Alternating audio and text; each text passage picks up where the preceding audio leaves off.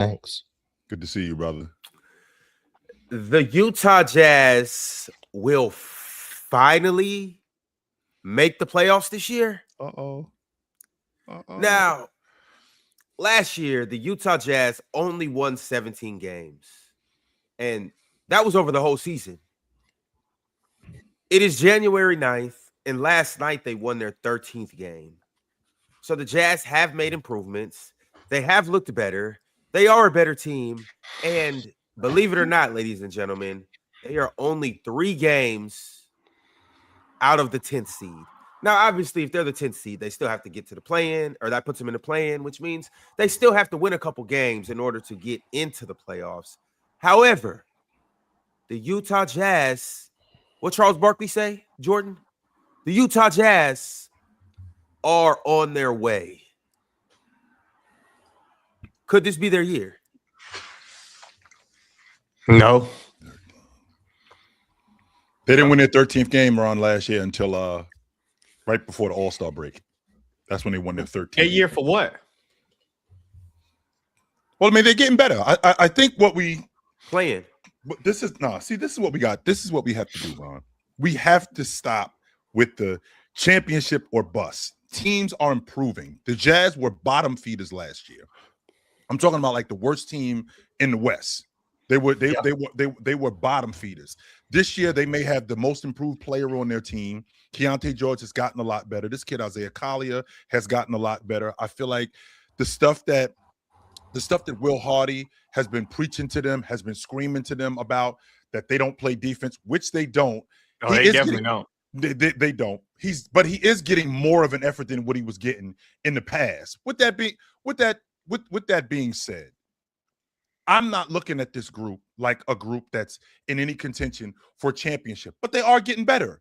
And I think that that's the most important part. And get Lauri Markkanen out of Utah, because Lauri Markkanen being out of Utah and him being on a contender, I mean, they got him 3 years ago so they can build this thing. Now, it might not be moving as fast as people would like, but, I mean, it is moving, and they are improving. I'm not going to just sit here and, Utah's garbage. Well, they might suck less than they did, but they are getting better. Yeah, they do. How many close games has Utah played OKC to? A bunch. I know. Didn't OKC beat Utah that one time without Shea? They beat them by like 40, 50. Yeah. However, let me see, just to be sure. Sure. That was in that, and by the way, that was in November when they smoked them, right? That was in November. No, they smoked them twice this year. They smoked them by 20.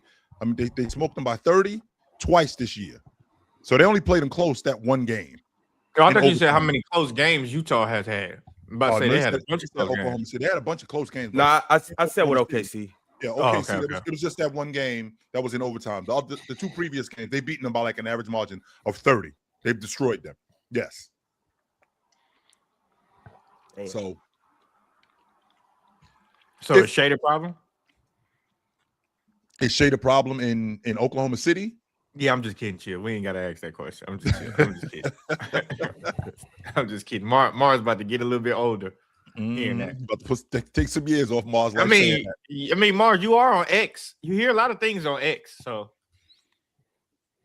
yeah, but I'm conditioned to not take anything I see on there seriously for us. So that's all just fun. What's this to Ron's point? Okay, so Ron, we are 2.5 games or 3 games out the play-in. Ron, what's the ceiling for the Utah Jazz this year? Last year they won 17 games. Like if they win 25 games, that's an improvement for them. I think that's yeah, it is, but it's not a vast improvement. They still trash. Like to win 8 more games, vast, double. To win 8 more games. 8 more games out of 82.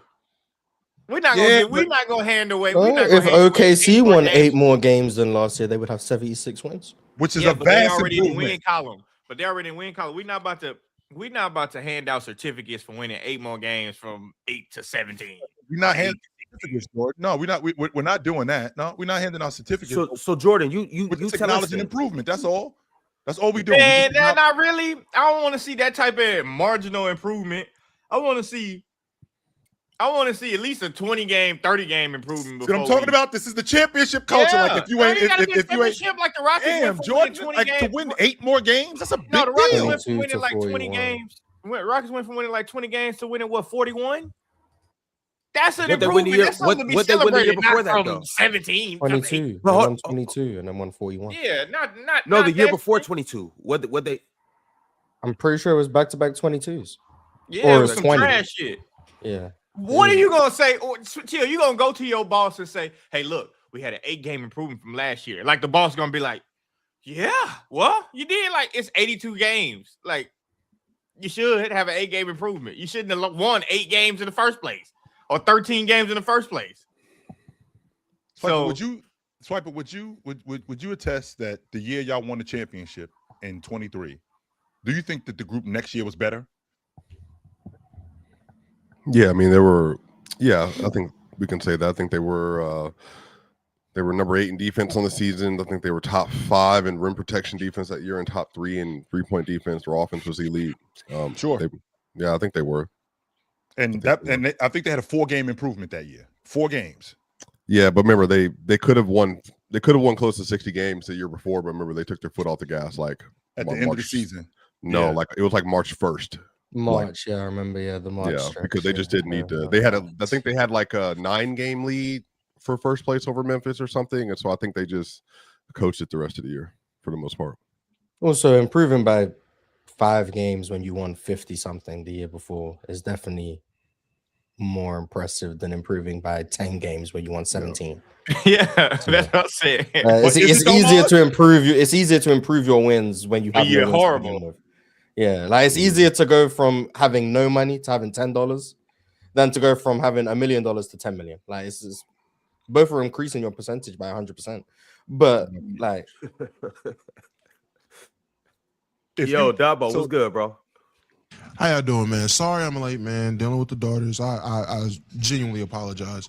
I'm glad we're talking about the Jazz, though, because I told everybody how the culture is changing over there.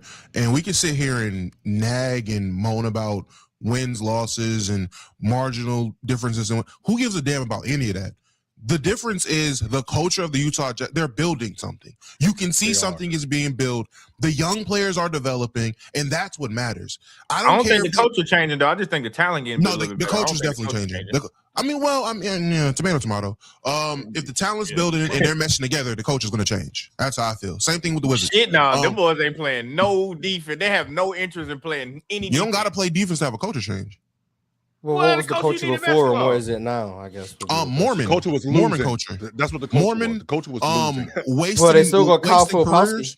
careers. That is true, but literally the culture was nothing. story. There were no good the young talent didn't seem like it was developing. Ever since Donovan Mitchell and Rudy left, it was darkness. What was there to talk about? They have something to talk about now.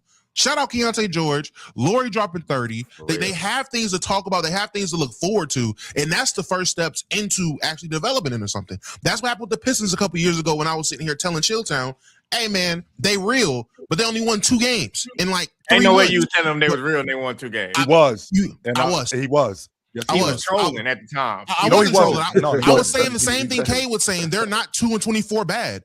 They're winning games by less than. They had a terrorist for a coach, but we're not going to go there. But They've got a whole nother team though. Like that. That's when I said they was gonna be good when they start getting those other pieces and they start adding them veteran pieces. That's when I was like, oh, they're gonna be good. Yeah, but Damo But believed Jordan- the year before that though. way before Damo, Jordan, what Pierce say? Damo was just a year He was early. early. That's That's what Damo he was. He was wasn't. early. I'm always a year early, but I can see. Damo But was early. I'm a year early because I can see what's going on a year before it happens. Same thing with the Rockets. I was telling people, yo, the Rockets are they're going to be real. They're coming.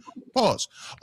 You can see these things once you see a future. For me, once you see something, once I can see a future with a team that had nothing, the Rockets was a Right, what you saw in the glorified Rockets?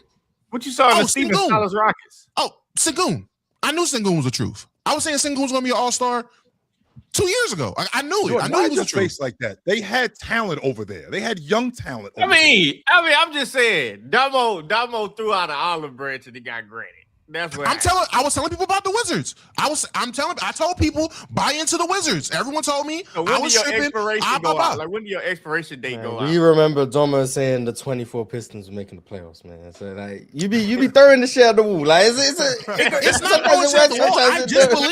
I just believe, man. I was making. Thank you, Cheese. I was telling people about Jalen Duren his rookie year. I told y'all what was coming. Like I see these things. But when do you put like a ceiling on it? Like when do you be like, this is when it's we gonna know, be? Jordan, you just ceiling is- I don't. ceiling is right go now. ahead. I don't. Jordan Once I got Ceilings faith right in you, now. I got faith. I got blind faith. I'm the king of blind faith. Once So I you believe just in you, I say believe in anything, you. and that shit just might come true. No, he's not just saying. No, I anything. don't just say He actually- anything. No, he ain't I doing speak the that. truth. I So speak what the you truth. think about Bronny James? I think that he's gonna be GP2 with a 3-ball. That's what I think about him. That's his ceiling. GP2 with a 3-ball. That That's really his ain't all ceiling. that bad though. That really That's ain't- not- He's a not role that. player. No, he's not that good. What is He's that? not What is good. GP2? Not right now. He's not. A good guard defender, a dirty work guy that's gonna hit a 3-ball. That's Man, it. Chill. Bronny He'll never be James- as good. He'll never be as good as GP2. Yeah, man. That's You say that now? Damo, Bronny is getting I'm ready not for buying that. retirement. See, this So is what I'm talking GP2? about. This is what I don't want to play for Jordan because Jordan think you crazy, suck. Jordan is a player killer. All Jordan I'm is saying 100% I've a been player right killer. more than I've been wrong. I can tell No, you you that. haven't boy. been. I've been right No, more than I've been wrong. you think Bronny James suck? No, I you just don't think think he's he an does NBA suck? player. I don't think he's an NBA player. That's what I'm talking To about. NBA He's clearly standards, an he NBA. does suck. He To clearly NBA is. standards. Because he in the I've NBA. seen He's worse. definitely in I've the seen NBA. worse. He's He's definitely in the in I've the NBA. seen NBA. worse Right. guys in the NBA. I've seen worse guys in the NBA. Bro, but not to being an M- NBA but to player doesn't mean NBA you're the worst in the standards- league because there could be like 15 guys in the league right Yeah. now that aren't NBA players. It's a Like, couple just guys saying, on his right. team that ain't better than him. Like Shout who? out to Gabe Gabe Vincent? Yeah, shout out to Gabe Vincent. That's crazy. Nah, Okay, hey, I'm but just for real saying, though, can we- chill, to get back to the Jazz though. That's what. I gotta tell you the truth. I'm disappointed in the Jazz. Like I thought You think they should be better? I think the Jazz should be better than this. Personally, I mean, I don't know. And you know what they do? They do not have Walker Kessler now too, though. So, you know, maybe that's what it is. I So think what the did Jazz- you predict? I ain't mean to cut you off, but what did you predict for them preseason? I don't know much about a prediction, but I just didn't think they were this like they were just going to be one of the bottom 3 teams in the West. I thought the Jazz were, you know. They won 17 games last year. Shit, Ox. Yeah, but I saw the first game. Obviously, I think that they're going to improve a lot this year. But I'm thinking the Jazz could go from 17 to 33, 34. You know what I'm saying? Like That would be 35. something, but I mean, think, I'm gonna be real. I think they're a lot better than this, though, y'all. I think they're actually underperforming, underachieving. But like I said, Walker Kessler has been out for a while, so that could. hell no. I watched them boys play defense like the first week of the NBA, and I said, "There's no fucking way this is a serious NBA team."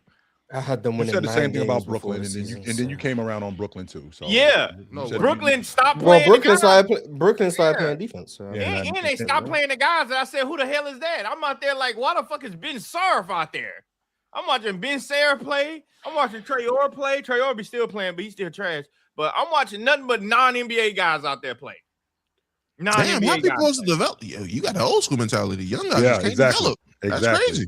Well, Jordan Man, Jordan lives I in don't- today. That's why. No. Let me set the record straight on this Please. development shit. Please. Y'all be wanting trash motherfuckers to develop. It's not Well, about trash develop. okay. I'm not developing The team was trash. supposed to be trash. I'm sorry Wait, if I wait, spend wait, if I spend wait. 5 If your ass first round is trash, picks you on ain't guys developing on and my my team. team's supposed to be trash, I will at least want to see if these guys can play basketball. I'm gonna throw them on the court. Why would you develop trash on the NBA team? This is what I'm talking Because you don't think they're trash. Why would I Right. draft guys if I think they're trash? Well, not only. Well, not I think only trash, I think Nets fans knew what was happening this year. I think they're aware. what was That's happening. fine. Mark? The front office said we spent 4 to 5 first round picks on guys.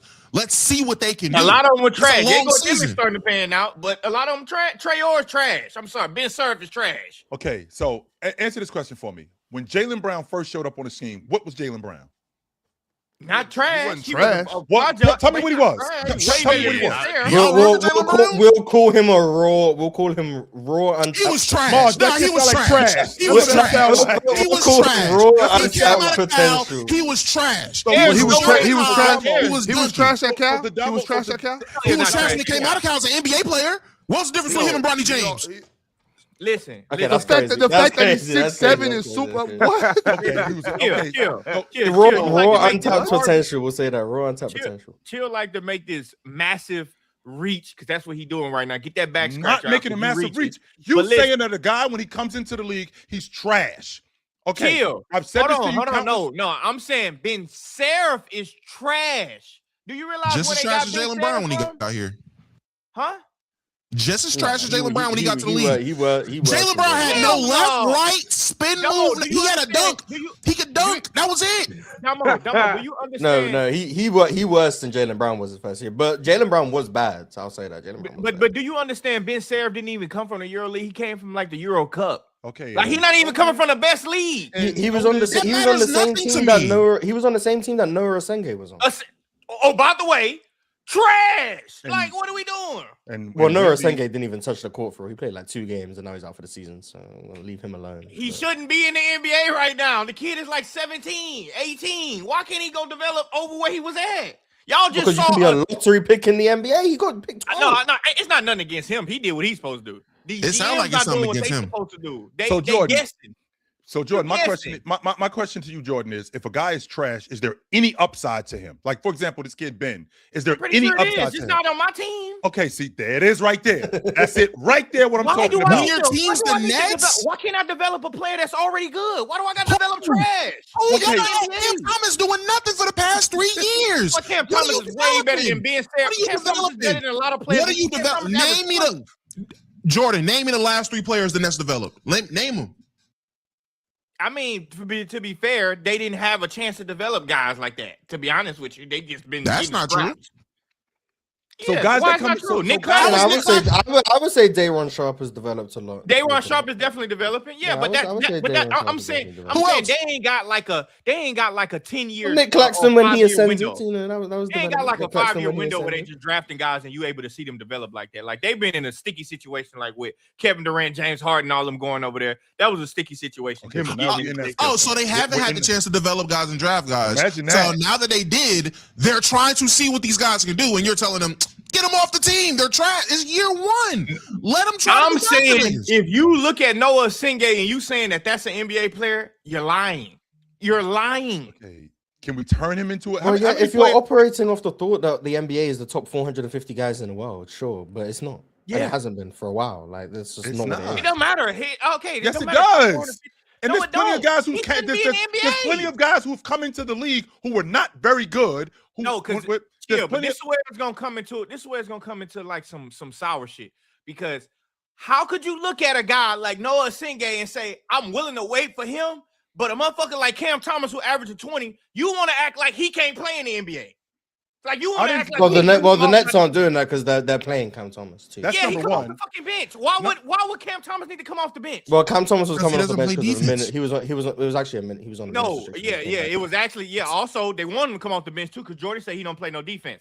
Noah Osenge shouldn't have no thought of shit. He don't play But nothing. Noah Osenge wasn't playing for the Bulls. Like they weren't giving him no I'm PT. saying he shouldn't be in the NBA though. How do we be critical of a guy that's averaging 20? Then we saw a guy in the fucking Euro Cup, like he was good in the Euro Cup, but that's the Euro Cup.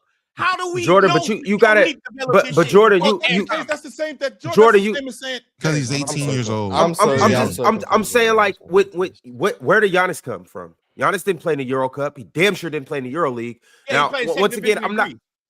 I'm not. So And he he's played in the worst 16 league and can run like he Gazelle play- and can dribble and shoot and all No, that shit. no, You couldn't couldn't no, do it. no, To be no, he fair, couldn't to be shoot. fair, No, that's he couldn't kind of the shoot. appeal with Noah Osenge is that he's really. Hell no. It's literally the same It thing. is. Now, but hold Whether or not- whether or on, not you Jordan, agree with it, that's the Jordan, appeal. That's Jordan, the appeal. I'm not saying that Noah's going to become Giannis because I know that's immediately where the thought comes to.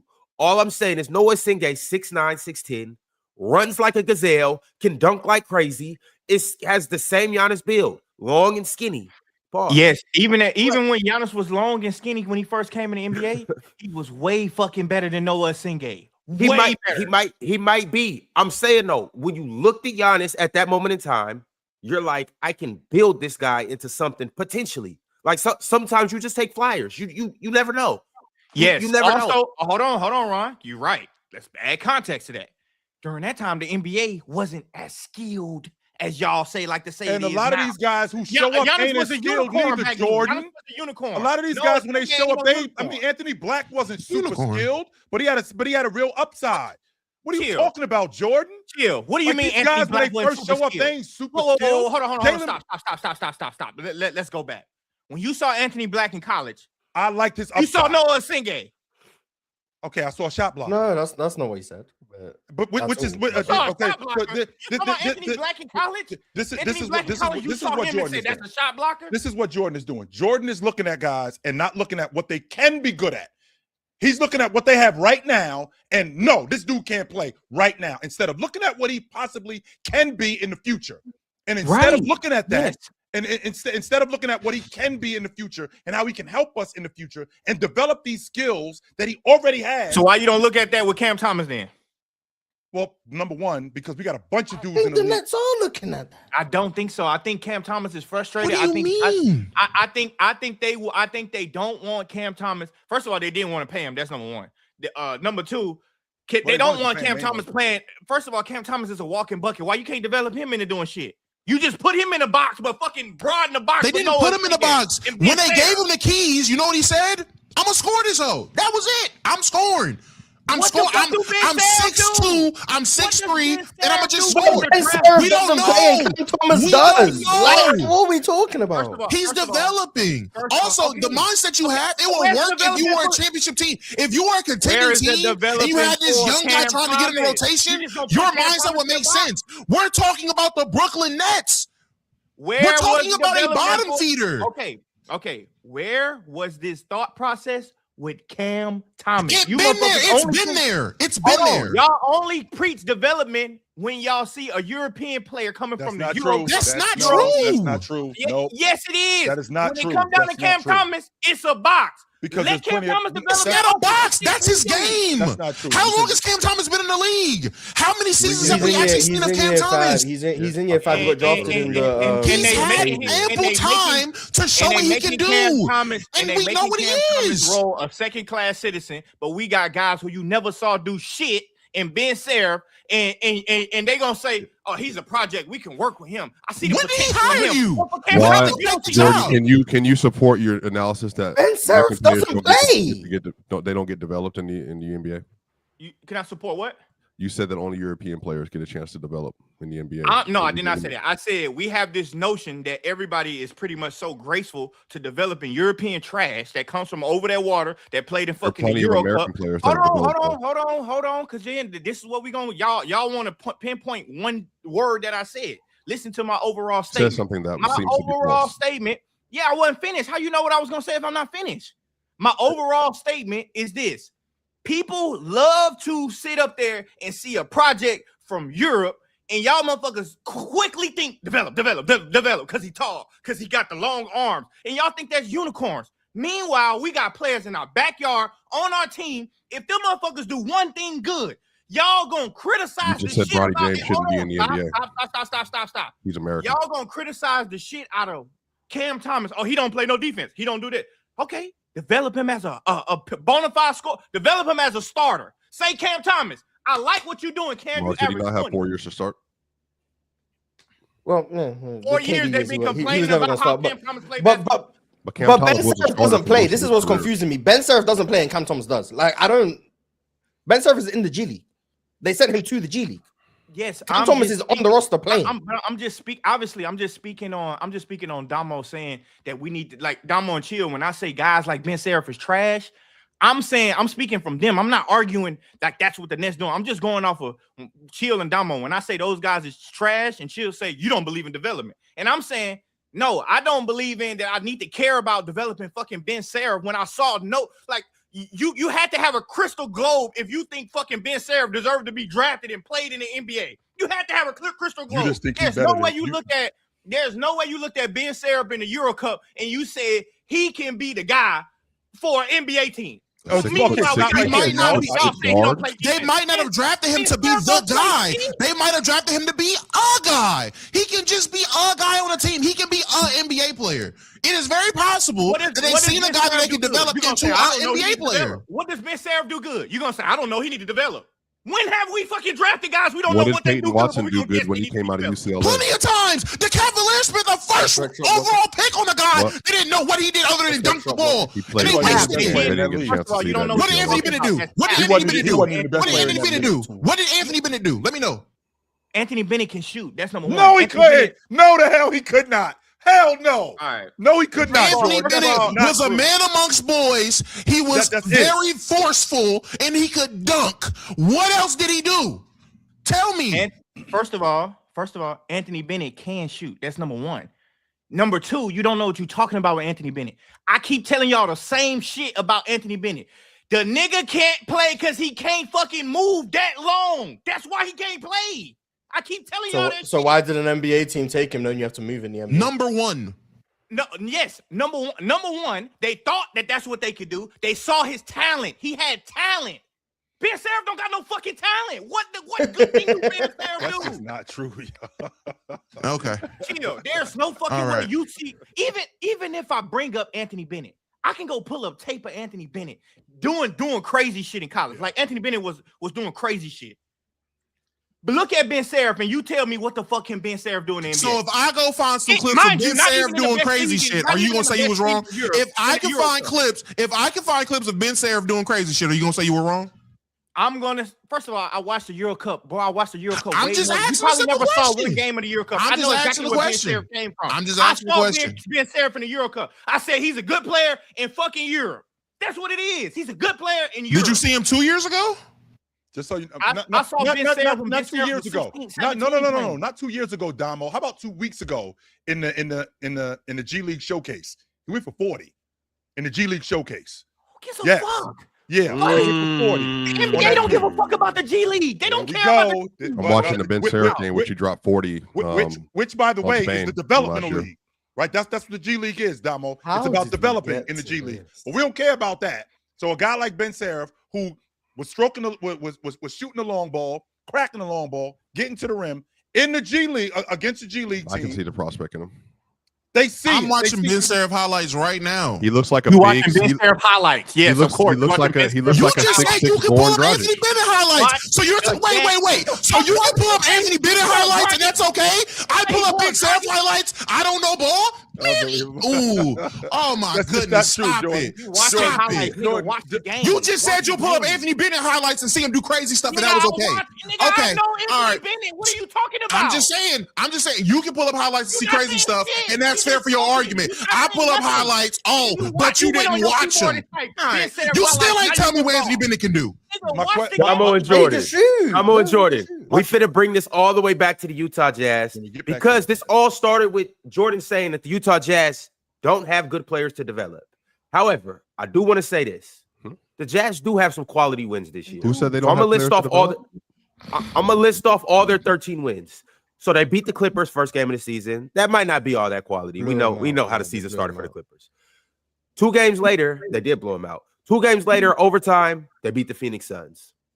They also beat the Boston Celtics in Boston. They beat the Pacers. We'll skip over that one. Beat the Bulls when the Bulls was still hot. They beat them double overtime game, scored 150. It was 150 to I 147. watched that game too. That was in Utah. Beat the Kings, beat the Rockets, beat the Nets, beat the Grizzlies, beat the Mavericks, beat the Pistons and the Spurs back-to-back games. The game that they beat the Spurs was in San Antonio, and then last night they just beat the Mavericks again. So Pistons, Spurs, Suns, Celtics. I'm Bulls. looking more, to be honest with you, Ron. I'm looking more at their young talent. I mean, Walter Clayton Jr., Ace Bailey, right? I know how Mars feels about Cody Williams. Sure, I get that, but this kid's sensible. He is improving. Yeah, and this kid's sensible. He got a real. I love. He's got an Sensable's a NBA body. hooper. That's number one. I love Bryce Hooper. Sensabaugh. I love Yeah, Bryce. I think he's an uber athlete. On top of that, so I mean, I think that they got some talent over there that they can turn into players. Americans, by the way, let's make sure that we're clear on that. American talent that they can turn into players, by the way. So it's just a matter of getting these guys. I think into that's the system. I think that's funny that you want to highlight the American players. Like what I'm saying ain't true, but you know, in a different conversation, it'll I don't be think true. it's true. Swiper. Yo, out of Swiper, what's- all the fucking people on the panel, I know you think it's true, but you gonna say what you gonna say. Out of all the people on the panel, About I know basketball? you Here's the thing. You gonna Here's think it's true. here's the but you thing, gonna say Jordan. what you gonna About say. Americans I think in developing? the NBA, there are But plenty of Joe, examples of About the American leeway players I wanna getting talk developed. American players to develop and Europe players to develop. Okay, It's yes. a different leeway. The But thing why- is, so American players don't get Chill, leeway? you're trying to talk through a point. I think you got to settle on this point to finish it because it's still here. I can say on the team I cover, the players that have recently developed have been all American players. The players that have given the longest leashes have been American players. We drafted players that were international. They're no you don't even, not you, Jordan, but in general, the crowd probably doesn't know. Ishmael Kamagate was supposed to be like the small Wemby before Wemby came out. They drafted him in the second round, hoping that he would turn into like a Bam Adebayo type. He was gone after a year. Peyton Watson, as you are very familiar with, Jordan, very good in high school, obviously, 5-star athlete, phenomenal. Didn't play a lot. Damo's obviously probably aware of him on the high school, college, collegiate highlight. And then he went to UCLA, didn't play at all, a lick, like didn't do anything. Came out in the draft anyway for several different reasons. Fell to 30. He's the only draft pick ever, Jordan, averaged 3 points a game to be drafted in the first round ever in the history of the sport. So I do think at least speaking from my context, there are plenty of players that have had the opportunity to develop. I didn't say that. I didn't say. Well, I think American in particular. Yeah, I think American in particular do get a longer leash. It's just, I think that your Ben Seraph thing. I think you don't think that he has a lot of NBA talent. I'm saying based on what I saw, like he's huge. Like I do think being a 6'6", very like twitchy, kind of like fluid guard matters, and that you might not. I don't mean twitchy as in. I don't mean twitchy as in like Euro Cup. Well, I mean, but he's. I think a big guard being able to like move like that is like it's still a rarity. Like there's athletes that can do that, but it's the same thing. Remember in Jordan, we were talking about Euro Cup last year or Eurobasket. Remember the kid from Finland? What's his name, bro? Markkinen. No. That's he played on. I The know same who team, you're Mark. talking about. I can't remember. Yeah, we know who you're talking about. We know who you're talking about. Murinen, maybe. Something like that. It's Mirren. Like It's Mirren. he's gonna go probably super high, Jordan, because he's a crazy athlete that you're finding that's that young. That's we like got 100. We got 1,000 of them right here. I don't know if we got 1,000 of them. I don't know if we got 1,000. Yes, we do. I don't know if we got 1,000 of them, but he's going to get an Very limited opportunity. on It'll probably be a few. He's Swap probably it, going to get a you- few. We got 1,000. We got 1,000 of them juniors in high school playing right here, right now. Sure. And I was saying this during the summer when we was watching them. Yeah, I remember. The kid's extremely talented, but let's not act like we never seen a 6'11", 6'10" dude, super athletic coming through dunking shit. Like that's normal. But they gonna want. But they gonna. But He had a no, little 'cause jump on him. they gonna want that I dude mean, that we you got saying Caleb that's doing Wilson in the exactly draft what this he year. doing. But they gonna want the American that's doing exactly what he doing. Ox. They gonna want him to do impressive basketball, perfect basketball. He got to be able to play, mate. He got to be able to shoot. He got to be able to defend. He got to be able to guard the guard. But just him, he can just be All the best players in this draft are American, though, wouldn't you say, Jordan? All of them. All of what? In this draft, all the best players are American, wouldn't you say? Yeah, I mean, I pretty much think all the players that come out in drafts are American anyway, besides like outliers like Wemby and fucking Luka Doncic and shit like that. Like, I don't fucking think Zachary Reese. Paulo, but but Italy and all that. I mean, yeah, Paulo too, but I'm just saying, like, as far as like, you gotta think about this. I mean, I like Alex Sarr too, but you got Zachary Reese, Alex Sarr. That was 1 and 2. Mm-hmm. So Tijon that's Salam was all. 6. Yeah. Huh? Tijon Salam was 6. 3 threes in the top 6. Tijon I remember Salam- that was a big deal when that happened. Tijon Salam would be out there, probably be close to out the NBA if he just didn't get that tag, but it's cool. Now it's interesting, Mars, because when he got drafted and you saw him his rookie season, what was He said he Tijon sucks. Salam, Mars? Yeah, I was waiting to bring up Tijon Salam because he was Yes. a guy who his rookie year wasn't an NBA player, but Wasn't. in year 2 he's developed already. Turning He's into that. become- Right. Yeah, but he becoming probably viable. He's becoming realistically viable. sucks, but he played for the Charlotte Hornets, so it's a chance. But he realistically still sucks. But he's No. developing. is Yes, the he's point. turning into Whether an or NBA not we player. think he's good at 19, he's 19, I think. Whether or not we think he's good at 19, the growth from when he was 18 is vast. And a team that is rebuilding, a team that is bad, is able to. The reason they are bad is because they are trying to develop the young talent on their roster. The Brooklyn Nets are able to, because of the fact that they're trying to tank, develop guys like Ben Seraph, develop guys like Nolan Traore, develop guys like Jaeger, develop guys like Danny Wolf, Dwight Powell, who they just drafted. Even the guys who are on their roster who they drafted previously, Noah Clowney, he's an American, but he's been developing year on year. This is probably the best year of his career thus far. You're able to develop when you're not trying to win anything. And that's what the tanking teams are doing. So yeah, they're gonna have guys. Some of these guys are gonna be out the NBA before after their first contract. Some of these guys are. Maybe it is Ben Seraph. Maybe it's Nolan Traore. Maybe it's Noah Clowney. Who knows? Some of these guys are going to be out. I don't think Noah Clowney Clowney will, but Ben Seraph yeah, should be. yeah. But some of these guys are going to be out the NBA after their first contract. That's just the cost of development. Sometimes it doesn't work out. Sometimes it does. And who knows? Maybe 6 years from now, I'm not projecting it, but maybe Ben Seraph is a competent guard in the league where he's coming off the bench, maybe starting somewhere. And then we'll come back to this and everyone's going to be like, oh, yeah, Jordan was wrong. Oh, my God, look at Ben Seraph now. He's averaging 11. Like, so who cares? Like, let these bad teams develop the guys they deem developable.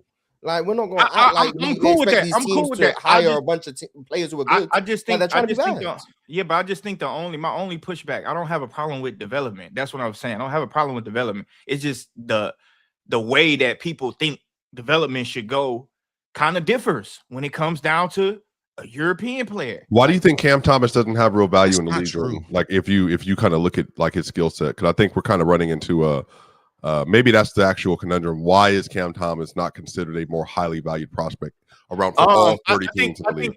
I think number one, because they want him to be a playmaker, like they want him to do all the other things that's just not what he does. Like, and that's okay. Like, I think that's a sour spot. He's a bucket getter. That's what he is. And there's nothing wrong with that. Like, Norman Powell is a bucket getter though. But we're gonna say Norman Powell, Cam Thomas, two different things. Why? I think Norman Powell I might have from three in particular. But they both bucket getters though. Like, that's what I'm saying. Yeah, like, but how you get the bucket matters. Yeah, if you're doing it from three, teams are gonna value that. You know, the analytics and whatnot. Sure. And on top of that, I mean, Norman Cam Thomas Powell, was averaging 20, right? Yes, Yeah. he is. Mm-hmm. What's wrong with that? Like, why do I got to do No, it like not all Norman Powell? 20s are of equal value to NBA teams. But that's kind of my point though. It's like, okay, why can't we say, hey, Cam, maybe we got a 20-point scorer in Cam Thomas right now. How about we keep working what we got with Cam Thomas and like see if we can make Cam Thomas maybe from a 20-point scorer to now he's a 23-point scorer. Maybe he's a 24-point scorer. Why that don't never come up? I think they listened to Jordan because they listened to Jordan in the summer and said that the best player on the team is a much better scorer than he is, just a much better talent than he is, and also 8 inches taller than him, and it's way better than anything Cam Thomas would ever be. So let's give him the ball. He'll score 28, and off of him, we're just going to put Noah Clowney and all these other athletes around him, and to just kind of go from there. And then let's also, Jordan, put a bunch of ball handlers on the floor. Why not give him both the ball? I think that's the thing. It's like, would we rather develop these 5 rookies that we got? Go ahead. No, I'm saying, I just don't agree. Like, I'm saying I don't agree with him coming off the bench. I don't agree. Like I saw a couple guys. I know he was on minutes restrictions at first, but now I'm starting to see him play. Even Jordy, when Jordy asked him like why he wasn't playing more minutes, Cam Thomas said no comment. Would you like to start? No comment. And Jordy Fernandez like, oh yeah, I just want to see a little bit more defense from out of Cam Thomas. Well, they are a really good defensive team. That's out of context. He got asked if it's frustrating being on a minutes restriction in a game that's close and you can't get back in, and he said no comment. It wasn't Jordy benching him because he's playing bad or whatever. No, I didn't say that. I'm not even talking about that. I'm talking about when but that's what it was. He said no comment to being on a minutes restriction and if it's frustrating. And I also think he said no comment. And I also think we live in a league where bucket getters are a dime a dozen. Like, what else do you do? Cam Thomas, when he came out of college, he was. You guys can fact check this for me because what else do Norman Powell do? I'm just going off the top of my head, but he played defense better than Cam Thomas. Well, he's also Cam Thomas. He's a bad defender. The point that I was making about Cam Thomas is when Cam Thomas first came into does that not matter? When he first came into the NBA, where'd he go? Where'd he come from, Chill? He went to LSU. What does not matter? He led the conference. I said, does Norman Powell being a better defender not matter? And by the way, he's not that much of a better defender. He suck on defense. But he's still better. Better is better. Damo, let Chill get that point. We're having two different conversations. My fault. Go ahead, Chill. No, you good. Really quickly, Damo, and I want you to stay right where you are. But the point that I was making about him, he led the conference in scoring, right? And he was the first guy to do that since Mahmoud Abdul-Rauf. That was 30 years ago, right? First freshman to do that. So he comes into the league as a bucket getter. Here's the difference. The difference is in the NBA today. We got a bunch of bucket getters. And Cam Thomas, how big is he? Legit? Bro, he ain't taller than 6'1". Nah, he ain't 6'3", bro. There's no way. He probably 6'2". He probably 6'2". Okay, so now he's an undersized 2 guard. Okay, so I got an undersized 2 guard who doesn't do anything else besides get buckets. And I'm developing him to be a better bucket getter, but I can't get him to do anything else. Can I find somebody else who might not be as good, but can also get buckets, but maybe bigger, maybe does more things. That's Then I your do plan. that. If you was taking over a team, that was your plan when you was like going blind into a roster and you didn't know the names and you saw 24 points a game last year. That would be your take. Like, oh, What my take- a lot of guys that can average 24 in this league. That would be your take. What my take would be is if I got a guy in Cam Thomas, I am going to develop him into what I think he can be. I'm gonna do what I can to enhance his skills. But if he's only showing me that he's not a distributor, if he's only showing me that he's not going to compete on the defensive end, if he's only showing me that he's not going to be a distributor and that he's only going to be a bucket getter, well, I got to start looking in another direction because I am trying to develop him into a better player. Why? You're looking in another direction from a guy that's averaging 24? The reason why is because in today's league, I do need somebody to do other things besides get buckets if he's an undersized guard. Donovan Mitchell is a prime example of that. Donovan Mitchell does other things besides get buckets. Yeah, I mean, Donovan Mitchell that's the point. But I'm saying from you to look at What's Cam the Thomas difference averaging between him 24 and- last 'cause him- year, and then you Him come up and Darius Garland are about the same height to me. I think when I saw Darius in person, they are. What do you think that? Well, why do you think Darius has way more value in the league than Cam? And they're similar builds. Like, why do you think like Darius is a more valuable player in the NBA? Obviously, because he's a better passer. Like, obviously, it's because he's a better passer.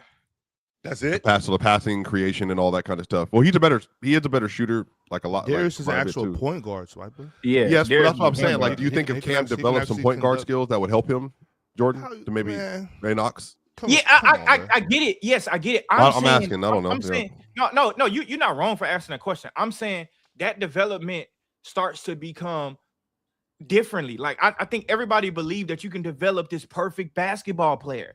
I don't think so. Some guys are just good at what they're good at.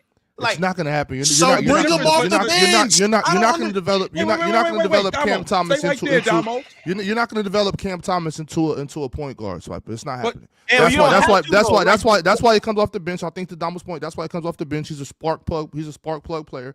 He's not Darius Garland. He is who he is. That's who he's going to be. And I don't think there's anything wrong with that. Be a six man. Come off the bench at all. There's nothing. Do your job.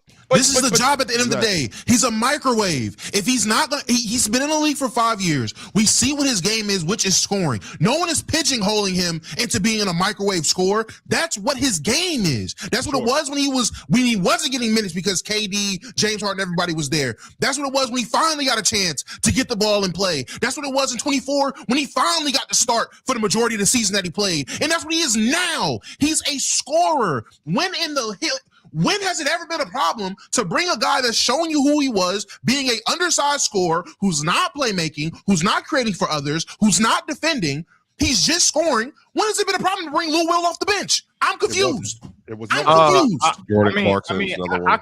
I can kind of unconfuse you when you see a guy that's getting better at scoring damn near every year of his career, and you say, "Yeah, this is where the shit stops. Fuck it, come off the bench now." But Jordan Clarkson moved to the bench too. Jordan Clarkson was so by the way, and so did yeah, no, that's what I'm saying. Literally. Well, it did just start this year, but I think Jordan too. I think sometimes, like in this conversation in particular, Jordan Clarkson moved into that role. He was a starter at one point in time. One of our favorite players there went to Alabama. Like when he came out of the draft, like we thought that this is going to be a very high level scorer. He's a bench player now. Like, but he's also really good. Remember, it was for a time. I don't know, Mars, what years that was when they were running it was Darius Garland and Colin Sexton.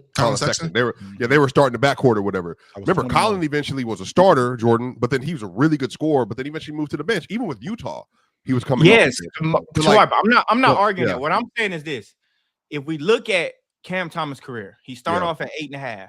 You increase his minute. You give him more opportunities. He go to 10.6. Then he go from 10.6 to 22.5. Then the next year he go to 24, and then this year he had 20. But how see, do here's you the difference. A guy that just keeps getting better at scoring, and that's the implement you put on it, right? But because nothing else is improving. What else improved? But Damo, what else improved? I feel like this is so far off base with Cam Thomas. But Damo, I think the point that I'm missing here is you just implemented what's wrong with him coming off the bench. Damo, you just told me we found out that he might be a rotation guy. Jordan don't even want to find out. He trash. No, I ain't developing it. I'm not developing him into anything. You said that. You said that to us. These dudes is trash. I'm not about talking about Ben I said about Ben Sarah. Right. So you don't even know what he is. Noah was trash too. You don't even know what these dudes are. Trae. Develop him into a rotation guy, or develop him into the fourth starter, or develop him into the seventh guy off the bench. You don't even know who he is. What do you mean? I don't know who he is. I do know who he is. I watched him play. The thing about it, y'all, chill, Jordan. The thing about it is, it's a lot of trash things in this world. It's a lot of trash players, a lot of trash people, a lot of trash in general. But where you guys can actually develop your life is right here on Splash Sports. If you want to develop your bank account, if you want to develop your dating life, if you want to develop your clothing style and all of that, your wardrobe, this is where you need to go or even develop your basketball knowledge. You go to Splash Sports because Splash Sports is where you can hit and win big. Hence, this big prize pool of $6,750. Now, all you have to do is develop a thought that feels good.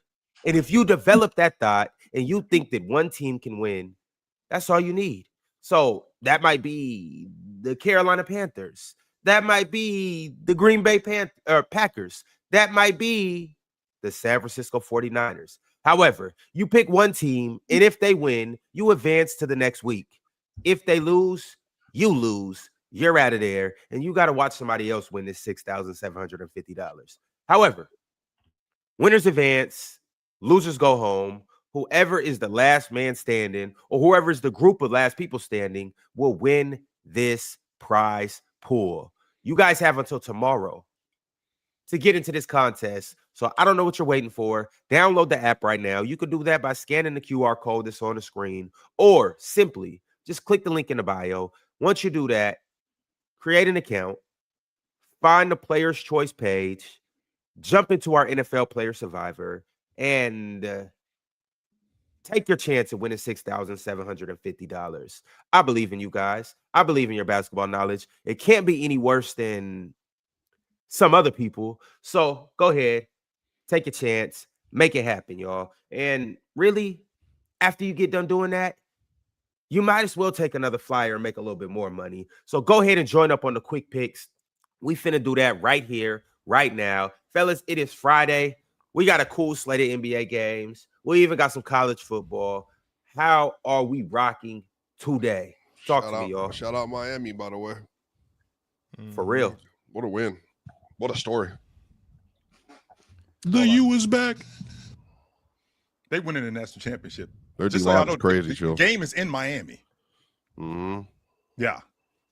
Game is smack them, chill. No. Yeah, hey, the Ducks ain't nothing to play around with. They're not beating Indiana. Indiana ain't nothing to play around with. They're not beating Indiana.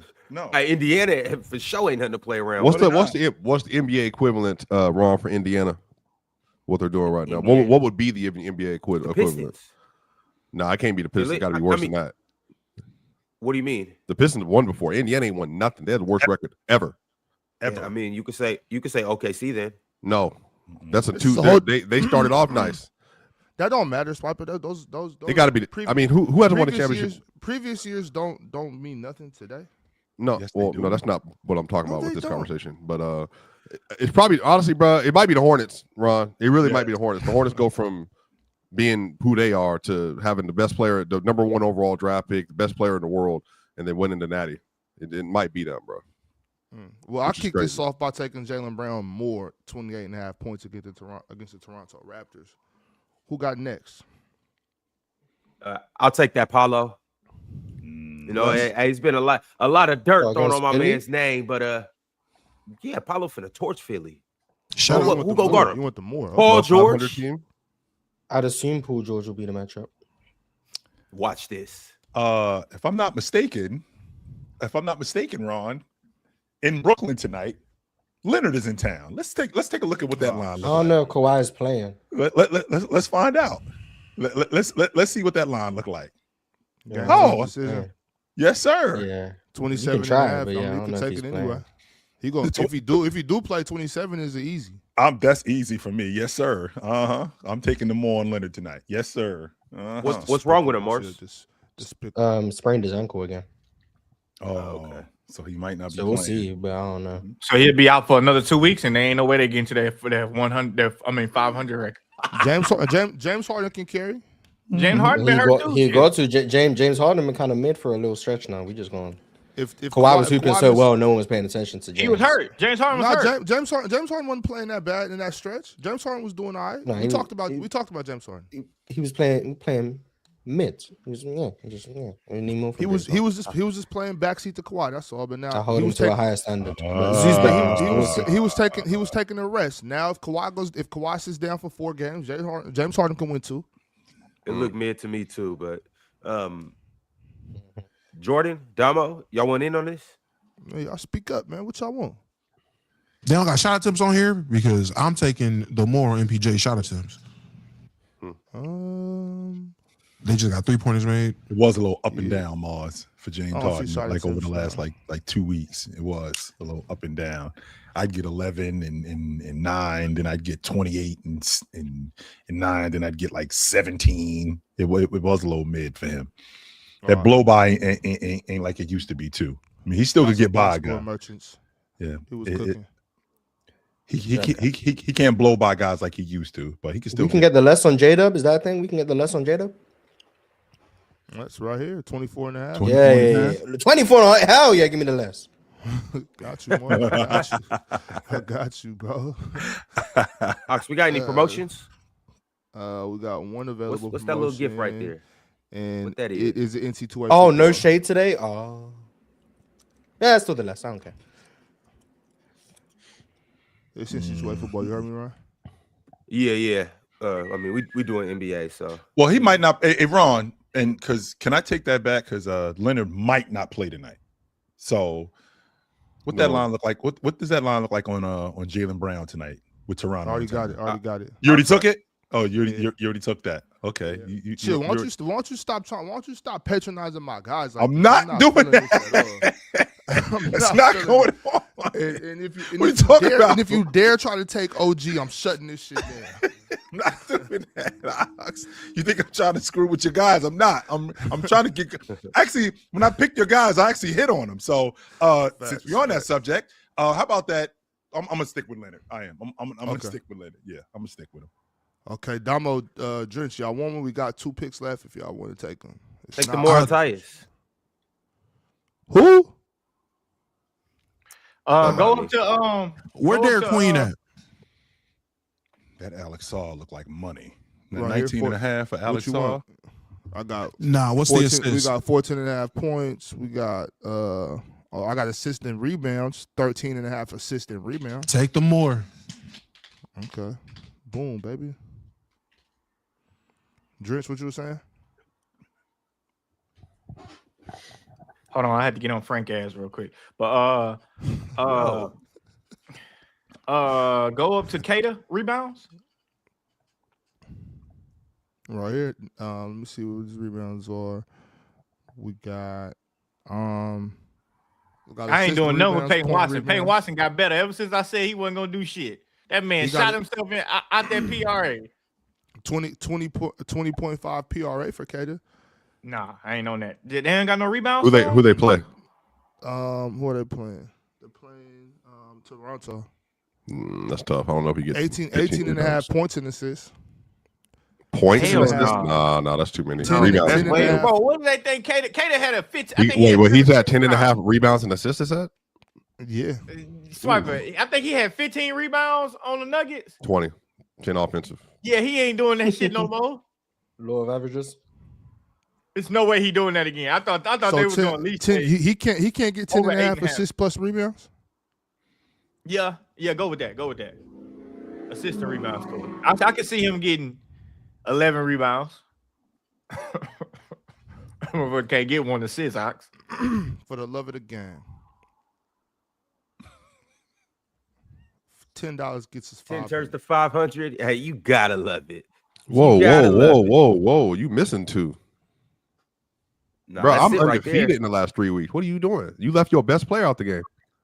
Who? Swiper, you should have. You've lost his money. You only get 6 points. Yeah, but Ron, did Ron pick one? Because he's losing his money every time. Ron stays selling us. I'm so sick of Ron. I swear. You got Cam Thomas starting, and you got Michael Porter Jr. on the bench. Jordan. Our credit score should be way higher dealing with Ron. Ron keep us in the red. Man, Keep I us told in the y'all red. take the Morant tires, man. Y'all ain't want to listen. So when we lose this $500, You told me you told me not to bet on Leonard.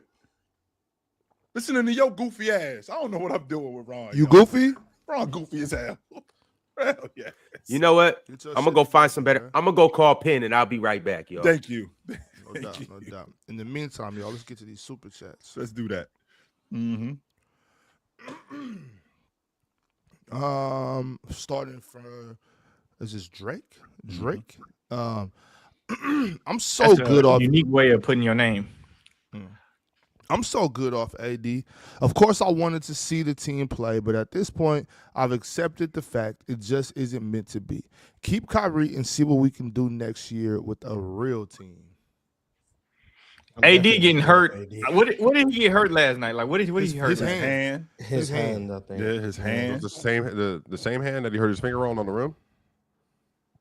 I just feel It like better not anytime- just be a finger though. Like I'm It was his talking. left No, but hand, any man. type of. Not But for a I'm finger. getting tired of seeing any type of dumbass contact too, and he just like out. Jordan, anytime he get hurt, I always think it's the worst shit. No, It I can't don't. never 'Cause just be I don't something. know Mo. I just think shit. He be back. He just Because it Yeah, always fuck look awful. Ox, It like, do look never- awful. like last night when he last night when he hurt his hand. Like he ain't hurt his hand. Like I was like, I'm like, God damn, man. Chill. So I'll tell you. Like so, last night I went to University of Portland versus UOP last night. Right. Yeah. I'm watching the game. There's this big kid at University of Portland. Really big kid. He's a solid player, but you could just look at him and tell him like, man, this kid is soft. You know what I'm saying? There's a close game at the end. He falls. I see him fall. He hits his knee on the hardwood. I see him hit his knee. No tweak, nothing. It didn't twist it, nothing. That UOP goes down the court. He's still down there in the middle of the key, grabbing his knee, looking like, I'm like, get your big ass up. And then I'm sitting there, I'm like, I guarantee you in about 10 seconds, he's going to stand up and walk off the court. And he did. I bullshit you not. He 100% He stands did. up, limps a couple steps, and walks off the court. I'm like, well, Mars, please don't do this right now, Mars. Please don't do this right now. That shit kills me. If you could get up and walk off in 5 seconds, you could have got up and ran your big ass up down the court. And then he's out the game until damn near the end of the game. They almost end up winning the overtime. It's just shit like that. I said that to say this reminds me of some Anthony Davis shit. Like I hate that shit too. You hurt your little finger. You falling all on the ground, rolling all over. Training Like, bro, staff get come your up ass and up. then you just pop up and walk off. That's my thing. Look, going bro, on here? Ox, when I be coaching, I be hating that shit too. Them kids be falling down on the ground and crying and shit. Just for in 2 minutes, they take a deep breath and get up, and then the fans give them a standing ovation. I be want to say, man, if y'all don't shut this shit up, I'm get saying your that was ass clap. up. That was clapping. I'm like, it's a grown ass What man. you If you don't clapping get your big ass up off the ground, I remember I told one of these kids. Welcome back, Ron. Yeah, look, I told one of these kids, Ox, I said, bro, he kept just falling on the ground. Every game he would fall out. One day he fell on the ground. I said, hey, bro, if you don't get your ass up, I'm gonna call the goddamn fire department. Come get your ass out of here. Your ass gonna go out in the ambulance. You don't get up. You know what he did after I said that? Got up. Like you could have been fucking got up. Like what are you doing? now All that I just don't know. looking for sympathy. I don't know how old the kid is you talking about, Drench. But He was like 14. Get your ass up. Oh, okay, yeah, get up off the ground. But what I'm saying is this I kid make I'm my talking daughter about get up. Shit, is a she grown. fall. I'd be like, get up. We talking about a grown man, and I'm only reason I bring that up to you is because we talk about this Anthony Davis shit, and every time something happens to him, it just look like we got to call the paramedics. It just That's what I'm always saying. looks bad, man. Always. I It think just you looks like- guys. I think you guys actually giving AD bail by making the problem only about him, his injuries and whatnot. Anthony Davis been trash. he has not been good. Injuries or not. He Like been that- like, hold on, Mars. What you That's mean? the problem. I feel like we're making it about. Oh, Mars, that's AD. interesting. Yeah, why do you say he been Slap- trash? Because I've been watching the Mavericks, probably too much for how much they said. He just has like Has he been better than AD this year, Mars? Who? Has he played more games than AD this year? Then Who you sorry, has talking he been better than Kawhi this year? My Than bad. Kawhi? Has he been better than Kawhi? No. Has he played more games? Oh, that's why No, you put but shit no, on the no, Actually, but- but actually, I'm But I'm not. But I feel Here's like why. us Really making it quickly. about the injuries of Anthony Davis. I feel like we're missing the actual problem here, which is when he's playing, he's not been good. He has not been. No, Oh, wow. he has not been. Which is interesting too, because I wonder who brought that up. Like Swiper tries to hold my feet to the fire about Anthony Davis, which he brought up this season when in the past I've been very critical of him. But he also left out the fact that Kawhi Leonard has not played more games than Anthony Davis before this season. Previous to this season, he has not played more games than him. That is a fact. But if I let Swiper tell it, I have not said anything about Anthony Davis. Never. No, not Swiper. But anyway, yeah, Anthony Davis is. So, you're saying trash for AD standards? I mean, obviously he's not a trash NBA player. Like, man, come on, keep up. No, he had a stretch where he was going crazy. I mean, that stretch came in different weeks because it was like he played one game and then he might miss. But he had a stretch that was kind of crazy. He strung some games together. He's had a couple good games. Shout out to him, but Anthony Davis has not been. He's not been good at all. Right. And that's the biggest problem. As far as Anthony Davis goes on the court, it's hard to get me to say anything negative about AD. And it's always been hard for me to say anything negative about AD. I just think he needs to get healthy and step it up a little bit. But look, we did get 10. We did. Wait, what you say, Chill? I had the Dallas Mavericks in the West Finals this year because of what Anthony Davis I thought. Yeah, I mean, but they got hurt, though, Chill. Yeah, it's too much injury. Which is why Drench. Oh, they were always hurt though. He picked him before they were healthy. Derek Lively got hurt too. Yeah, which is why I would love to see what this group look like with everybody healthy. Well, we'll never get to see it. I would love to see what it look like. I do fear that. I definitely do fear that Swiper that we'll never get to see. Well, I think AD's going to get traded hopefully next couple weeks. So then hopefully we'll. You can't. But you know what? Trading for AD right now, I think it'd be a bad move by a franchise trying to win. I think I would take AD in a heartbeat. All I need you for 30 games. Of course you would. It depends. For 30 games? No, and I'm saying Atlanta for 30 just for playoff time. I don't think what are we giving up? They have to get that. They want that pick, Mars. I'm not giving up that pick for AD. I'm not giving the Pelicans picking that trade no more. No, not happening. I don't think AD moved the needle for Atlanta like that for real. I don't think like that. Bro, in the Eastern Conference. I don't think he moves the needles like. Yeah, I don't think really. Atlanta's the Eastern Conference. I'm glad y'all brought that up. When he gets healthy, so glad y'all two brought that up. Not for Atlanta, for Toronto.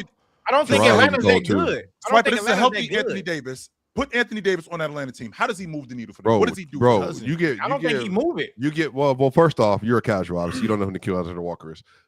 You give Nickeil Alexander-Walker, Dyson Daniels, Jalen Johnson, Onyeka Okongwu, one role player, and he rock well. Why? Wait, whoa, Chris Dunn. You give that roster. You give that roster that kind of defensive anchor. What roster? Swiper. That's a good roster. No, I'm not letting y'all do this. I'm not looking. The problem is, first of all, Swiper, you can't let me do anything. I just want to hear, Swiper. Can I hear your logic? As you were saying, Swiper. Keep going. All I'm saying is, I do think that if you told me they're getting Anthony Davis is prototypically a 25 and 11 player. Let's just say that he is. A top 4 or 5 defensive player. Whatever. I think Rudy Gobert and Bam once and upon everything. A time, yeah. But I've also said this, by the way, for the past couple of years, Mark. Remember when the hot start AD, whatever, 30, 35 and 12, and everybody was like, I said this to you then. So I'm not overrating AD. I do think AD is legitimately a top 15 player. He is honestly spectacular when he's healthy. I just think this year has been so many different things going on. If you can get him at a lower discount next to especially Onyeka with that jumper that he has, and then Jalen Johnson, his playmaking. But I personally really think that Nickeil, Dyson, and AD would be terrific as a trio. Yama, what's the ceiling? I hear what you're saying, Swiper. I just don't think the Hawks are good enough team. I think AD got to go to a team like Toronto. I think if AD goes to Toronto, that will help them out a lot. I'm not going as far as Drench. I don't think Atlanta sucks. I just don't think they got all the pieces you need for a player like AD. I'm not high on Jalen Johnson going to the point guard or whatever y'all was talking about. They have to. Mars was spot on with Jalen Johnson. They have to replace Trae. Exactly how Jalen Johnson plays. They have to replace Trae with the actual point guard. They don't got that right now, so I'm just not high on that. But they can just trade for Dennis Schroeder. What I am high on is Cheese gifting 10 players choice memberships. Shout out to you, Cheese. Definitely 10 players choice memberships. That's a big deal, y'all. Mm-hmm. If you got one of those memberships, say thank you. Shout out to Cheese. Jordan Reeds came through with the came through with a super chat and said, Hornets gave OKC belt to ass Monday, but lose to the Pacers last night. Also, which upgraded player is scary? Wemby with Kyrie handles, Jokic with the white athleticism, Luka with Kawhi defense, or KD with Shaq power? Shit. Easily KD with Shaq power. Rewind, Damo. How you feel about Coach Lee bringing? Oh, me and the guys already got a plan for him. We pulling up to Charlotte in a couple days. I ain't gonna. No, I think he did that. I think they said he did that. They said that he did that because LaMelo was on the minutes restriction. It's the same thing as Cam Thomas. I think he said that's why. It's the same thing they did. It's the same thing they did with Wemby. Remember when Wemby? Well, have that issue with whatever, but he's on a minutes restriction. They're doing the same thing the Spurs did with Wemby. They want him to finish games, so he can't start him because he's on a minutes restriction. It's a nothing burger. I don't know what to tell you, it's a nothing burger. No. What's going on in Charlotte is a nothing burger. It's not a nothing burger. LaMelo coming off the bench is a nothing burger. It's absolutely a nothing. It's not just LaMelo coming off the bench, but it's fine. It's fine. I'm talking about LaMelo coming off the bench is a nothing. Specifically, that's fair. That's fair. Charles Lee is a terrorist, and we will be outside his house. I think y'all, and I ain't even been the biggest fan. I ain't even been the biggest fan of Charles Lee, but I think he's been doing all right. I've been watching the Hornets a lot lately. He's been doing all right. The problem with the Hornets, I said this like the other day. Brandon Miller ass be crashing out for no reason, bro. He just be pissed off all the time. Like every game he pissed off. He on the brink of getting his ass thrown out every game. And he looked like kind of like a girl while he doing it too. He looked like I know. He looked kind of feminine. But look, he looked like not a girl. Who he is. I know. He'll pass it off real quick now. Hold on now. Hey, you better stop playing with that's him. not funny. Man, that don't bother me at all. That don't bother me. I'm just saying he just always looked like he got a attitude. He looked like every time you bump him, he got a woman attitude. Like I'm like, bro, you gotta like he just a temper away from crashing out. He is a crash out. He should be happy because he nearly escaped one. That's what I'm saying. You know what I'm saying? If I was him, I'll just be happy. Just be happy to be here. But anyways, you think that fourth quarter? As far as the second part of the super chat goes, though, I think Luka with Kawhi defense. We're talking about peak Kawhi defense. I think is the best player we've. Joker with seen. the white Wemby with Kyrie handles isn't even like possible. It's not possible to dribble like Kyrie at 7'5". I don't even want to see that shit. That shit is logistically it's not possible. So like the handle is as tight as it would be and as nice as it would be, like it would look weird with him being that big, throwing the ball between. Yeah, it would look dumb. Either way, he'd still be the worst player out of these four. But this is what I don't understand. Jokic with Dwight athleticism, how is he not an elite? How is he not? How? He's a much better. He's a better rebounder. Not only is he a better. KD with Shaq powers. That's why. Well, Luka's better than Jokic on offense. And KD Kawhi. I don't agree with that first session. So hold on. We all just pick Luka. I pick Luka. Hold on. So Luka with Kawhi defense, would that not give him Kawhi's athleticism in a way? Ox doesn't believe that. This is what I'm saying. Like these type of things, like they who doesn't believe that? If in my mind, why would I say that? Because you can't stand Luka. You call him a grenade launcher, but meanwhile, Joker has exhibited nothing like that. Hold on. And I'm glad. I think Joker's hype, but that's all right. Y'all don't really know why Swiper really mad at me for real. Remove that super chat real quick. I gotta look at Swiper. There you go. Yeah, put his ass up there. Swiper really mad at me because I'm more of a Denver Nugget than him. That's number one. He didn't even text me back. I text him that shit. He didn't even text me back. It was a long day yesterday. I apologize. That's really why he mad. But then number two, I just got a theory. Here we go. My boy Jamal Murray been averaging 11 assists since Jokic got out. Here we go. Is it really that impressive what Jokic is doing on the assist numbers? Or do they got a system? I agree. I think Jamal should be all NBA. The way in which Jamal Murray is getting his assists is very different to the way Jokic is getting his. Way different. No, ain't very so I don't know different. how it can be system based when they're very different. Jordan, it ain't very different. Yes, it is. Jamal get double. But Jamal Murray's a great passer. I'm just glad everybody else is seeing what I'm saying for years. Wait, Swiper. Don't. Jamal Murray's it's not just blitzing though. Like it is a blitz. A lot of it's a blitz. He's also he's very like crafty. He initiates a lot of these looks that everybody else is getting. So it's both. It is both. chill. This is also the best I was Jamal gonna Murray's say, ever been. No, I 100% agree. 100% agree. So, but I would say this, I it think ain't it's just clear that blitzing. Jamal can play that point guard position, but when I think he Jokic should be is top there, 10 in MVP voting right when now. Jokic is I do there, too, Swipe. they have him doing everything. But when Jokic isn't there, No, Jamal Jamal. Murray can So definitely to be step fair in to them, and do, Jamal and do Jokic all are that averaging the stuff. most assists as a combo in the NBA already. So like, Jamal's Yeah, already, but I would say this. I would Yeah. say this. I was watching. I've been watching like a lot of Denver games. Like I watched their last 3 games like back to back. But Jamal's passing is pretty. It's kind of the same as what they do. Obviously, he's not a better passer than Jokic. Like for sure, he's not. Obviously not. But the way they generate them to me is kind of the same, but just a little bit differently. Like Jamal, he'll get a blitz, but he'll drag it out. So once he drag it out, then the shit go away, and then now he's creating a different advantage. Or he'll come off a handoff and just go right into a bounce pass.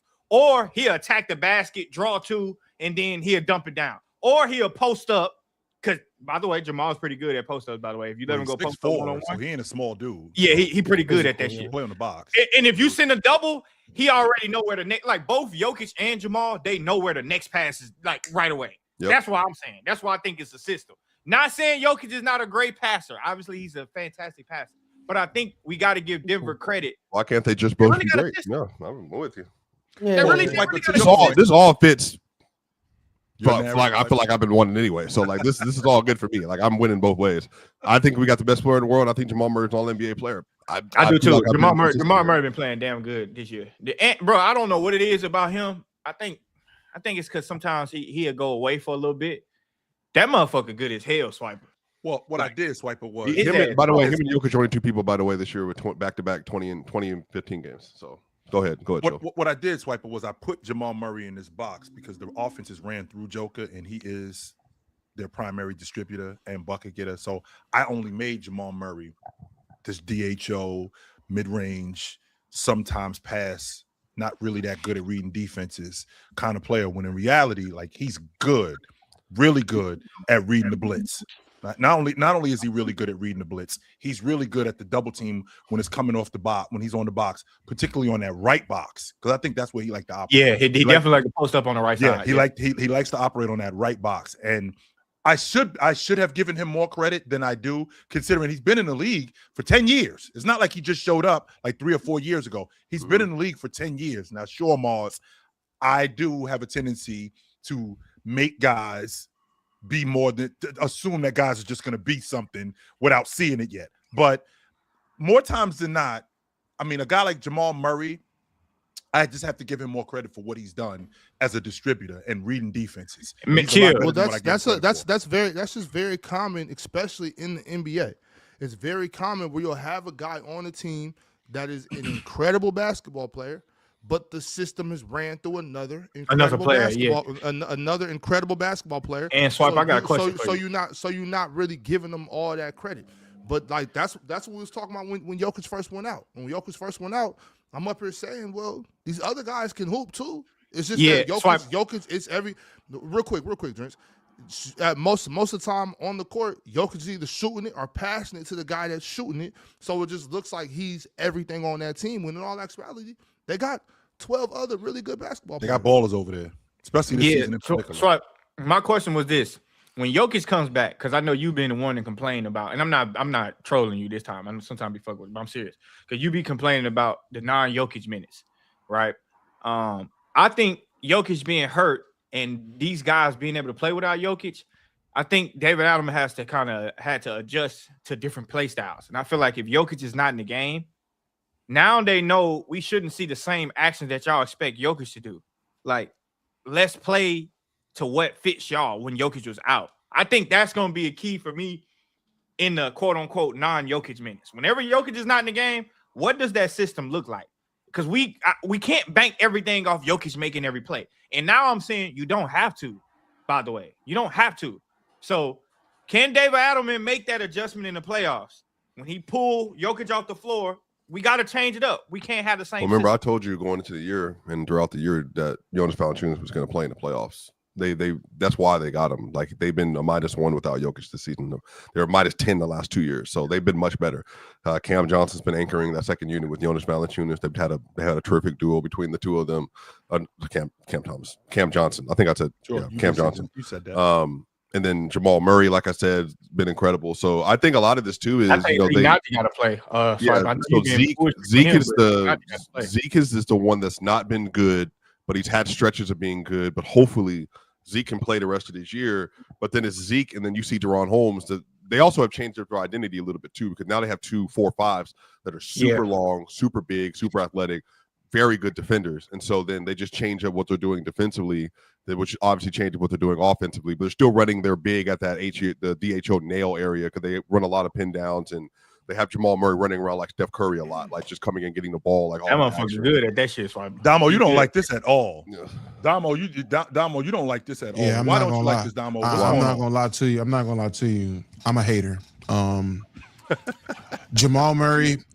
I'll go on record and say Jamal Murray, phenomenal. He's playing phenomenal basketball. Congratulations. However, I hate this. I hate everything about it.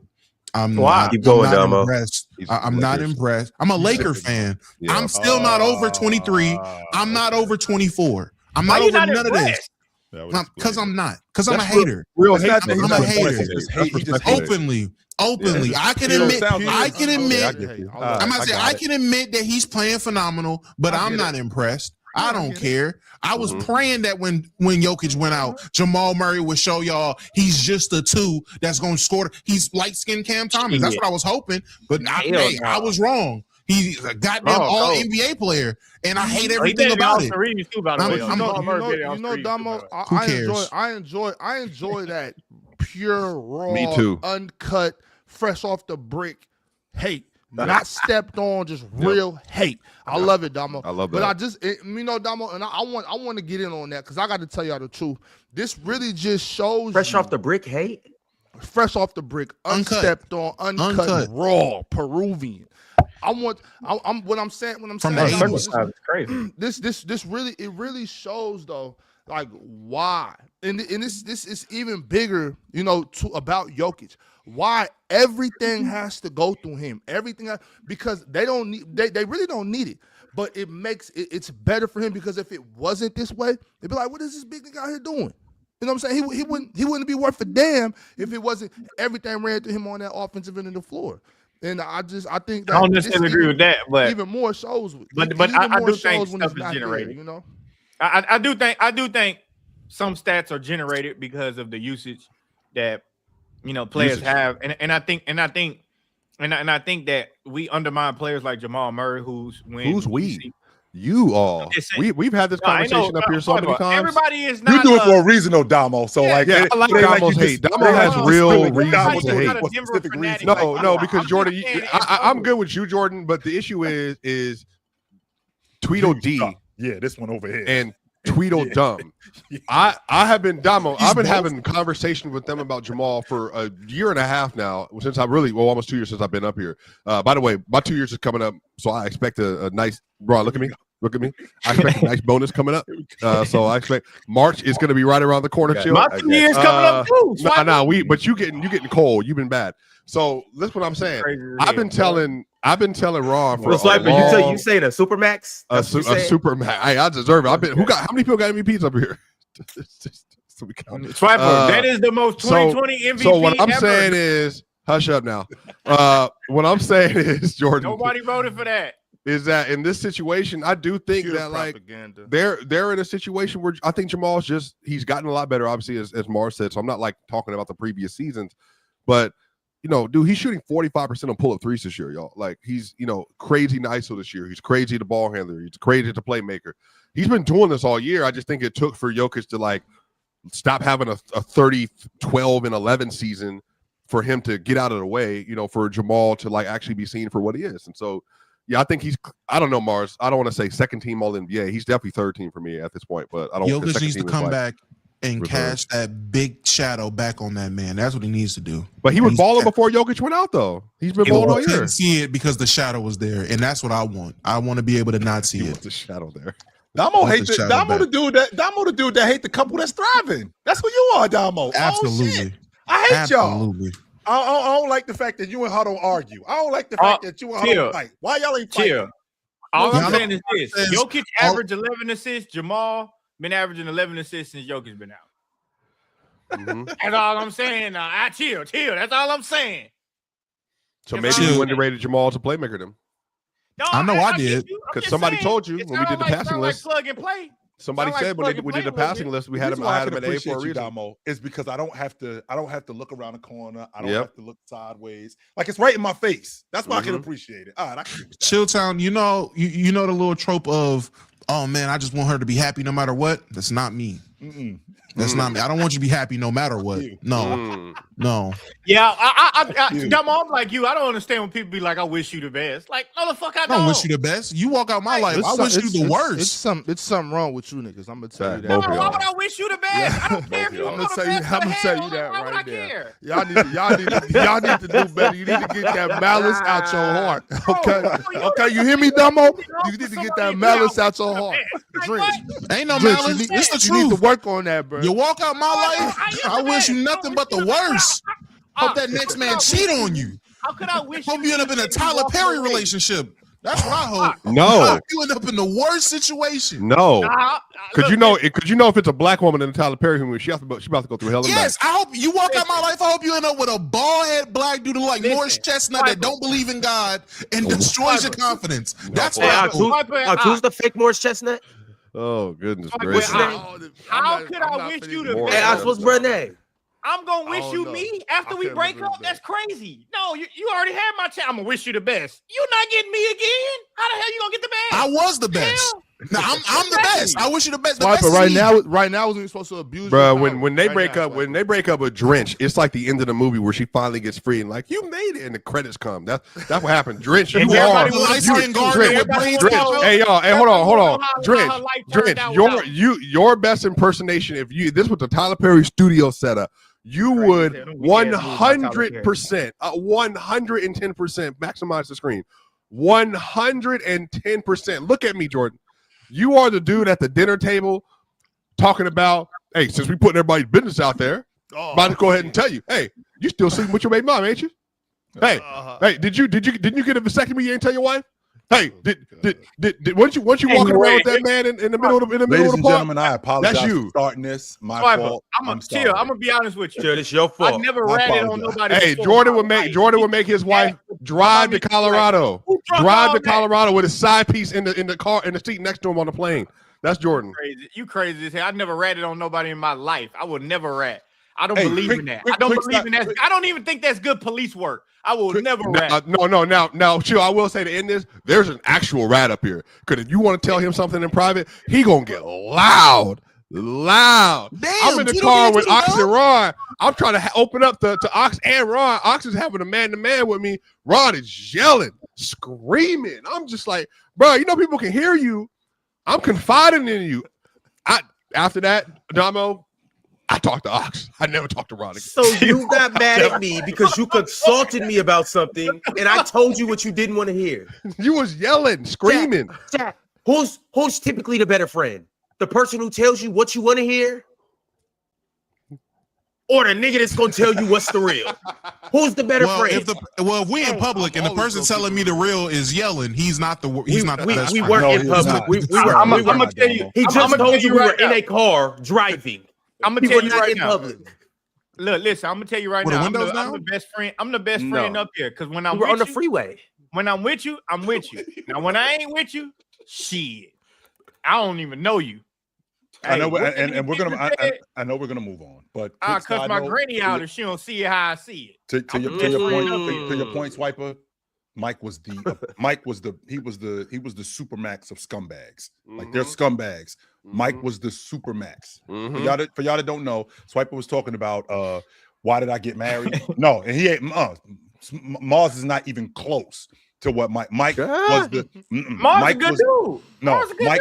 No, he's not. Mars is a self-admitted scumbag. He said that. So we're not gonna. No, Mars has admitted that he's a scumbag. But that he's not even on the same. Talk about my roommate like he's not on the same level. He's not on the same level as what Mike was. If you on any level got a side piece and you make your chick drive across the country, while you fly Wife. with your That side nigga put piece. his foot down. That's called being a man. You thought is you got ass. everything. I told you, Jordan is Mike. Yes. I told you. I ain't that bad. I ain't that bad. Hold on, I'm not Everything that that a scumbag bad. That's is, crazy. that's what Mike was. And Everything. hey, bro, What and then you she, do? hey, You want her to Damo, have she had the respect? audacity You told her to to as get a up and wife get to up pull and up to the get room with some brand new lingerie on, talking about what's up, baby. And what did Mike He say? laughed at him. He laughed at him. her and went You to look sleep. silly. You look That silly. nigga made her I was lose like, oh my weight. God. Yes, he was instrumental in her losing weight. Y'all gonna No, act like he didn't- wasn't. y'all act like he No, didn't help he her out? wasn't. He he didn't. wasn't. It was the new man. The new man helped her. He was working It's out with always- her. it's He always took her some on Captain- walks. It's always some Captain Save a wife waiting on that. Oh, I gotta A help. good man. A good man. Ain't no such thing as a good man. What? Man, you tripping. Speak for Hold on yourself. Hold on now. Speak for Yeah, yourself. I don't know what you're Speak talking for about. Hold on, I yourself. brother. live by the motto: give Hold a on, hell, brother. she'll get you out of jail. You don't. You don't. going to She gonna jail go to for? somebody else that's I'm about in to say, jail. She gonna how be right about if I nigga just in don't go to while jail? y'all trying to be a How about good that man. for an idea, Dom? Okay, That sounds like an free- actual better Hey, idea. stay actually. out in shackles, fellas. Wait, wait. Before Did you hear that? Captain stop real Save a quick, wife.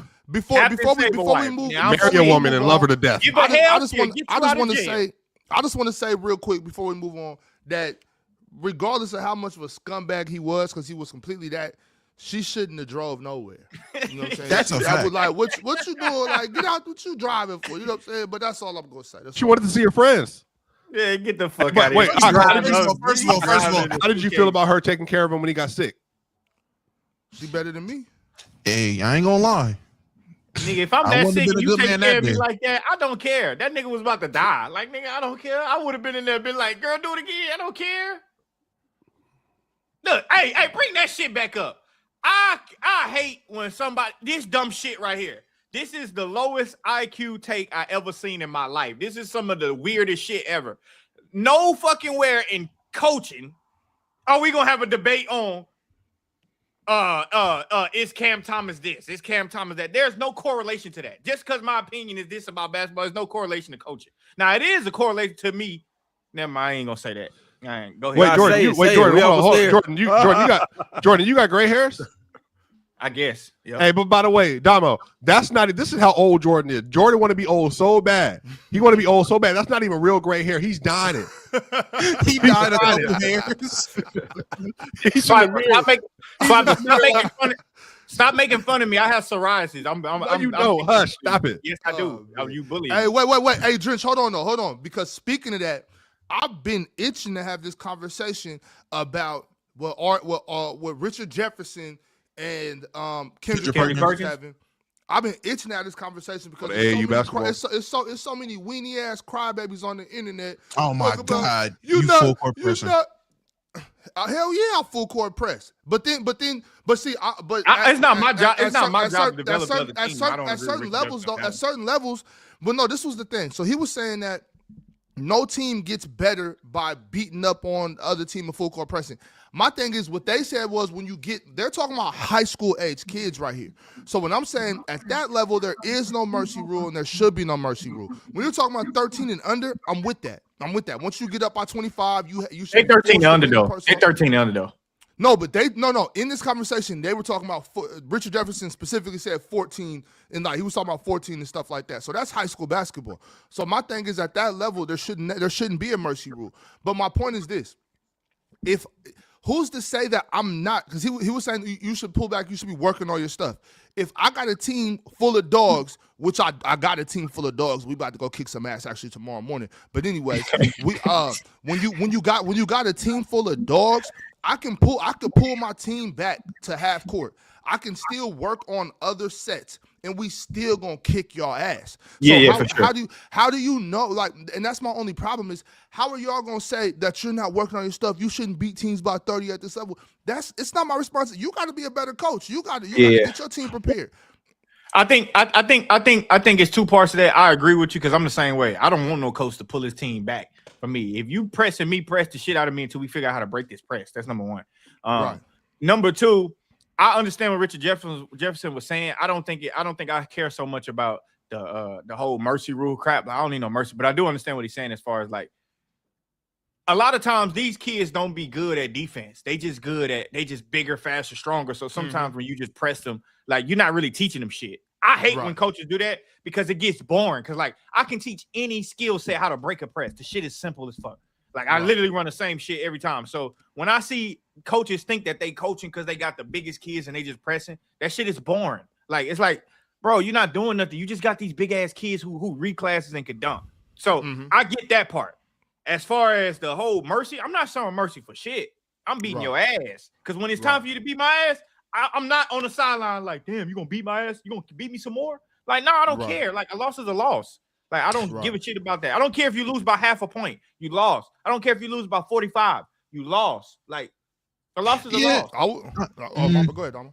I'm just saying, the mercy rule thing, I'm with y'all. That shit whack. But I will say, being up 30, man, put the bench in, dog. Put the bench in. Put some other players in. Oh, yeah. The bench got to absolutely. Do some other stuff. Like, I don't know. I'm not going to sit there and say I'm totally just fine. I mean, it's a gray area. I don't want to fence it. I'm not with a mercy rule, but at the same time, if you're going to sit there and keep your starters in up 30, 35, 40, full court pressing on some that's on you, though. I think that's stupid. That's on you. That's whack. That's whack coaching. I don't like that. That's whack coaching. That's a whack mindset. Like, of course, I like to win. I don't like to lose. And if I'm coaching, I'm not going to teach the kids that it's okay to lose. I want winners. I want to build winners. That's fine. But there's ways to go about it and give everybody else opportunity. I've seen the games, and I've seen people on this LeVar Ball shit where they're up 40, but their starters are still in the game, full court pressing. Yeah, I don't understand. That's whack. That's ridiculous. That's my point. That's what I was saying. That's why when I heard that, that's why I was getting so upset about like comments and people replying even to what I was saying on there, is because I've been in these situations. Like I coach youth basketball, and it's like I can put my bench in. And into a bystanders or somebody out there watching, they can think, oh, you just trying to beat up on this team. It's like, no. If my team is that much better than your team, there's nothing I can do about it. Yeah, but I'm gonna say this. I'll do this. Go ahead. And this is the thing with Kendrick Perkins too, because I used to coach his son. His son played on my team, but my thing is this: I don't play kids their age, like. Because I know I can go up by 30. Like if I'm up 30, nigga, I'm playing high school. I'm not playing 8th grade. I'm playing 15U. I'm playing 16U. Or I'll play 17U. I told you I had a 12-year-old playing 17U, and the nigga averaged about 14 a game. Now he didn't even play 7th and 8th grade basketball. He don't even play. It's too easy for him. Like I don't believe in beating up on. I'd rather get beat by 40 than go and beat up on kids by 40. Right. That don't remember, do Drench, we was texting about this like 2 weeks ago. Yeah. When I told you I played up and we lost 3 games out of 4 in a higher division, and even there was even a couple parents that was like, oh man, what about their confidence? I'm like, you wasn't worried about them other kids' confidence. Exactly. Winning 76-0. You didn't worry about that. So don't worry. You know what I'm saying? This is how you get better. Every year, my season start off like it ain't nothing wrong with getting your ass kicked. Nothing. Every year I start off at like 0-7. I start off at like 0-6, 0-7, and then I just keep fucking winning after that. Because I tell the kids all the time, like, we can practice all we want. We look good as fucking practice. I tell them all the time, y'all ain't never played 17U before. Y'all gonna get y'all ass tore up. Like, that's how it's gonna go. I remember one game we lost 64-9. Like 9. We scored 9 points in the game. You know what I did? I rewatched film and I told them, you getting the ball took from you right here. We can't even run nothing because you so fragile with the ball.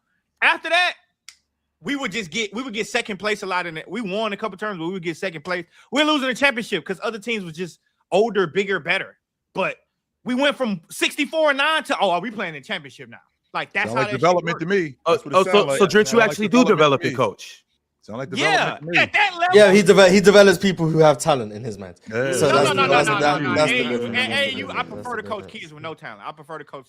What the hell?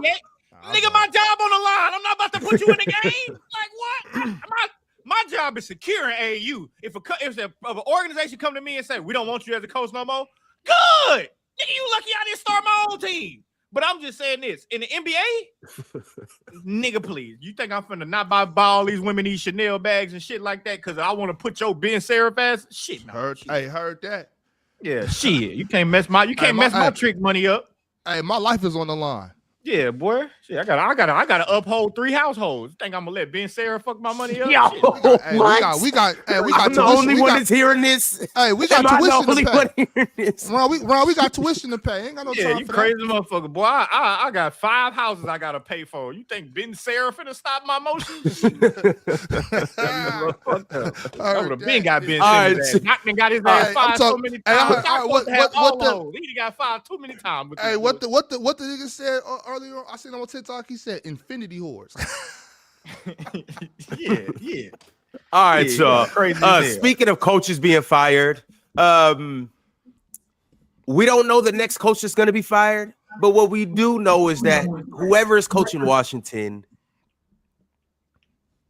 better be cautious of the next move they make, because the proclaimed coach killer is now there, and this is the jersey he will be wearing for Washington.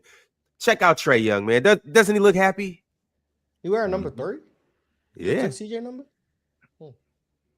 It's actually Bradley Beal's number. I ain't gonna lie. I kind of rock with Trae in Washington, though. I know I've seen some reports talking about he's not gonna play. I think everybody with sources, me and Swiper might as well quote our sources and just say anything on the timeline, because I don't know. I think he will play, but I like Trae in Washington. I ain't gonna lie. I think he turned Washington up, though. I think he turned him up. I think it fits. Why you like him? Because I think it fits how he wants to play. Like, as much as people pretend like they want certain players to play with them, I think all basketball players sometimes just want it their way. Like, Trae is one of them guys, like, you know, like he a superstar in his own right. But I think when you start trying to, like, say, well, let's add a guard next to him like DeJounte Murray, or let's add this guy to him. Like, yes, he's gonna welcome it, but I think deep down, I don't think he want that extra dude next to him unless it's like a big, legitimate big. So I think him going to Washington and having characters around him that cover up the blind spots that he have and that he can offer something to him. I like Trae in Washington. I think it's gonna be good for their city too. Like, I think Trae's gonna turn Alex Sarr up. Oh, absolutely. Like, he gonna turn Alex Sarr. You think Alex Sarr gonna turn him up? I can see that too, Damo. Yeah, absolutely. Trae Young is now in a situation where he can openly just be a number 2. It's gonna be great for him. It's gonna be great for him. It's gonna be great for his career. I can't wait to see it. Damo. To be honest with y'all, I don't. What do you mean? I wish I could say I hate Alex Sarr is the number 1. A lot of y'all listen to Damo. A lot of y'all listen to Damo and think that he be trolling, but like in this particular situation, I love Alex Sarr. I think he's a franchise player. I think they should build that unit around. Well, now it's Trae, but I've been said that. It's that 2026 lottery pick. That's what it is. But Mars thinks that they don't have that franchise. That's that franchise player. That 2026 lottery in the draft. But if the ball's bounced the right way, yes, I do. I think it's Alex Sarr. I think Alex Sarr is going. Really quickly, Ron. I think Alex Sarr can be a multiple 20 and 10 guy. He could stretch the defense. He got a real good pick and pop game. I think he one of the better defenders in the game. I rock with Alex. That rim protection is not empty. Unlike guys like Hassan Whiteside, no, it's legit. It is definitely legit. I'd like to see him rebound a little bit more, but I do think that, and I think that he will. But I think that having a guy like Trae Young, I think that could advance his offense because he can shoot the long ball. He can finish around the rim. He can pick and pop. He can play on the box. So, and you can construct your offense around him. Right, you could construct your offense as a bucket getter around him. So I love Alex Sarr. I definitely think they got their franchise player. Yeah, Trae and Buddy gonna get real busy. I didn't know Alex Sarr was shooting damn near 37% on 3 attempts this year. Yep. Ron. Alex Sarr got a unique skill set, bro. Like, he got a unique skill set. Like, I like him a little bit off the bounce. I like sometimes he can be physical and sometimes he can play finesse. I like Alex Sarr. I don't know. I think Trae and Alex Sarr in a pick and roll or pick and pop, and we can go into another action with a shooter like Trae Johnson over there in the corner.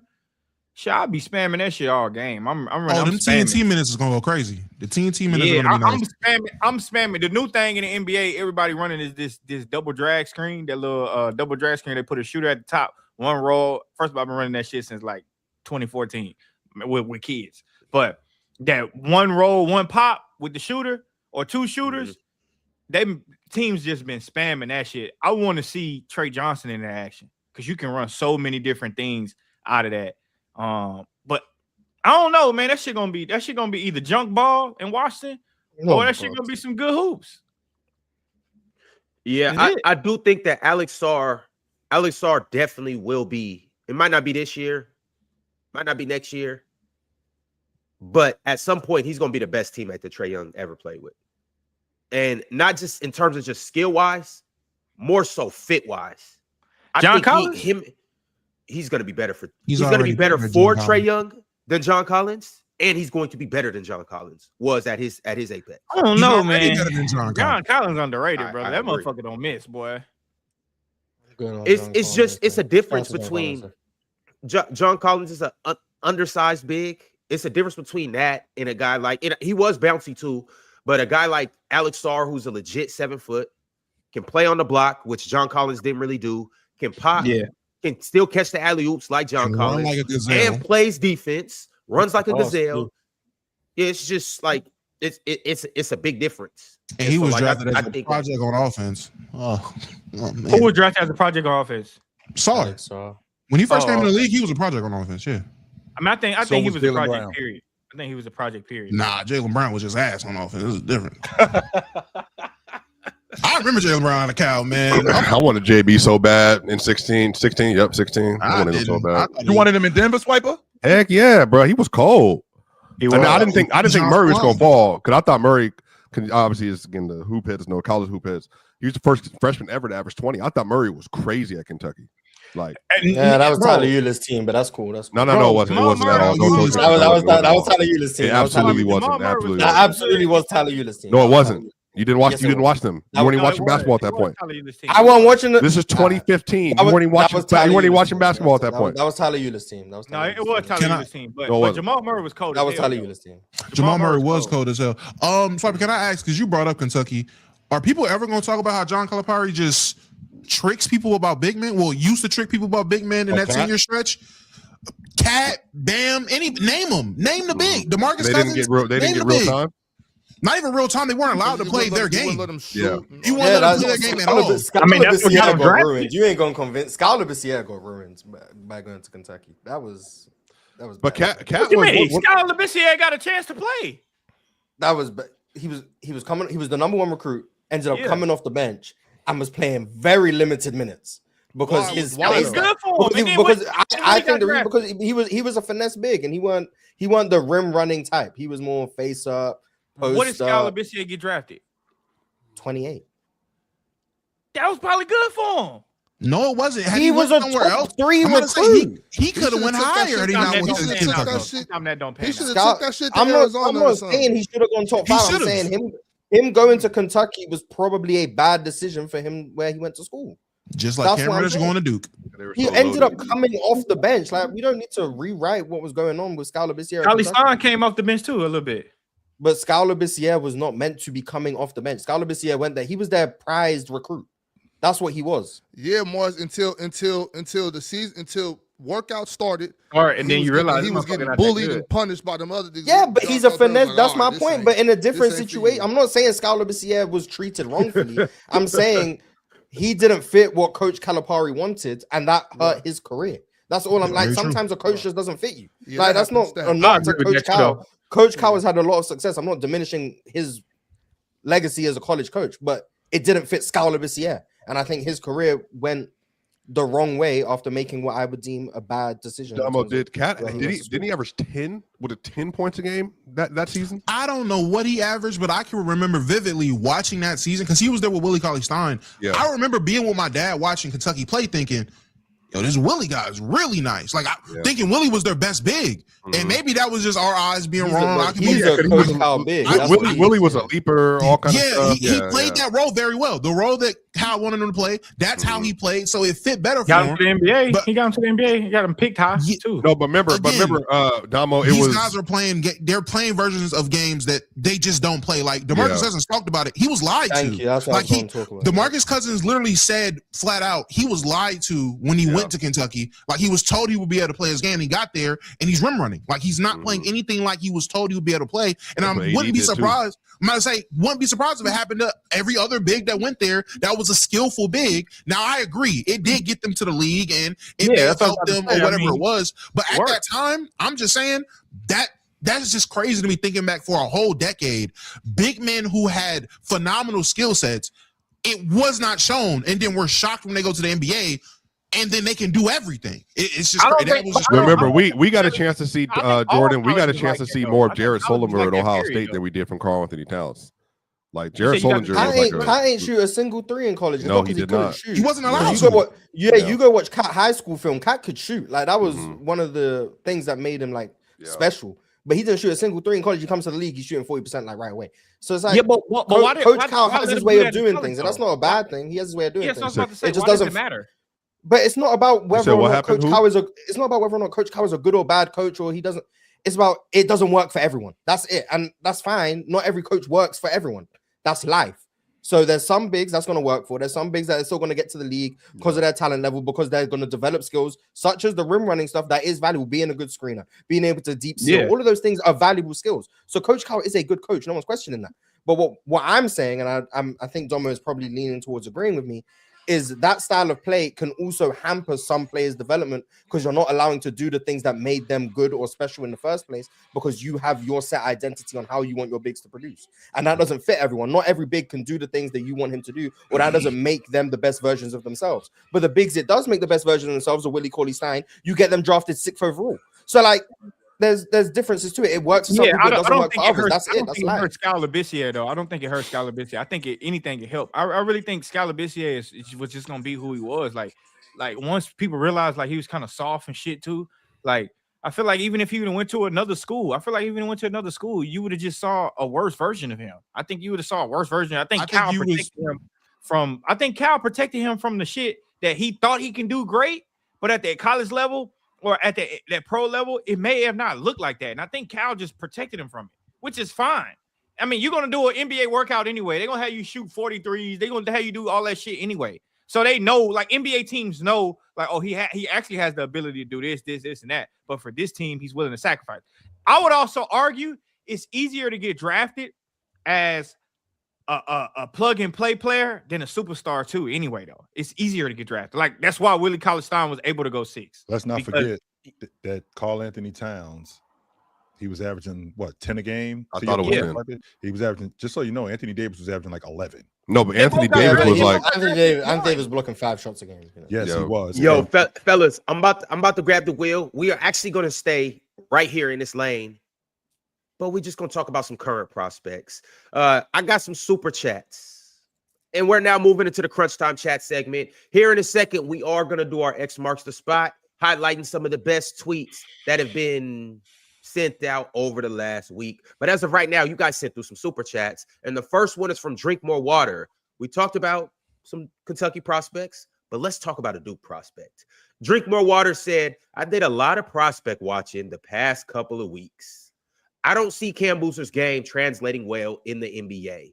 He moves like he's in a stop motion animation.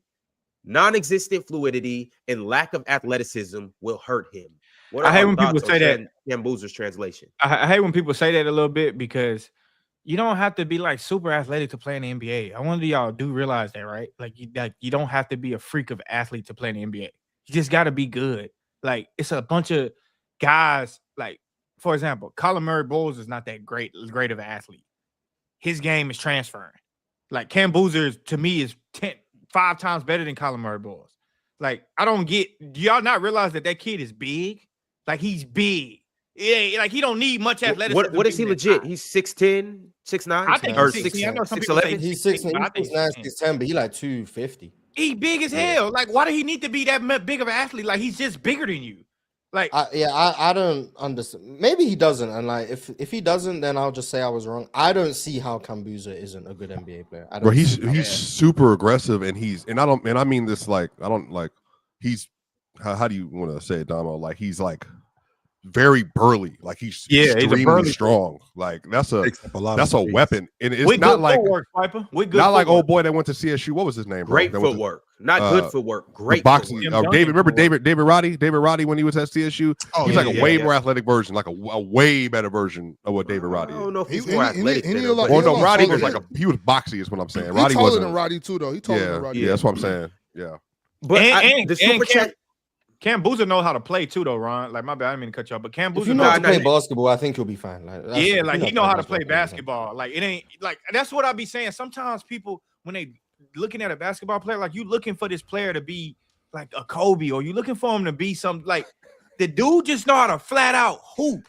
Like he can just get it done. You don't lead the country in scoring without being able to. Remember who sent the super chat too, Ron. He's the best player in the country. Not only that, I agree, Mars. I agree. Not only that. Remember who sent the super chat, Ron. Can't be mad at it. The guy who sent the super chat, he's a Milwaukee guy. He's a Milwaukee guy. Who's running around in Milwaukee? Giannis. So that's the kind of the kind of athlete that he's going up. That's what he's comparing. I'm not going to attribute that to 100% because I'm watching Cam Boozer run up and down the floor. He's the best player in college basketball. He's the best player in college basketball. Gets up and down the floor with the best of them. Cam Boozer can hop. He can get off the floor. He's one of those guys. Second chance rebounds. He's not Dwight Howard. I'm not saying he's Dwight Howard, but he definitely gets up and down the floor. When you're talking about being a great athlete, when you talking about being a great athlete, what attributes a great athlete? Strength, your side-to-side lateral movement, how fast you are. Cam Boozer at 6'9", he shows me all of those. He probably things. 6'10", He might not be. He's not the best athlete, but damn, who is? But what the super chat said, fluidity, and I want to address two things. I want to address that part. I want to address that part, agility, and then I want to address Scotty Barnes isn't like being fluid. light on his feet. So everything you say about Scotty Barnes, how it looks like. Clunky. That don't look like Cam Boozer though. That's what he's talking about when it comes to fluidity. That's all I'm saying. That's fluidity. Yeah. But especially with the ball, Cam Boozer is extremely. Cam Boozer potentially, as he's not with the ball, he's not clunky at all. Like if you watch Cam Boozer, he doesn't make mistakes. He gets to where he wants to. When he gets there, he always makes a smooth move. He never looks out of control. He never looks sped up. He never looks like he's stumbling over his feet. You know, big men like Donovan Clingan, for instance. He look at moments he looks clumsy or looks like he's struggling. He's extremely coordinated. No, the biggest thing, though, Ron, the biggest thing about Cam Boozer though that I think people underrate is like, and I think people underrated that with Donovan Clingan too. When I saw him at UConn, the way they process the game is to me their best skill set. Thank you. That is clearly their best. Like that's Cam Boozer's best skill set. For a young kid to process the game that way, that's why it will everything he do will translate. Most people can't translate their game because they can't process the game. I don't think the game will ever be too fast for him. No, it won't be. He will always be in control of his actions. Do I think it's because his dad played in the league? Probably. Well, not just that, Mars. Not because there's plenty of guys whose fathers. Some of that has to do with it, though, Mars. What it looks to me like he's actually sat down with his father. Boozer's best attribute is his shooting. Okay, yeah, drink more water. You're just saying he ain't watching Cam Boozer. It is an attribute for him though. But that's not his best. Definitely not his best. It's not even close to his best. Not even close. That boy can't shoot though. So two things, Damo. What I'm saying is, it looks to me like he's actually sat down with his father and like gone over game film and understanding how to play the game. That's number one. Yeah. Number two, and John he's a big time space eater. I love that about him, right? I love the fact that he clears space and he makes space not just for himself but for other guys. And on top of that, hey, Ox, how many dudes 18 years old at 6'8", 6'9" ain't falling over themselves? He's 16. Like, he's not 6'8". He's the youngest of the big three too. That's what I'm saying. That kid is not 6'8". He is huge. And on top of that, just like we was talking about last week, at 18, you could still grow a little bit too. Yes, he can still be growing. He can still get you can go to like 24. My thing with him is that he can do. His skill set is super high. He's young. Yeah. He has a very high skill set. Now, I'm not mad at anybody that thinks Darren Peterson, AJ DeBonsa, Williams. If you think those guys are better, that's fine. But I'm just saying, like, I think Cam Boozer is going to be fine in the NBA. Like he does. I don't think he has. Right quick, Jordan. Right quick, Jordan. A question for me, but Damo, can you please tell these guys that he might not even be the best in the state? I'm about to say, can you please tell these guys that there's a dude over there at the University of North Carolina who, hey, what if I was to tell you he's averaging 20 and 10? What if I was to tell you it's the same production, fluidity there, all of that? There is I'm a Tar Heels fan. There's no hiding that. So all this praise and love for this Duke Blue Devil shit is crazy to me. I will say, Cam Boozer is a dog. Don't get me wrong. He's a dog. Love his game. I'm just impressed with his ability to put the ball on the floor. His handle was really nice for a guy that size, in my opinion. I'm actually surprised, especially at that age, at his size. His handle was really nice. He's a dog. Has all the tools. Everything is great. But I'm gonna need y'all to go ahead and go down that highway a little bit. Go check on that other dog. Go check on that other dog that changed the culture at Chapel Hill. Boy. It's not just the good player. It's a culture changer. It's another dog out here in Carolina who's doing everything he can do. Everything that Cam Boozer can do, Caleb Wilson can do as well. And how big is he legit? I mean, how big is he legit? He's bigger than Cam Boozer. Everything he can. He is bigger than Cam Boozer. He's an inch taller than him. Caleb can do too. He might be taller. He might be taller. No, he is taller. On TV, he's definitely longer. Yeah. He's definitely on TV. He look like 6'10". This is crazy. On TV, Caleb Wilson, he a couple inches longer. Okay, they got it. I don't agree with the statement. He definitely got the length. But I think Caleb Wilson is nice. I have my hesitations, but like that's what like. What's the hesitations? His touch is egregious. That's my biggest hesitation. I've seen him make very skilled plays, and I've seen his touch there, Morris. And here's the thing: is the guy's shooting 40% on layups, run. Like, come on, man. Like that's a bad sign. What's he shooting on dunks? That's not touch. That's not my point. My point was no. You're right. My point was the touch is a concern. I agree. The athleticism is through the roof. The motor is through the roof. Those things intrigue me. He's also showing flashes of a mid-range game that I'm very intrigued by. Mm-hmm. So I understand the allure as a prospect. I have a very glaring concern with him, and it's the touch. The touch is a big concern for me. Can we work on that? I have a concern with Cam Boozer. I mean, I think touch is more innate than something you can work. Like, I don't think if you have bad touch, I don't think it'll ever become elite. But I do think you can work on it, and I also think if you're a wing and you dunk everything, the touch becomes less of a problem. OG Anunoby doesn't have great touch, but he dunks everything. So it's like, cool, whatever. So like, I'm not saying it's make or break a prospect. It's a concern for me. Sure. Cam Boozer, I have concerns with him as a prospect. My biggest concerns is how does he fit into the league defensively? Because I'm not sure where his position lies. I don't think he moves the best laterally. He's obviously not big enough to play full-time 5. Sometimes he gets caught ball watching, but that can just be sometimes like young age, whatever. So I have concerns about where Cam Boozer fits in defensively. Darren Peterson seems to be having injury concerns. I don't know what's going on with him. And then AJ, my biggest concern with him is just about the functionality of his handle at the next level. Can he replicate the amount of success he's getting to the rim at BYU in the league? I don't know. And also, I'm not sure how many threes he's going to get up in the league. I'm not saying that's a make or break thing, but pretty much all of his threes, he's toeing the line. I'm not sure if he even has NBA range at this point consistently. So, like, those are like my biggest concerns. But Caleb Wilson is really intriguing as a prospect. But 40% on layups is definitely something to keep an eye on, in my opinion. I feel you. And I would agree. That would be something to worry about. But I stopped worrying about it once I found out what type of person he was. When I found out he was the type of person to lie to himself to get him amped up for games, I said, what? This guy's different. When he went out there and looked at America in the face and lied about his relationship with Darren Peterson and why he was mad at him, just flat out lied about it, just to hype himself up for that game, I said, you know what? Whatever deficiencies he got, I'll live with it because this guy's different. I like the cut of his jib. I'm just saying, as we're giving Cam Boozer his much needed credit, his much needed praise, analyzing this game, let's just give everybody let's give the other dog in Carolina his praise too. Is all I'm saying. And I think Caleb Wilson is seen as the top. He's seen as the 4th best prospect in the draft. I think I seen like the last mock draft I seen listed was out of date had him going like 6 or 7. It was like 2 players going above him, which was crazy. Was it a Met? It was like a Met and someone else. It was a name I haven't seen. Touching Caleb Wilson. I see from the mock draft I seen, and maybe I need to see an updated one. It was Nate Amen, and it was one other prospect. That's exactly Ricochet point 2. Fleming is gonna pass him from U of H. Fleming's gonna pass. I like Fleming. He's not great defensively. I like the fact that he's able to get to the rim with as much regularity as he does, and his speed and stuff, and he can shoot the 3.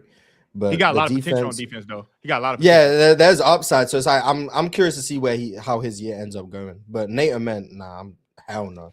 I'm good on that. Man, some of these players gonna get exposed when it comes down to. I know the conference about to start, but some of these players gonna definitely get exposed when the conference tournament starts and when the actual March Madness tournament. Nate Ament might be one of them, but he's already not been good for Tennessee. Like I agree with you. the athleticism is bad. Like I understand Drink More said the thing about Cambuza, and we like kind of all disagreed. But Nate, he can't. And he's not that skilled. He's not as skilled as everybody makes him to be. That's my thing. He's not as skilled as everybody well, like, you know, like him being that highly sought after or highly recruited. Ron, you see the Morant news? Yeah. We about to get to that. Well, I don't know since what Swipe about already the brought it draft. up. The Grizzlies are looking to trade Ja.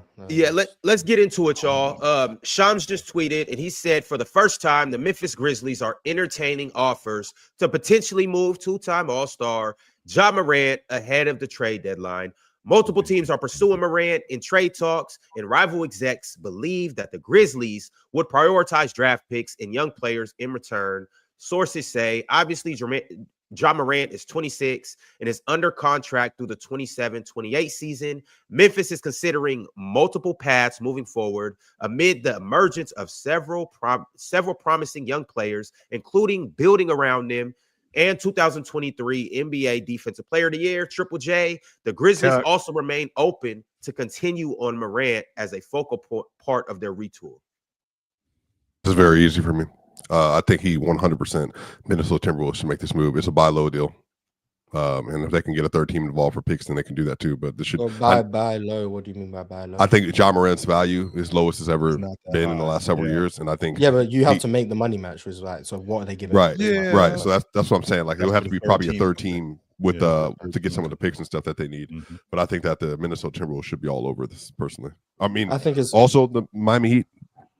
By the way, I will keep Ja away from Miami. As long as Pat Riley over there, keep Ja away from Miami. You can't send Ja Morant back to the system he hated. Like, that just makes no sense. That's what the coach. Yes. Like, you can't send him back to the thing that you fired your last coach for implementing. That just doesn't make sense. But I think it's funny how like the copycat league thing is so true. The Grizzlies just wait till the Hawks pull the trigger on Trae. Now they're comfortable trading Ja. It's like, oh, okay, so I'm gonna tell you you guys didn't want to do it first. I'm gonna tell you the truth. Don't be surprised if Ja end up going to Charlotte. Don't be surprised they put Ja over there with them Charlotte guys. Oh my God! You don't like that, Damo? You don't like that, Damo? They have some shit over there. No, for his career, no, I don't like it. No, nah, but the money will have to match. I don't know who they have trade. They had to trade like Miles Bridges or some shit, which is fine. I hope they trade LaMelo. Huh? Ooh. They're not trading LaMelo. I think they need to.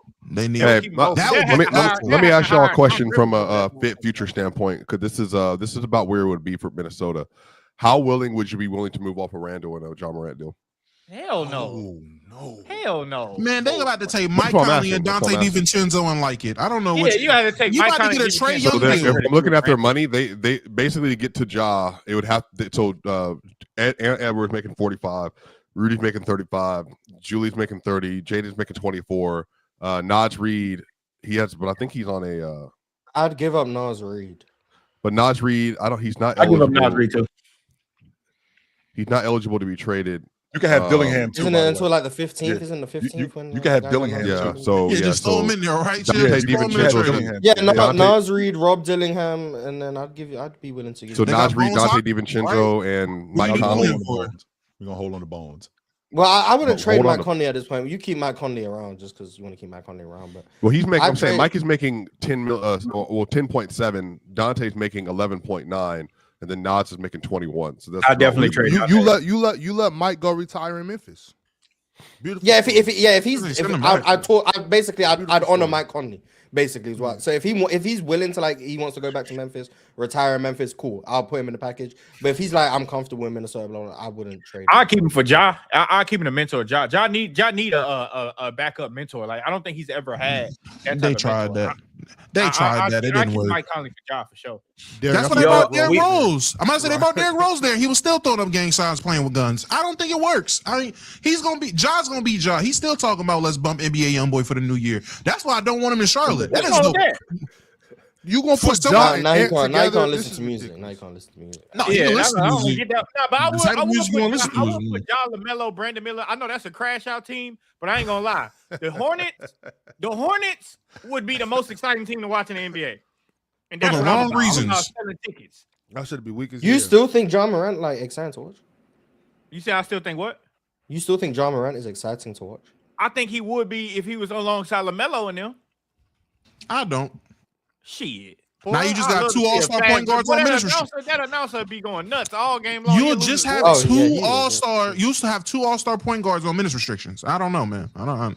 Shit, that's why you get them both. You'll get one at a time. You'll have 1 week of LaMelo, 1 week of Ja, and then when they make the playoffs, you'll have them together. So The I'm last good thing I off Ja need, Morant. I'm good off Ja Morant. That's where I'm at. I'm good. I just don't want to put Ja in yeah, there the time together. pass. There's not many teams. That's Like, an I'm looking accident through the waiting to league. happen. Obviously, the Yeah, Pistons. I don't it know makes how no much Ja got sense. better too. That's the It thing. makes I no don't know. sense for the Knicks. I don't think He it makes hasn't. sense for the Celtics. I don't think it makes sense for the Raptors. I don't like him in Philly. I don't like Orlando. I don't even like him in Orlando. Miami, hell no. I Cleveland, like him in no. Philly. I like him. In Philly. Atlanta, I guess, because they need a point guard, but there's In no way Philly? they just go back Why you to like the him in formula. Philly? I like them in Philly because Oh. they have the speed and they have the shooters around, but it's about who would they give up. If they can manage to keep Paul George, Maxey, of course they can keep Maxey and Embiid, Kelly Oubre. I You like coming Ja off of VJ? around. You coming off of Hell. VJ for Ja? VJ. No, MVJ too. They manage to keep their Hell core no. guys, maybe trade somebody like Jared McCain and shit So they like couldn't that. trade anybody then, is what you're saying. Yeah. There's no salary that makes Well, any sense, if so the it salary wouldn't be can't fair. match, then no. But I'm just saying if unless they would have to trade Paul George. But I like Ja in Philly though. I like Ja around fast guards that can score. I think that helps Man, his game. send out him a to lot. Sacramento, man. Send him to Sacramento. You know Hell where no. You know where I like Ja the most? Hell no. It's not Memphis. safe. That's where I like him ain't most. Send him- Memphis. Send him to Don't Sacramento, move him man. because you're not getting nothing for him. His value's too low to get whatever they're wanting for him. So they're going to go through the trade deadline because they're asking for too much. We're going to get to the offseason. His value's only going to get lower, and then they're going to take a Trae Young deal. Do you think Phoenix would consider offering Jalen Green? That'd be I crazy think if they they did would. That'd be a good fit. Him and Devin Booker together, that'd be a good fit. But I don't know. I think the Suns Would it? actually want to see Jalen Green play alongside them. Like they haven't really seen it. So I Yeah, think that's why I asked I if think you they think want they to see consider it. it. I think they want to see Jalen Green before they trade him. Because All right, fellas. I know it talks about Trae Young going to Phoenix. It's a couple other different moves that I want to talk about. It's a lot going on this NBA Friday, January 9th. We got my man Ja Morant in the building. What's good, J Money? What up? What up? What up? All right, so by way of X marks the spot, we're going to get into a couple other things, y'all. So the first thing that we're going to talk about is the GM of the Washington Wizards. He goes by the name of Will Dawkins. What a GM. As you can see in this tweet from NBA Retweet said the Wizards front office really turned Bradley Beal into Chris Paul. Chris Paul into Jordan Poole. Jordan Poole into CJ McCollum, and CJ McCollum into Trae Young. Through this, they also added 4 years of pick swaps and 6 seconds. I mean, Did he cook with this? Did he cook? No? Yes? So. Maybe? I think that's a good job of like managing the fact that you don't care about bad contracts as much as the good teams does. Like just getting pick swaps in through taking on bad money. They didn't get anything for this Hawks deal. A lot of commentators were saying they should probably try to get a pick as well as Trae in this trade. But overall, like getting all those deals is pretty good. And maybe they can rehab Trae's value and trade him or keep him. he turned porridge into oatmeal. Which is basically the same thing. He turned grits into cream of wheat. And I got think- him on the side. I think how good Bradley Beal was when the Wizards had him is kind of being underrated. I think, But he had a no trade clause. There was like getting anything for him was miracle. But that means he was willing to go, obviously. So But it was only because he was only willing to go to the Suns, if I remember correctly. So there's like no leverage there. So he was like, okay, you can keep Bradley Beal or you can give it to us for like nothing. Yeah, Bradley So Beal for Bradley Beal's 250 was agent. bad money at the time too.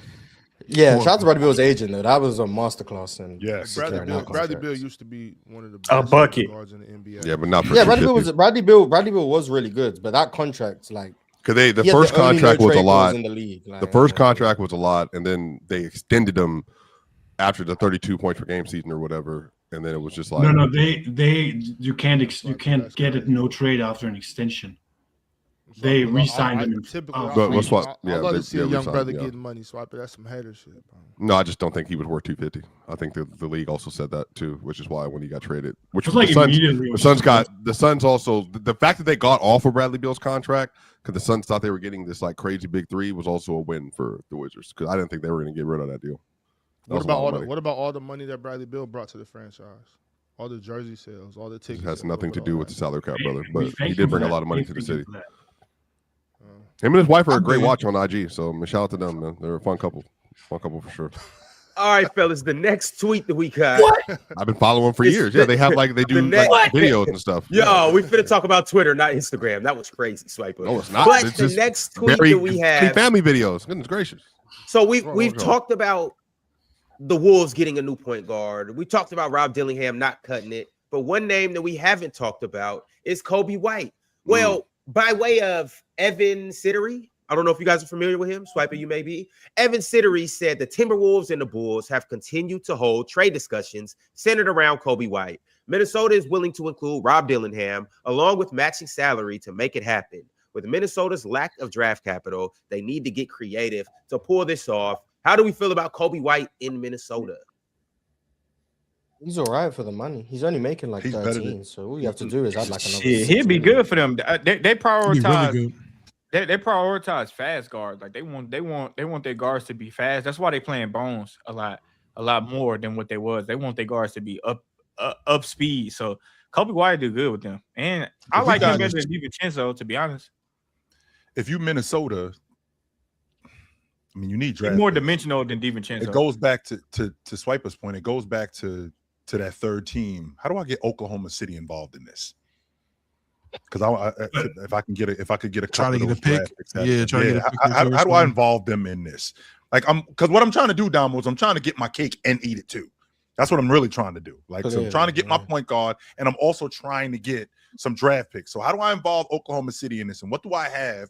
Because Oklahoma City ain't just going to hand me a 1 or 2. And what do I have that they may want too on top of that? Because we're in the same division also. Anthony Edwards. Yeah. Nasri, Anthony Edwards. DiVincenzo. I want Ant. Yeah, I want Ant. Which we got to talk about Anthony Edwards too, by the way, Ron. Last night he reached 10,000. Yeah. He did do that. They might come off of a first for DiVincenzo. I expected that to be the title before the Jazz. Wait. What about Ant? What about Ant? He's the third youngest to reach 10,000 points. Oh yeah. He just passed Bryant yesterday. Yep. Mm-hmm. Has anyone talked about LeBron and KD ahead of him? Anyone talked about how disappointing Rob Dillingham has been? Like just how disappointing he's been. I tried to tell y'all that shit when he got drafted, but I didn't know. I don't remember hearing you talk about Rob Dillingham. No one was telling me about it because when he got drafted, I said he was. It's funny you called him Bones Highland. I called him Bones Highland. That's who took his job. I said he was Bones Highland with a windmill, and that's who ended up taking his job. So I just want to know because so many people told me I was wrong about it. Me and Jordan weren't the highest. Well, me and Dom were on open gym at the time. We weren't the highest. I was not high on Rob Dillingham at all. I wasn't that high on him in college. I said it was Rob Dillingham, Zachary Sachet, Tijan Salon. They were hated him. Rob Dillingham is actually the first Kentucky guard I was right about, which is crazy. You believed in Ty Washington? I think Ron you might have been the only one that was high on Rob Dillingham because I remember saying that you can't play in the NBA if you're 125 pounds. He's too little. Yeah. He went 8 overall too. That's crazy. I still got a little faith. It's only what his third year. The Timberwolves traded for the pick. They gave up. What was it? 2031. Yeah. That was actually a really smart deal for them because when you're in the aprons, it's really hard to just add salary, and it was the only way for them to get trade up, get some assets, and move into the top 10. They got a high contract that now they can use as matching salary because he's who could they have drafted right there instead of Rob? I'm gonna say it was a good move. For a job. I mean, I'm always gonna say Matas was available. That's always gonna be the one I'm gonna say. Buzelis did slide. He was sliding in that draft surprisingly, and it was crazy. Yeah, Matas was in my top 3, I think. At that time, they passed up on Edey, Buzelis, Devin Khalil Carter, Ware, they passed Khalil on Ware. Khalil Oh my Ware. God, don't even bring up Khalil Ware. McCain. They Jared passed on McCain, McCain. They passed on McCain. Buck Harrington. Those if you are believe in like him. the realistic ones. We're not I gonna mean, go all the way down to like the 24. idea was Yeah, good, yeah. and the execution of the pick was bad. But he could still be a tradable contract, which is what he was. Meant. Y'all, but Yeah, come clearly, on. if you can get it is Kobe his White, second year in the NBA. He ain't We getting can't no. just He sit- ain't getting no We run. can't. Yeah, okay, and that's it takes some people longer. Like we've seen this Is happen. that with just a bad multiple situation, players. Ron? Is that what we in? It might not be a bad situation. I mean, every he probably situation he's in, he's gonna be 6 foot 150. But here's the thing though. He probably still has more development to do. Yeah, but sure. that doesn't mean and some dudes got to go to multiple teams before they get it. I can get You with know, that. but in 3 years from now, who's to say that Rob Dillingham can't be a starting point guard? I'm not saying he'll be an all-star, but just a starting level point guard. I'm not gonna hold you. I don't really want to hear none of that because when it was Bo, I was crazy. So I'm not trying to hear none of it. When I was making the same argument for Bo, everybody called me crazy. So I'm calling you crazy, Ron. You're crazy. By the way, the same person that drafted Bones Highland. Well, is the same Bobo one that ain't drafted exactly Rob work out. Dillingham. So he has a. Tim Conley has a type. He has a type. Likes. Yeah, the he definitely has fetish a type. small, little bitty guards that weigh 136 Facu pounds. Campazzo. Yep. Add Hey, him man, to I ain't the gonna list. let y'all disrespect Facu Campazzo, though. Campazzo was nice. I'm going to disrespect I don't care Facu. nobody. I appreciate what he did. Campazzo was nice overseas. He was nice Yeah, overseas. He came Yeah, over here. I saw him in the Shit, I saw 5'6" more of him than non-shooter. I saw in Ben Sarah. I saw Dillingham in the summer league, and he looked poised. He looked like he knew what he wanted to do with the ball, and it looked like it was going to translate. But the physicality is just what took over for him. The physicality just ran him over in the NBA. Like, he can't compete at that level physically. I think that's his it's biggest hard problem. to play for a winning team too. Like that's something Very true. Like, especially when you're a lottery pick. Like typically a lottery pick is meant to be going to a team that's not trying to win anything right now. Sure. So like guys like Reed Shepherd who get thrust into situations where their team is trying to compete, you don't get to play through your weaknesses. The fact that you're not physically developed and ready enough yet, you don't get to play through that. Whereas like if you're on like the Nets, you're not physically ready. Cool, you're gonna still get the reps. Whereas now you guys can't play because you're actively hurting the team's chances of winning. So Rob Dillingham, I think it's unfortunate that he went to a team like the Timberwolves because they didn't have the leash to actually give him the opportunity to play through the inevitable errors he's going to make. Whereas like if he was in Utah, like I'm not saying he'd be way better, but if he was in Utah, he'd be able to play through his errors. And that might just help his growth as a player. So like so much of a young prospect is just based on the right situation. It's not just, oh, this guy's not good enough, blah, blah, blah. Sometimes the situation makes a big difference. Which is why situation is probably 90% of the time, though. And it's that logic right there, Mars, that I tell you why Larry Brown would have wrecked Carmelo Anthony. For that reason right there. I think sometimes overwhelming talent prevails. And I think sometimes it does. Damo, before we move on, what were you about to say? I was about to say that's why I disagree so much with Jordan at the beginning of the show when it came to development.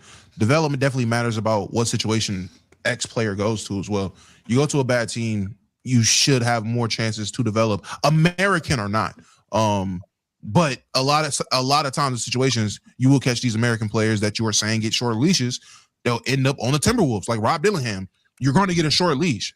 It is what it is. I was going to ask him, how did he feel about Reed Shepherd last year? Did you think Reed Shepherd was an NBA player last year? Who, me? Yeah. Some people.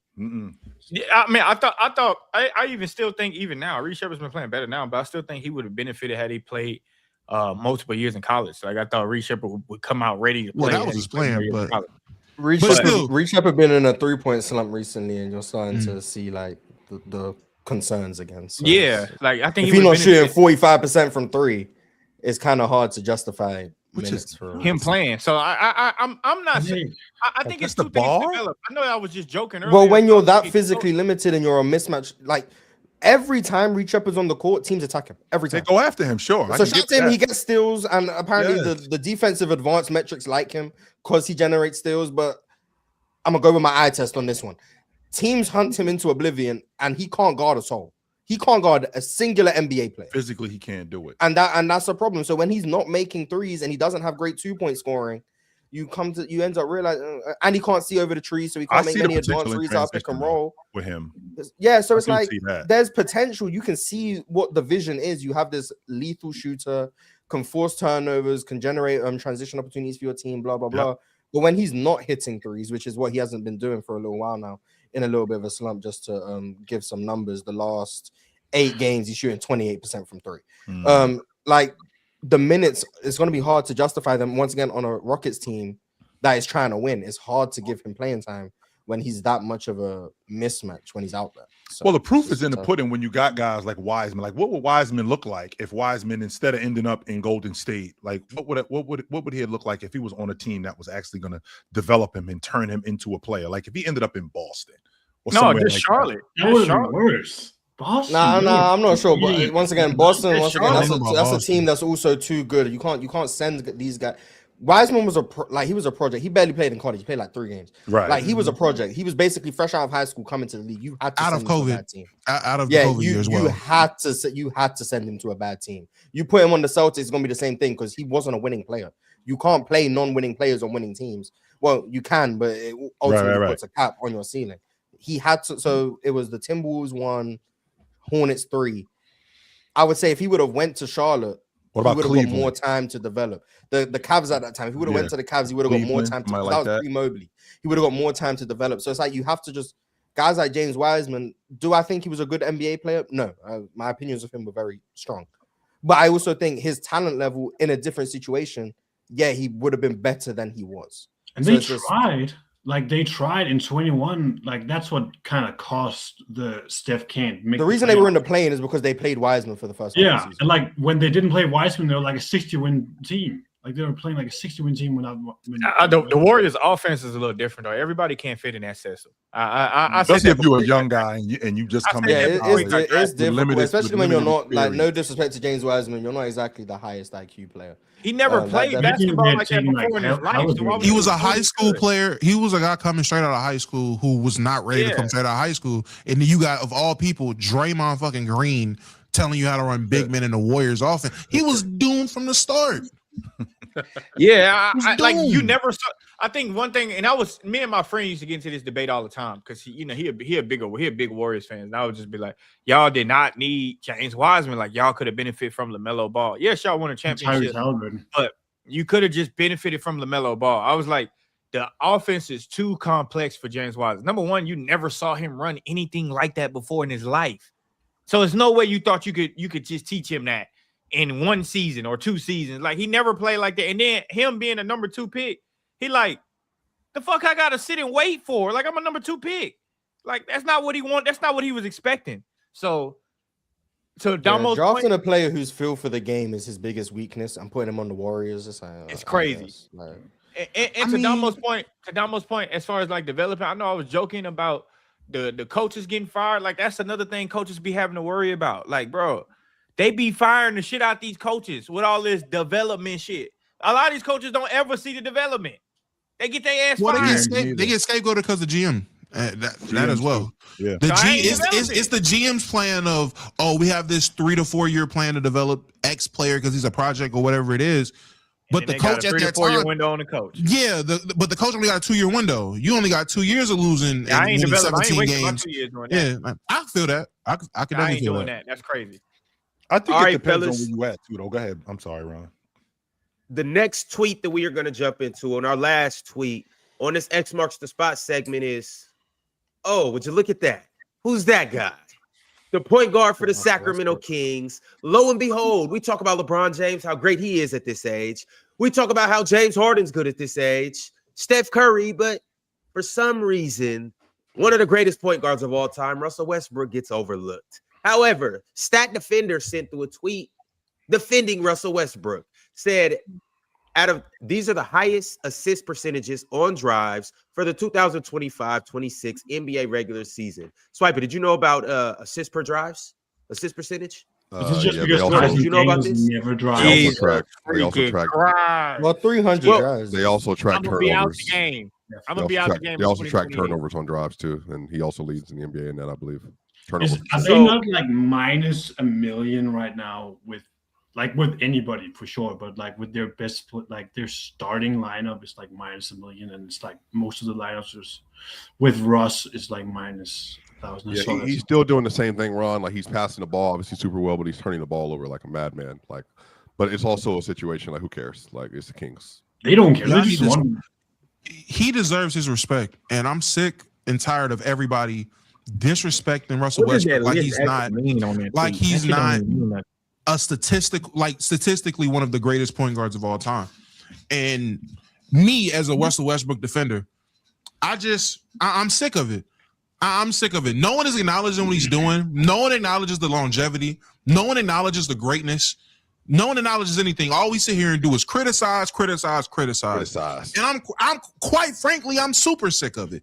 Give him his flowers, man. Russell Westbrook, you can say Steph is the GOAT. That's fine. Russell Westbrook, easily second greatest point guard of all time. Non-debatable.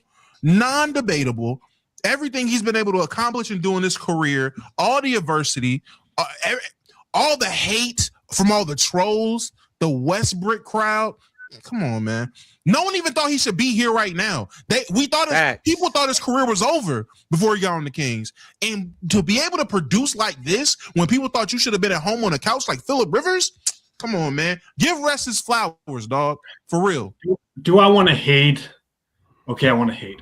I think people putting this on, saying he has this insane longevity like the other old guys is probably a bit overstating it. Yeah, like, does he not? He does. What are you talking about? 2020, they had to put. Well, he's still in the league, so I guess, but like in terms of like actual level of play, but think about what happened. The reason why, but go ahead, Drago. These guys are producing at an All NBA level. On like we don't need to just lie. I also want to say like the worst. First of all, since 2017, I'm not comparing him to them. I'm comparing him to himself. But he just said he just said that he doesn't have the longevity of the other guys, and you said he does. Like 4 because you are comparing. No, I know. I meant to say he has longevity.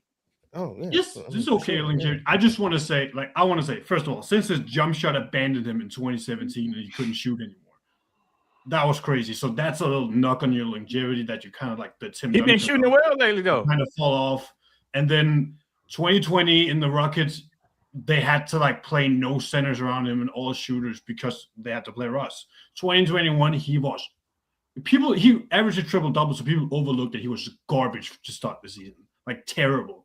And then 22 with the Lakers. Wait! No! I'm not gonna let you just. But he finished the season in Washington well, and then it was hard. Yeah, for sure. And what also did he do in Washington? Decent. He finished the season great. In Washington? He finished the season well, and then was hurt going into the playoffs. He's the reason why they made the playoffs. But he did start the season terribly. He did start the season terribly. It's not about how you started, but how you finish. And but the playoffs were terrible as well. So he was hurt. He was hurt. Their actually best player. I'm sorry. Led the league in assists that year with 11.7 on the Washington. Their best player was really Robin Lopez. Them hook shots. Maybe it was Bradley Beal had his best career too. But 22, he was on, like we all know.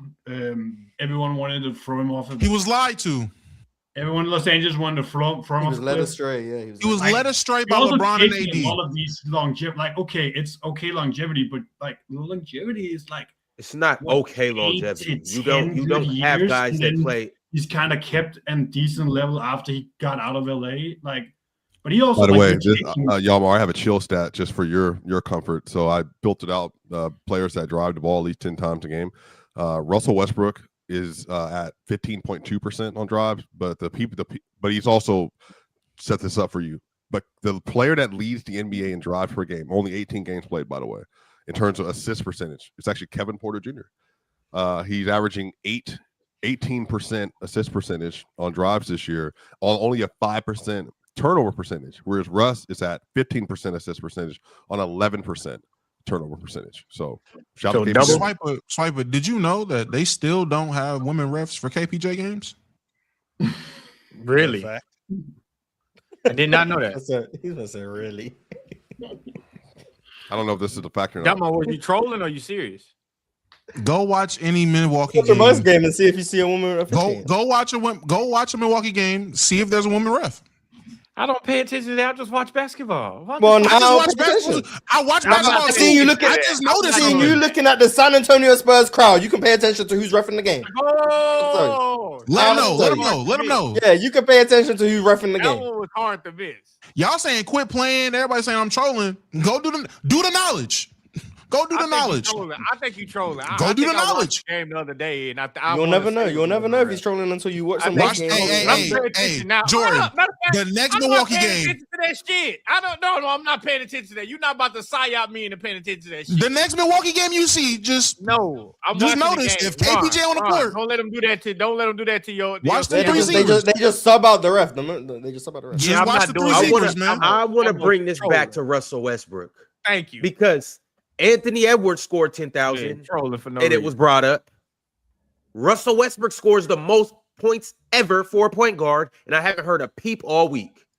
They disrespectful, Ron. Well, Steph about to pass him by the end of the season. And I guess I guarantee you it is going to be a parade across America for Steph Curry. Not in San Francisco. Right now. That's why I doubt it. But no. Russ is at what? 25,000. Russ at 25,000. Yes, he is. So yeah, I mean, most points ever for a point guard. Second most rebounds, right? Most points, most rebounds, second in assist. So no, I have a question. He's definitely not second in assist. Bron's second, right? Bron's second, right? Yes. No, Chris Paul is second for a point guard. No, James Chris Paul is second.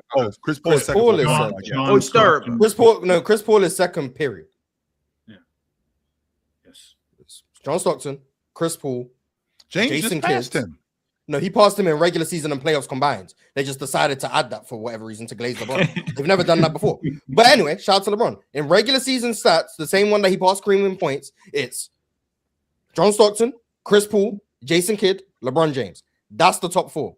LeBron James did not pass Chris Paul in regular season assists, which is the stat that is tracked for all of history. The all-time points leaders is LeBron James, Kareem, number 32. It's not regular season and playoffs combined. No one's ever done it. That's what it is. But now, all of a sudden, when it's time to glaze LeBron, he passed Chris Paul in regular season and playoff assists combined. No one's ever used that stat. Because if that's the case, LeBron passed Kareem in 2020. But no one cares. No one ever did that.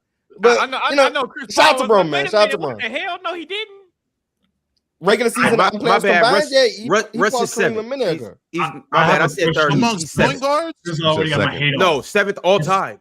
He's second all time in turnovers, I think, behind Bron. Keep going, Russ. Keep going. Hey, pass up Bron, Russ. Grab that turnover title too. Please pass up Bron. Is Russell Westbrook the best statistical point guard?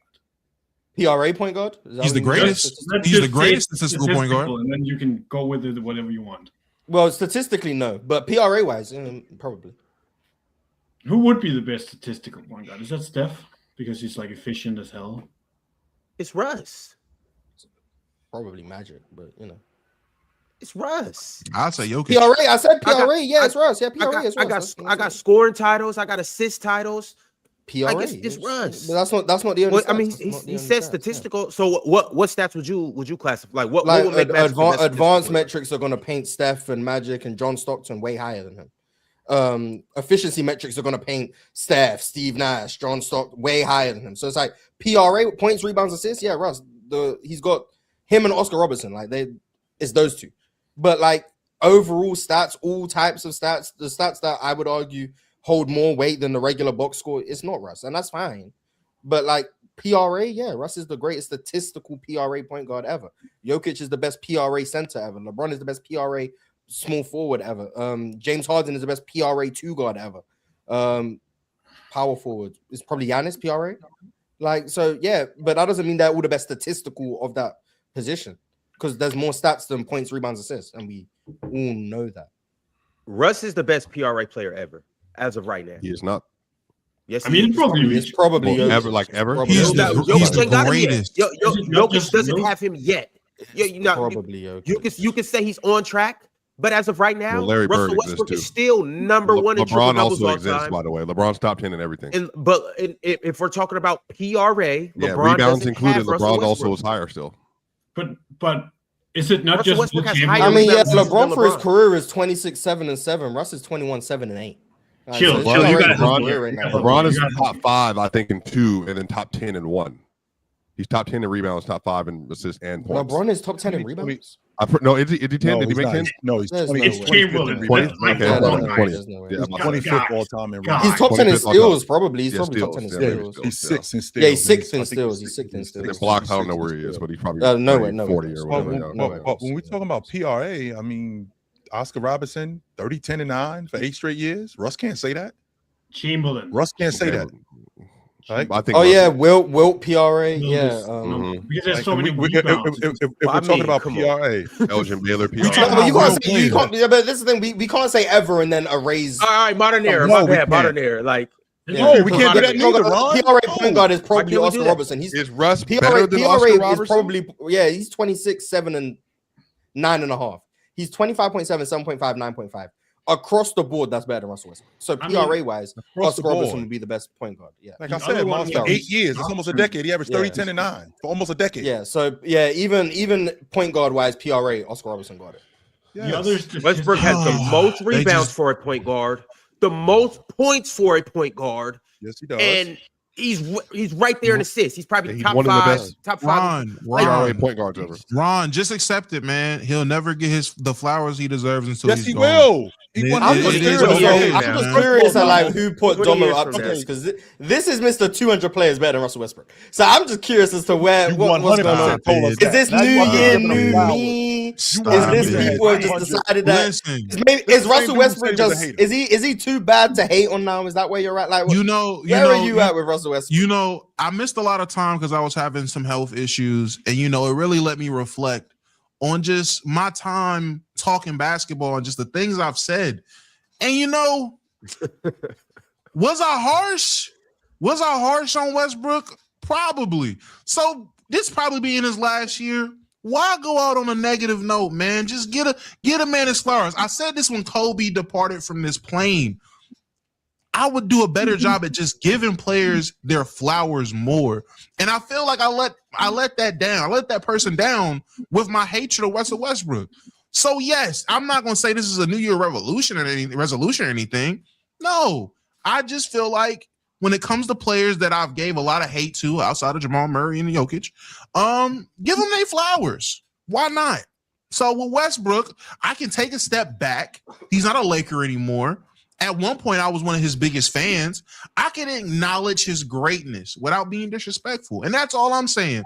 Let's just get a man his flowers. Y'all see the hoops and hurdles everybody ducked through to just not give him his flowers? We got to bring up Wilt and Oscar Robinson. Just Russ, you're great. To be fair, Yeah, someone in the chat correct. said it. Luca PRA go crazy too. It does go crazy. Luka PRA, need to start shooting fucking threes, Mar. How PRA about gonna that? be a tough thing, man. The way the league's going, that shit just gonna keep getting inflated, man. The fact PRA. that I hate it the too, fact Mar. that I Russell think- Westbrook- I don't Shout out even Russ. start Going Started back to the PRA 60s, shit. Mars. Well, not quite, To your- but to your close. point, Yeah, but The fact it's that- closer to that than like the fact of being a Close- part of the close to the 25,000 point, 10,000 assist club, it's only one other guy to do that. I mean, LeBron? Who's that, Chip? he's in the same. James, that's it. James is the only other guy to do that. There's Hey, a what is velvet it? rope, Say it again. 25,000 points, 10,000 assists. Yeah. And he's creeping up on 9,000 rebounds. These how many guys have done that?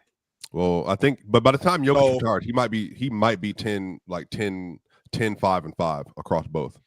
What, So I think 10,000 that's points, probably 10,000 rebounds, 5,000 assists? Well, no, top 10 in points, top Oh. 5 in rebounds, top 5 assists, but he'll have to keep Top- that healthy. top- James top- Harden top- is 1,500 assists away, so I think James Harden. Will How many probably assists is get that? there. How That's many a assists lot, in the yo. season? 1,500 assists, Um, Mars? Let me do that math. I think that's. I He's think about that's like 6 assists a game. assuming the pace he's been at, he's probably about 6 assists a game. 2 seasons ish. Yeah, 6 assists. That's like 6. 2 that's like seasons, 5 2 assists a seasons game. ish. Yeah. Something like so that. James See, Harden this might get there. We'll see. But yeah, Russell Westbrook's longevity, I do think, is really good, especially for like a point guard of his play style. The fact that he's still around in year 17, and the fact that I do think he's been productive for the Kings. I think he was productive for the Clippers. I think he was productive for the Nuggets. The Lakers, I think his salary was a bigger problem than his actual play. Like his play relative to salary was a bigger problem than just his level of player he still was. Washington, I And think he was lied to. fine. Sure, Houston, I still think he was a good player. Obviously, you go back to OKC, he was still really good. Like Russell Westbrook's been a really good player for a really long time in a play style that doesn't have the greatest longevity. Yeah. Derrick Rose, for reasons outside of his control, didn't last the longest. Ja Morant is 26, and we're seeing what's going on. John Wall didn't have the greatest longevity. Even going back through our history, guys like Steve Francis didn't have the greatest longevity. Like, nope. Russell Westbrook doing what he's done with, like, he's had major injuries, he's had meniscus surgery, he's had major hand problems. Like, he's made a really great career, like, for himself, really long career. I mean, I think he deserves credit for that. Thank you, Morris. Well, before all right, fellas, we're gonna go ahead and get into these super chats. Salute to everybody that's in here right now. It's about 1,800 across platforms. Y'all know what the drill is. Like the video, follow us on X, follow us on Facebook, follow us on Instagram. Definitely follow us on TikTok. That's where all these guys' bad takes get put. Follow us everywhere, y'all. And on top of that, come over to YouTube and become a YouTube member. All right, y'all. We got some good super chats. People have chimed in. The first one is by way of Trae Ray. Trae Ray said, I agree that people give American projects a slightly shorter leash, but I think that's because we've seen these dudes since middle school. Before NIL, most people only saw Euro highlights and were sold on that being the goal. I don't think that's. I think that for fans, sure. For NBA teams should be doing their due diligence. I don't think that can be true for NBA teams. NBA teams should be watching these international prospects from when they're 16, 17, 8. They should be watching them. It's hard to, I'd like to think they are. I'd like to think they are. It's hard to recognize them, Jordan? but it is. What do you mean it's hard to recognize them? Whoa, stop right there, Jordan. It's hard to recognize them from what standpoint? Because in Europe, you know, they start playing like club ball at like 14. Who is it hard to recognize them from, though, Jordan? That's what I'm asking. Because to Moss's point, the NBA teams, this is their job to do that. Yes, but hold on, chill. At 14 in the Euro League, when they playing in these club teams, it's totally different than like a AAU standpoint or like a phenom standpoint, where these kids just play a different brand of basketball. And in the States, it's more showcase basketball. In Europe, it's not really about showcasing my 14, 15-year-old, unless obviously you got a Luka Doncic or Victor Wembanyama. But most of those guys like just learn how to play, and then they get older and they kind of grow into their body. In the States, you got a 14, 15-year-old that got documentaries and shit. They don't got shit like that. But I will say the Spurs are looking at another kid. He plays for, I want to say Zalgiris. I can't. He may be like 16. No, he may be like 17. He plays on the same team as Ron. He plays on the same team as the little light-skinned dude, Marcus Howard. He plays on the same team as Marcus Howard. Marcus Howard don't play for Zalgiris. He played for I can't remember. It's the blue and red team. Yeah, Baskonia. Let me find Baskonia. This guy. Yeah, Baskonia. It's 16, 17-year-old kid. I saw the Spurs at the game. He's solid.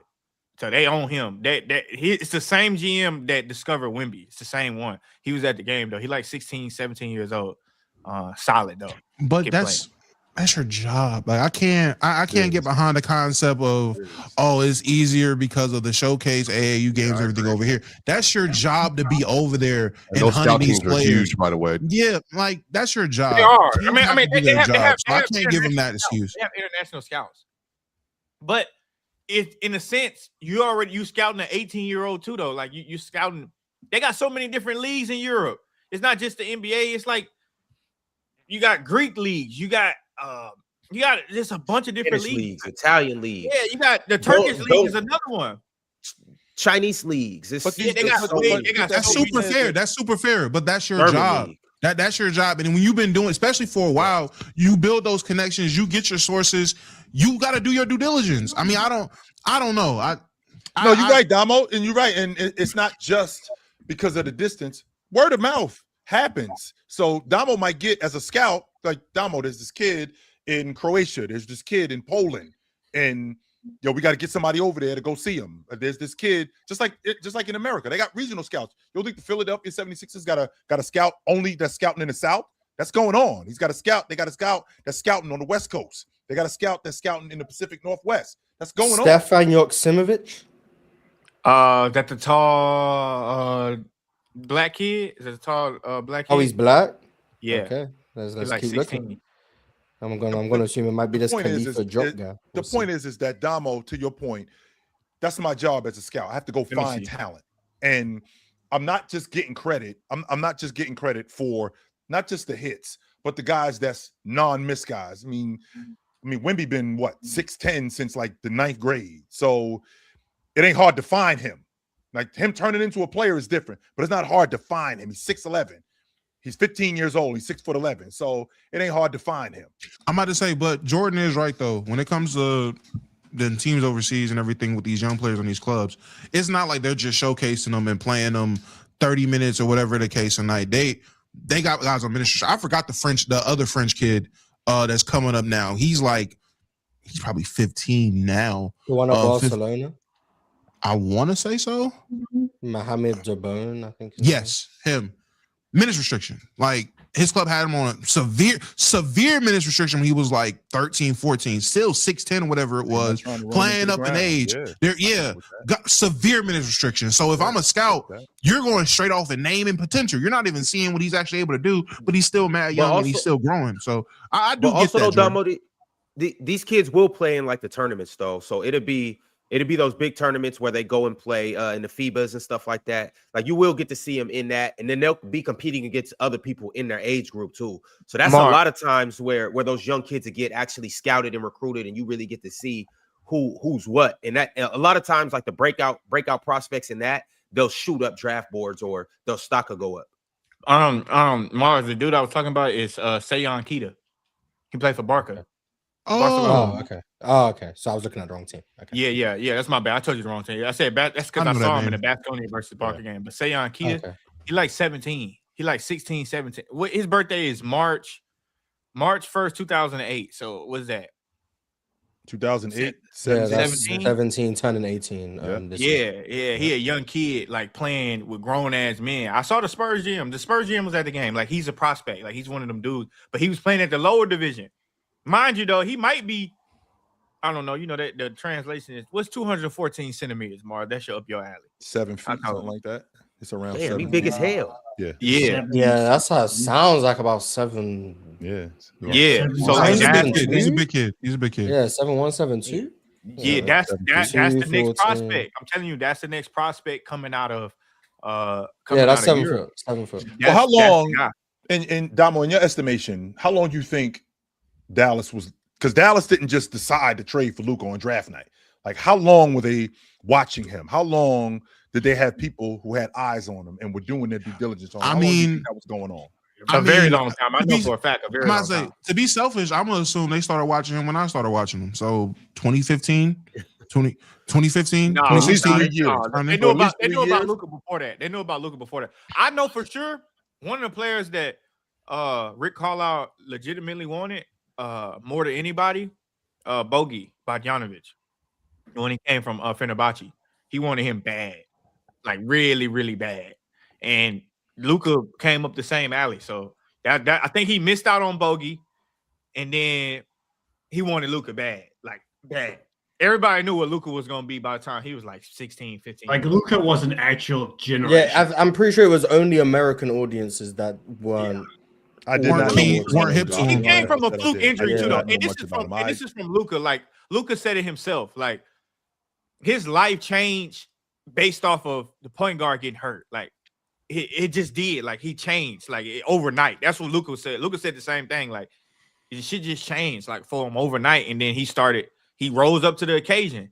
Like you go from being on the bench to not playing to somebody get hurt, and then you're a fucking superstar overnight. He win the youngest Finals MVP in Europe. I think he's the youngest MVP. Youngest MVP, yeah. Youngest MVP, youngest Finals MVP.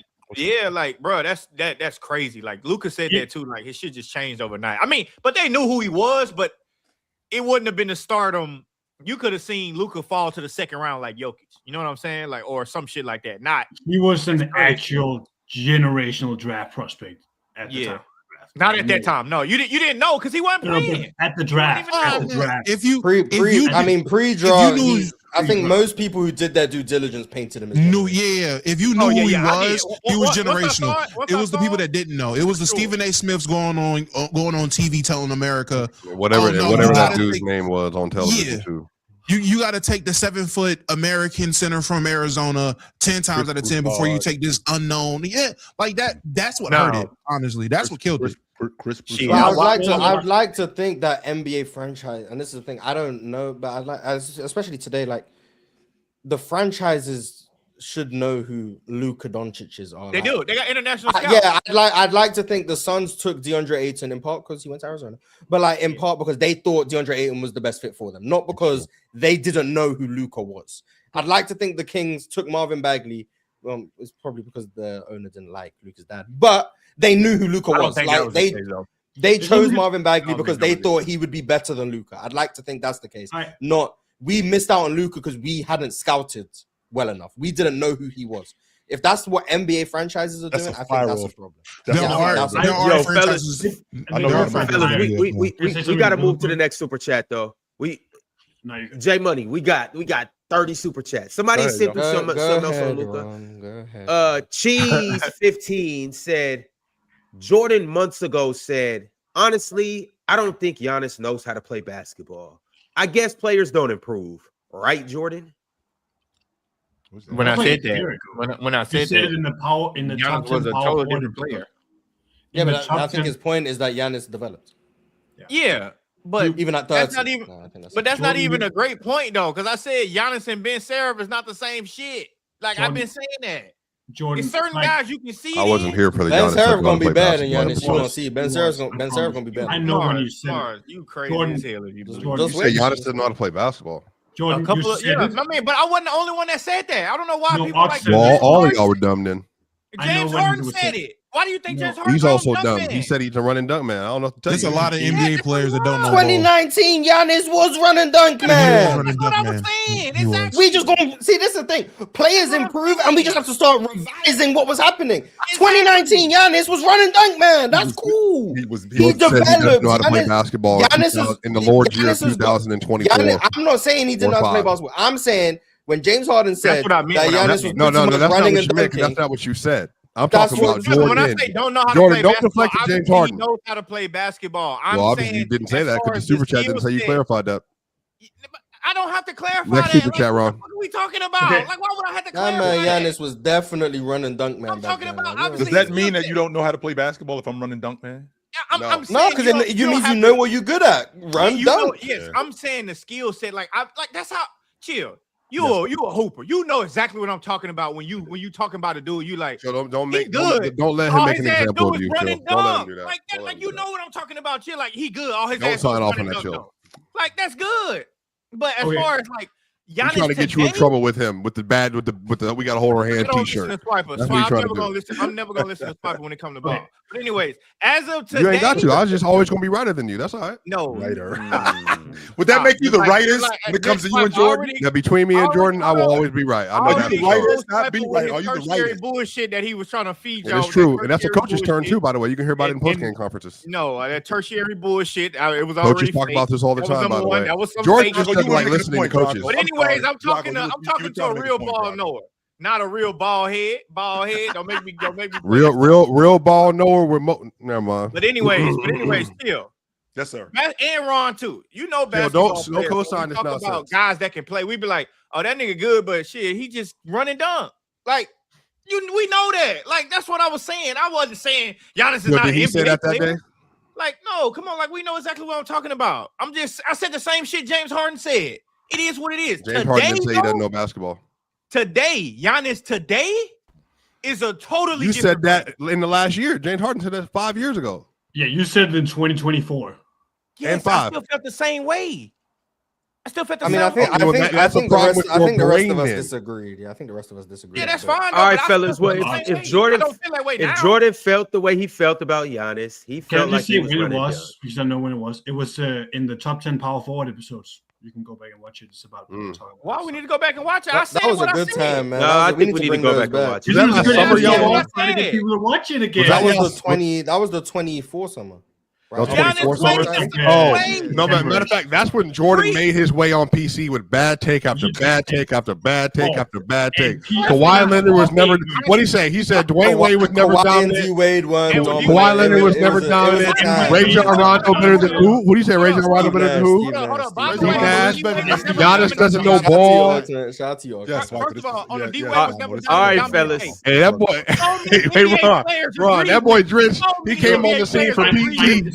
Pooping everywhere. I disagree with them NBA players too. I don't know what to tell you. He was like a baby, pooping everywhere. I care about the peers.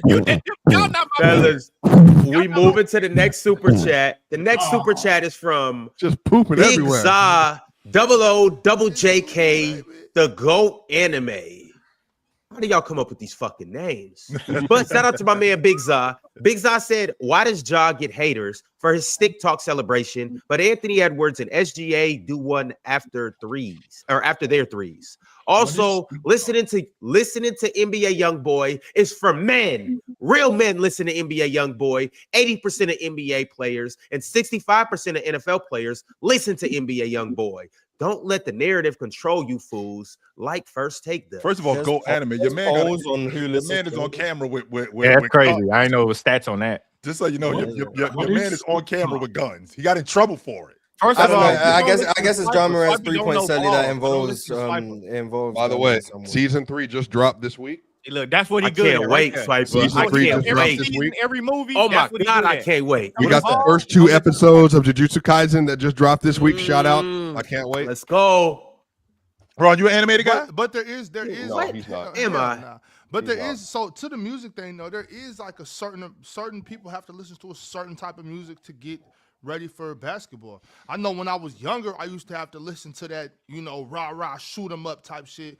But as I got older, I would kind of get too hyped up, you know what I'm saying? And I'd be too anxious. And so I had to start listening to R&B before games.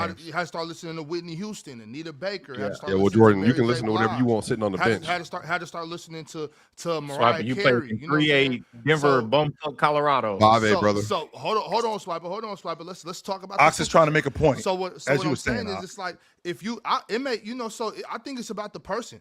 Like in my regular everyday in the car with my kids and shit. No, I wouldn't listen to no NBA Youngboy. But before a game or something, sure, put that shit on. You know what I'm saying? If that's what you need to get hyped up. So I think stats on what players are listening to before the game are not indicative of what's good music. That NBA Youngboy shit is good. I don't care and I listen to NBA Youngboy, so I don't understand the super chat. The problem is how impressionable you are when you listen to that stuff. Ja Morant he was a good kid that played basketball. Ja Morant was not gangbanging. Ja Morant was not on that down in South Carolina. How you know that? He wasn't. I heard a little different. I heard a little different. What did you hear? Heard a little different. Just heard Ja was a little different. From what I heard, 2-parent household. He wasn't a bad kid. He wasn't. He might have been around. He might have been around some bad kids. He wasn't a bad kid. But once you start listening to NBA Youngboy, can you just stay there for a second, Damo? Go ahead. Just about that, and I'm not trying to like Go take ahead. over your take. I want you to keep going. I'm just curious, like even though Ja did that dumb shit, I don't think he's putting on the persona of being a gang member or a gangbanger. Yeah, I don't think so either. I don't think he's putting that persona on. I don't know, man. When you pistol whipping teenagers, when your mom says someone called her out her name at the mall, so you go there and attempt to jump the little minor. I think anybody would do that with their mom, though. No. No, That's we're not. not an NBA player. I know Swiper don't know nothing about Not an NBA.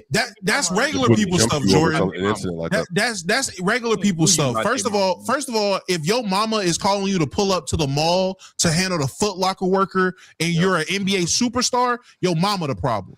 But that's why he grew up in a bad. That's why he a bad kid. That's why he was a bad kid. I don't think he was a bad kid. But again. Why his mama call him? Again, I don't believe when you're that impressionable. I don't believe you should be listening to certain stuff. And absolutely promoting certain stuff. When Ja Morant can't control him picking up guns, I don't think you need to listen to NBA Youngboy. And it wasn't just one situation. Again, why are you picking up a stripper pistol? I think plenty of people in here have been to the strip club. What? Allegedly. No, not allegedly. It's on camera. It's not alleged. It's on camera. I'm saying allegedly it was a stripper's pistol. You know that was his gun. That little pink. All right. That little mini pea shooter. In the club playing with guns, that shit was stupid. Damo, I remember we was up here and I was pissed about that because I just think playing with guns in the club in that situation, that shit was dumb. He also had an incident. If you playing with guns like that, you clearly don't have any gun safety. So you're just an imbecile. You out there playing with guns. You could have shot somebody in that club. You could have killed somebody's mother that night, somebody's daughter. That's what had me mad about that situation. That's dumb stuff. You drunk playing with guns. That's just dumb. But you know how you doing that? Yeah. Because he's too in tune with the music and he's impressionable. He's an impressionable person. He's tuned into the music. They talking about stick talking to music. Let me pick my stick up. And when you're that type of person, you don't need to be listening. You need to listen to Whitney Houston. You need to listen to R&B before the games. You don't need to be listening to stuff like that. So that's my point. If Ja Morant wasn't so goddamn impressionable, listen to Youngboy all day. But he like to do the stuff they say in the music, and you're an NBA superstar. No, buddy, that's not how this works. I think we over police Ja too. I will say that we definitely over police Ja on everything. He needs to be over policed. He needs to be over. I disagree, but I do think Ja Morant need to get his ass up from that motherfucking court side. That's the first thing I would do. Any team, he the issue. Your ass can't sit on the court side with them big ass earrings on and them Louis V jackets and shit. Get your ass off my sideline. No, you gonna sit in the stands where the rest of the family sit. You not getting no courtside privileges. T. Morant think he living the life. Get your ass up. He is living the life. He is living the life. Yeah, no, you getting your ass up. He is living through his son. I will say he is. Mars. I'm making T take them big ass earrings out his ear before he come in. I'm confiscating all that shit like a teacher. You know when you walk into school, teacher, give me them earrings. That's me with T. As soon as you walk in, give me them earrings. I never took my earrings. I don't know what school you went to. Cause y'all did anything in California. Y'all live by any rules in California. That's why. That the kids make the rules. It's the Wild Wild West over here. In the good old, hey, Lotto go around here, Jordan. In the good old heart, we exercise our rights. This is America. Y'all don't go around here. I ain't got no rights. You ain't got no rights. In the good old state of Texas, we got structure out here. We don't deal with that foolishness up there in California. We don't deal with that. Swiper have no idea what we talking about. He went to he from Denver, Bumfuck, Colorado, so we don't know. So he don't know what we talking about. No, I just did what I was supposed to do, and I made it. The next super chat is from Arthur. You sat on the bench your whole career. I don't tell you, bro. Could have played more. I was a better athlete than you. Swiper. Didn't play in high school. Didn't play in college either. Who didn't play in college? As you were saying, I played at 2 colleges. As you were saying, Ron. As you were saying, Arthur Vieira said, "Why do people hate Russ?" Because his parents sent in a letter of recommendation. As you were saying, Ron, mute this dude, Ron. Mute him. Damn. All right. I got you, Jill. I got you. Why do people hate Russ? Don't even worry about it. Why do people hate Russ with so much passion? He gets 150% of the hate watch other players do. Nice guy, never did weird shit. One weird play, and people rub their hands like Birdman. Eyes shining. It's hard to understand a top 3 point guard ever. I don't even think people are watching the Kings to hate watch Russ. I know I'm not. Yeah, I don't think people are hate watching Russ anymore. I mean, part of it was he played for the Lakers and played with Braun. If you know how living up to your ends of the deal playing with Braun, you're gonna be on the list for life for a large majority of people. So that didn't help. Facts. You got Laker fans hating on Luka right now. Oh, Laker fans hating on Luka right now. So, as one of the people who maybe could be accused of doing this, there was like 2 factors in this for me. There was one, people think that he was way better than he actually was for like the last 8 years of his career, or the last 6 years of his career, when he was like maybe an active negative in Los Angeles and then the start in Washington before he kind of picked up after the quad injury. Then also he represents a lot of things that I personally dislike, like PI watching, the traditional box score, 30 and 10, all of these things that are arguments I just don't like. So because because I have to hear about people talk about it all the time, then I personally start disliking. He got scapegoated. He got scapegoated in Los Angeles with the Lakers. Yeah, he actually played good. He actually played good with the Clippers. He was actually good with them. Yeah. He 100%. It's also because he started to play defense, and he was a terrible defender for like most of his career. That's just not true. That is so not true. In OKC, that shit drives me fucking crazy. Because no, he wasn't. He was not a bad defender. That is awful to say that about Russell Westbrook. Yes, he was. No, he was not. You know who's a bad defender? Luka was a bad defender. The fact that this guy the fact that this guy, Russell Westbrook, the athlete that he was, I think it's a shame that he was never on the All-League defensive team, even though he was playing at that level for multiple years when he was in Oklahoma City. What? Are you kidding me? He's better than Shea. Are you guys kidding me? Better than Shea. Russ was playing. Better than NGA. All defensive levels. Hey, if NGA a two-way player, Russ was a two-way player. Did you say Steph was a better defender than Russ? No. You said when did Russ play on all defensive levels? Wait. You said Steph was a better defender than Russ? For the team, yeah.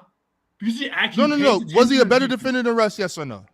In the 2010s, yes. I want to say 16, Mars. Yes, that's when he was bad. Either 16 or around that between 15 and 18. He was playing at that level. That was going on. That 100% was going on. 100% was. Let me look at these all defensive teams. Absolutely was. And just because he didn't make the All-League defensive team does not mean he wasn't playing at that level. Just like no, he wasn't playing at that level because he wasn't playing at that level. I just want to see. I disagree with that. Because this is the first time I've ever heard anyone say Russell Westbrook was playing at all defensive level. Okay, two people because I agree. Yeah, but I don't think you would ever say that before Chill decided to say that. So Chill just convinced me. Yeah, you a bandwagon taker. Yeah, you the Memphis Grizzlies. Chill was the Atlanta Hawks. He traded Trae Young, and you was like, I'll trade Ja Morant too. That's you right now. That's you right now, just jumping on when someone else does something. But it's cool. Hey, Russell Westbrook. If you see a good strategy or philosophy, you should adapt it. See, y'all need to be better at that. His issue as a defense player is never his physical tools. It's the fact he doesn't pay attention. It's the fact that when they play the Warriors, they make all this off-ball movement. He's never where he's supposed to be. That's his issue. His issue isn't the athlete. Russ came close in 2015, to be fair. He got 35 points. Who would have thought? Who would have thought? I just disagree with the voters. I don't know what to tell you, but he came close. Because people see high rebounds and they're like, oh, good defender. He wasn't a good defender. I think he just missed Drago, I understand you want to get your Russ hate off right now, but unfortunately, we're going to move on to a different super chat because, quite frankly, we're in our fourth hour, actually, but also, I'm just not finna let you get this hate off on Russ. So Love for Dina said, shout out to Ant for being the third youngest to reach 10K points. He's going to get 20K. He's going to get 20K more. So this may seem slight, but I truly think he's going to be a GOAT level scorer with the ascension he takes year to year. Well, GOAT level is Michael Jordan. I don't know if he's ever going to get there, but yeah, third youngest to 10,000. When you're only behind Bron and KD, and you'll realize there's a common theme between like the youngest to every like points that show, there's gonna be Bron and KD. Once again, shout out to the longevity. When you're the third youngest, I think that's mightily impressive. So we'll see what he gets, but shout out to him. All right, Athletic Mind sent through a super chat and said, why do people say peak Kawhi is 2019? Have they not seen 2016-17 Kawhi? While he didn't master his scoring ability at that point, he still produced evenly offensively and defensively. I think 2019 is Kawhi's third best year. So what's his first two? 17 and 21. In what order? I'm so mad we got deprived of 18. Yeah, I would have liked to see Kawhi be healthy in 18, but yeah, 17 and 21, I think, are the best two Kawhi seasons. And then 23, he didn't play in the playoffs, so I'll leave that one alone. But yeah, 2019 will probably be his third, even though I think he was probably a better player in 23, but didn't play in the playoffs, so we'll leave that one alone. All right, let me go ahead and put you right there, buddy, because you have a super chat coming your way, Mr. Swiper. And it is from... You guessed it. Anna Monica Studios said, hearing Swiper say Jamal Murray is better than Jaylen Brown just stands alone as a bad take. Shai's main reason for being MVP is that he is OKC's offense. How come they can't score without shooting luck? What does that mean? Shooting luck. What does that mean? When they're shooting 45% from three, variance is basically. That's a good question. Wait, Shade main reading being Heat. Okay. Okay. Yeah. Really good player. Really, really good basketball player. I think he's an MVP candidate. I think I've said Jamal's better than JB for a while now. So I think people are just kind of catching up to what I've already said previously before. I don't think anyone's catching up. No, too. I'm saying in chat, they're saying they brought it up in the super chat. Yeah, but I think they're disagreeing with you. I don't think they. No, I know, but I'm saying that I don't. Maybe that's a new take for them. Yeah, maybe I'm saying. That Okay, I got you. Yeah. All right, let me go ahead and put you up here now because this super chat is directed towards you, Mr. Drenchman. Kai's World 3 said Jordan is right. The developmental leash seems to be longer with Euros. People still believe in guys like Topic and Jovic who have shown no promise. But when it's Cam Thomas, he's a sixth man at best. Topic can get a little grace, right? Topic hasn't played. You know, like hey, why would you put me next to guy got chemo? No ball. Yeah, the guy kind of got like a career-altering diagnosis. So. Right, he's going through chemo right now, fellas. Y'all can give Topic some grace, please. I think. So. You know, we'll leave Topic out of this. Nikola Jovic, I'm not the highest on Nikola Jovic, but Cam Thomas is in year 5. I like so Jovic. Like we can acknowledge that Cam Thomas is in the 5th year of his career. Wait, what year is this for Jovic? Is it 3 or 4? I believe it's his 4th year, and I believe patience is running thin in year 4. Well, So like, even though I think Jovic will still be around the league for a little while. You know what I'm saying? I don't think he's. I wouldn't be surprised. I mean, it doesn't take a genius to figure out when you have physical tools and advantages, you're going to get a longer leash, despite not being good, than someone who is also not deemed as good but doesn't have physical advantages. That's just the life of like athletics in general, especially a sport like basketball. Like the 6'10" guy who hasn't really shown that they're good is probably going to get more chance than the 6'2" guy who hasn't shown that he's good. I'm not saying Cam Thomas is that guy, but I'm saying generally. It's basketball, so that's just the way it works. You're taller. You know what I'm saying? If you're between the height of 6'6" and 6'11", this game is meant for you. You know what I'm saying? So, all right, Teddy Hart, my bad, big dog. A Hall of Famer by the name of Teddy Hart sent through a $50 super chat. I'll move another Hall of Famer to the top row. My man Jay Money. Teddy Hart said, 1, as an OKC fan, I've hated Russ long before he was a Laker. All-time physically gifted, but always had peanuts for brains. Too many nights watching his non-shooting ass trying to play hero while KD in the corner waving his hands for the ball. I think Russ is like, you can see Russ wasn't always a point guard. I think that's kind of my opinion of him. You can see he was someone who became a point guard, but wasn't always one, just in terms of like, typically a point guard is someone who understands time and score, understands tempo. Russ was kind of like, for better or for worse, he was Russ's speed the whole time. Even when maybe you did need to slow it down sometimes, even when you did need to get into a set sometimes, Russ would call his own number. So it's like, he probably just wasn't a point guard mentally, but was playing point guard, but still was one of the best point guards ever because of the things he could do. So I think that's probably my opinion of him. I just hate how we act like Russ. He was always didn't set KD up for shots. He's just so talented. Oh no, Russ made KD. I think Russ made KD's life easier. Like me personally, so you know, but for sure. All right, everybody in the chat, keep going. The next super chat though that I got is from Teddy Hart yet again. Teddy Hart said 2 and chill. His decision making on defense, dumb gambles, and IQ mistakes made him not a good defender despite his hustle/motor. It's not his physical capability. I've consumed more OKC B-ball over the last 17 years than you. No, he said than most. He didn't say you, Ron. That includes you. Ron. No, it that doesn't. includes you. I watched a lot of Oklahoma City games too, so that's just not true. I watched a lot of Oklahoma City games. The problem with Russ is so gifted that it was always more to be desired with him. Always. When in reality, I mean, he turned into a point guard when he came out of college. He wasn't that. I mean, before he came to the NBA, he was a 2-guard who converted into being a point guard. And he had to learn how to be a point guard. And when he learned how to be a point guard, he became one of the better point guards in the game. And as a defender in the passing lanes and an on-ball defender, yes, he would do bonehead stuff. But a lot of times, Russ was really good on defense. In fact, he played at an elite level for a while. It's just the bonehead stuff stands out. That's the biggest problem. That's the problem that we're having here. I think what frustrates us so much is because when he actually put his mind to it in like Los Angeles and Denver, we could see he was a really good defender. There it is. He's super athletic. He just wasn't that in OKC. It's not that he could have been more. It's that he was bad. You literally just said like when. Yeah, well, Jalen Johnson can guard 1 through 5. So that's what. Y'all really think Russ was a bad defender at OKC though? You really think Russ was a bad defender at Oklahoma City?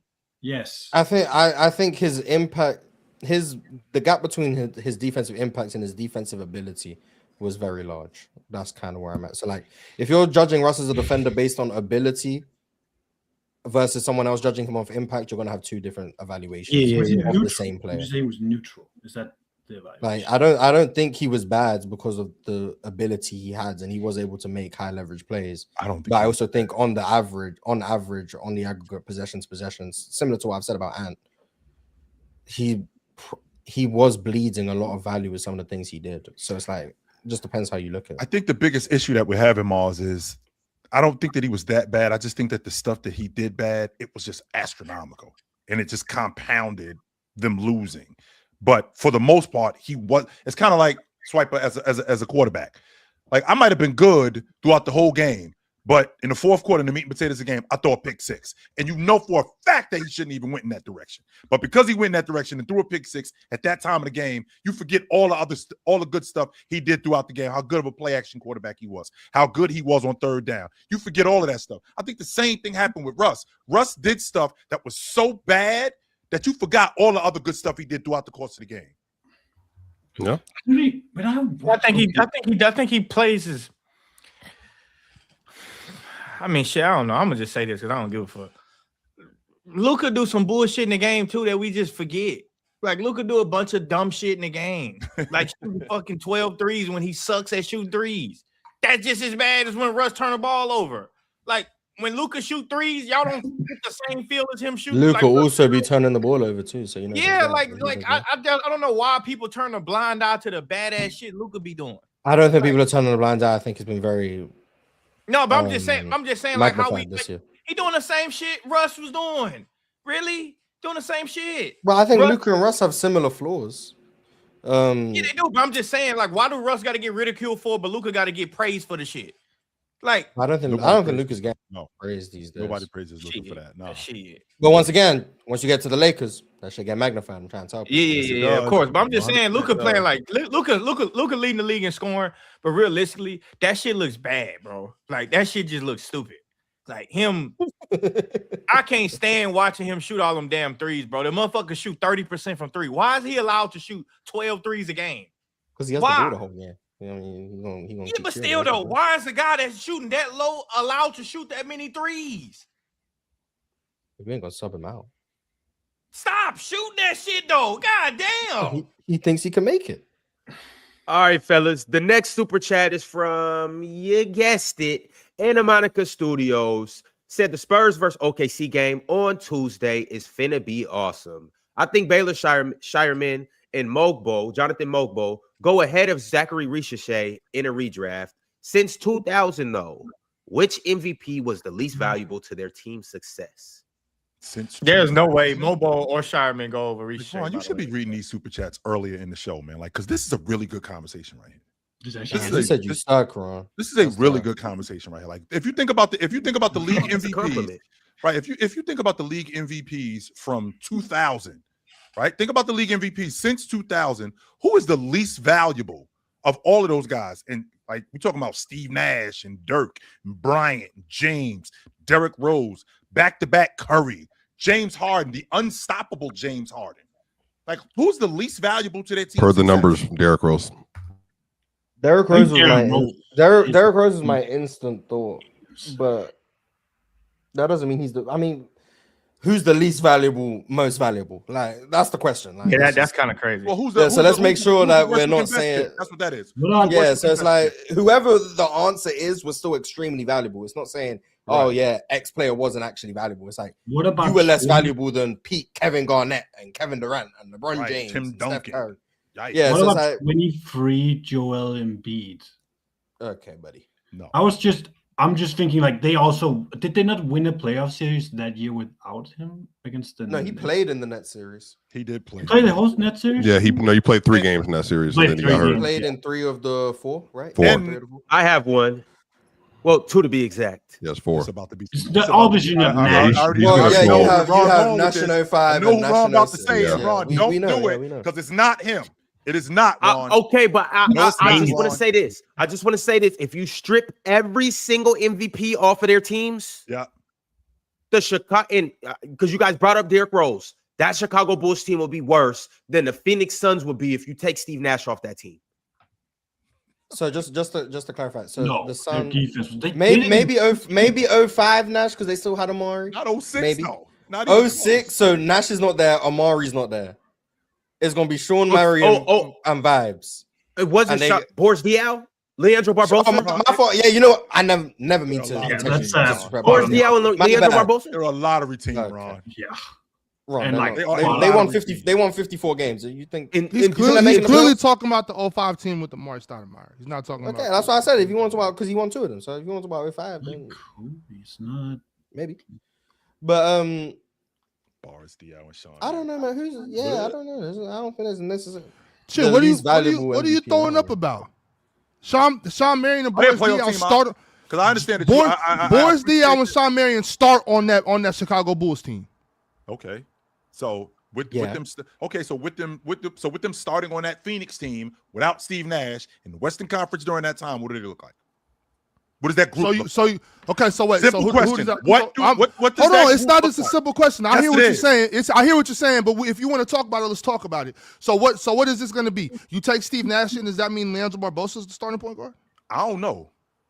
Who you want to put? I mean, you want to put? let's talk- Okay, let's put Barbosa at the league guard. What does that group look like? Okay. So we start. So what was their record that year?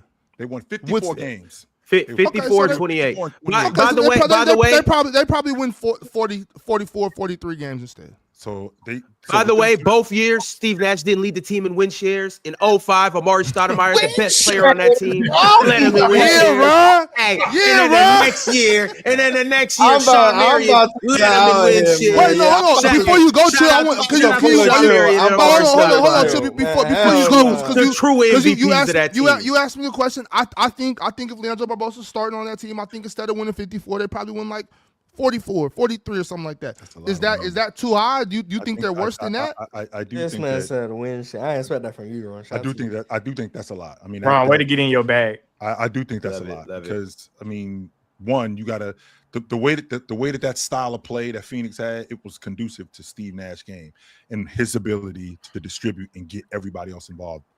Barbosa is not getting Sean Marion and Boris Diaw and their bigs. He's not getting them dudes involved in the game like Steve Nash did. He's not the efficient scorer and bucket getter that Steve Nash is. So the idea of winning 44 games, I mean, the Lakers won 46 games that year, and that was Brian averaging 35 a game. It took and that was Brian averaging 35 a game. Well, so now the Lakers were definitely worse than the Suns. right, and if you take but if you take Steve Nash off that group, how much better are they than the Lakers? They're not better than the Lakers. I mean, I don't know because that defense would still be terrible, and then their offense would also fall off a cliff. I don't know, but hear me out. I want to because this is just about value, right? This is not about how good of a player was. This is about if they weren't there, how good would their team still be? Sure. No, it's about the fall off from where they were. Yeah, the fall off. Like so, the 2018 Rockets were really, really good.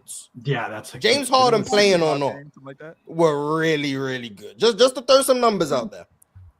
Chris Paul and Capella, so playing together with no James Harden, had a plus 11 net rating that year. Chris Paul with no James Harden or Capella had a plus 13 net rating that year. I believe Chris Paul playing at the level he was playing at in a Mike D'Antoni offense can replicate not James Harden production, but the Rockets can still be a really good team in 2018 with Chris Paul running the show. Now, once again, that's not me saying James Harden wasn't James Harden. Sure. Just about how well could the team perform without James Harden for that season with the roster they had. Because I'm not taking the team's I'm not taking Russ off the 2017 Thunder. I'm not taking Nash off the Suns. I'm not taking Derrick Rose off the Bulls. I'm not taking Shea off the Thunder. They have no other creation. The Rockets did. And the Rockets had someone who could initiate pick and rolls, maximize Capella, maximize shooters. I would argue that probably is the best answer in terms of just pure value. Because Harden had someone who could replicate what he brought to the team on the team, despite the fact that he is still. So is that like a 500 team, you'd say? I'm fairly confident that team wins 50 games. So that's they probably wouldn't be a 500. They're a really good team. I think they're them a really 65 good wins. They're a really them good 65 team. wins dropped to 50. I mean, because Chris Paul was playing at an all league level. 15 wins. Can I make? I'm not gonna say it's him, but I'm just gonna make the 23 and beat case. They'd be the 2 seed in the West that year. Is what I'm saying. They'd be the 2 seed in the West that year. With James Harden, no Chris Paul. I will say, like that Philly team, Chris Paul, no James won Harden. 54. They won 54 games. Obviously, some of that is because they had guys missing a little bit. I think Harden missed like 18 games. So did Maxey, and Embiid also missed like 16 games. Was the most for any MVP. But they had Harden, Maxey, Harris. They had some decent like role players, PJ, Shake Milton. They had like decent role players. Like, so would that not be with Harden and Maxey like a 40-win team? But the issue is, and that's why I brought up like the on-off stuff. Joel Embiid off the court, the Sixers were a negative net rating team in 23. They were a positive 9 with him on the court. But like, they don't have the same statistical indicators of. That's true, but they also get to it like the Harden and Paul was more like they were really staggering Harden and Paul, using them as each other's backups. Harden without Embiid had a negative 0.9 still that year. But like, then you can also Embiid's impact, I think, is undeniable. Like he was their offense and their defense. I think the other thing is you could also change the offense a little bit if Embiid all right, chill. I'm not saying you definitely do change. You run more Harden centric offense for sure. You go back. I just don't know if Harden in 23 was still able to do that. I don't know if Harden in 23 was still able to do that physically. I think he's had more of a resurgence in recent years. 23 are still dealing with some of like the issues in terms of burst. But so I think James Harden is going to be my answer now. I think that's a decent one. Well, I will say that year, Mars, you are kind of cooking because win shares per 48, Chris Paul and Clint Capella were right there. Ron, you say win shares one more time, I'm leaving. I don't know what to tell you. So I'm just trying to drop jewels on y'all, man.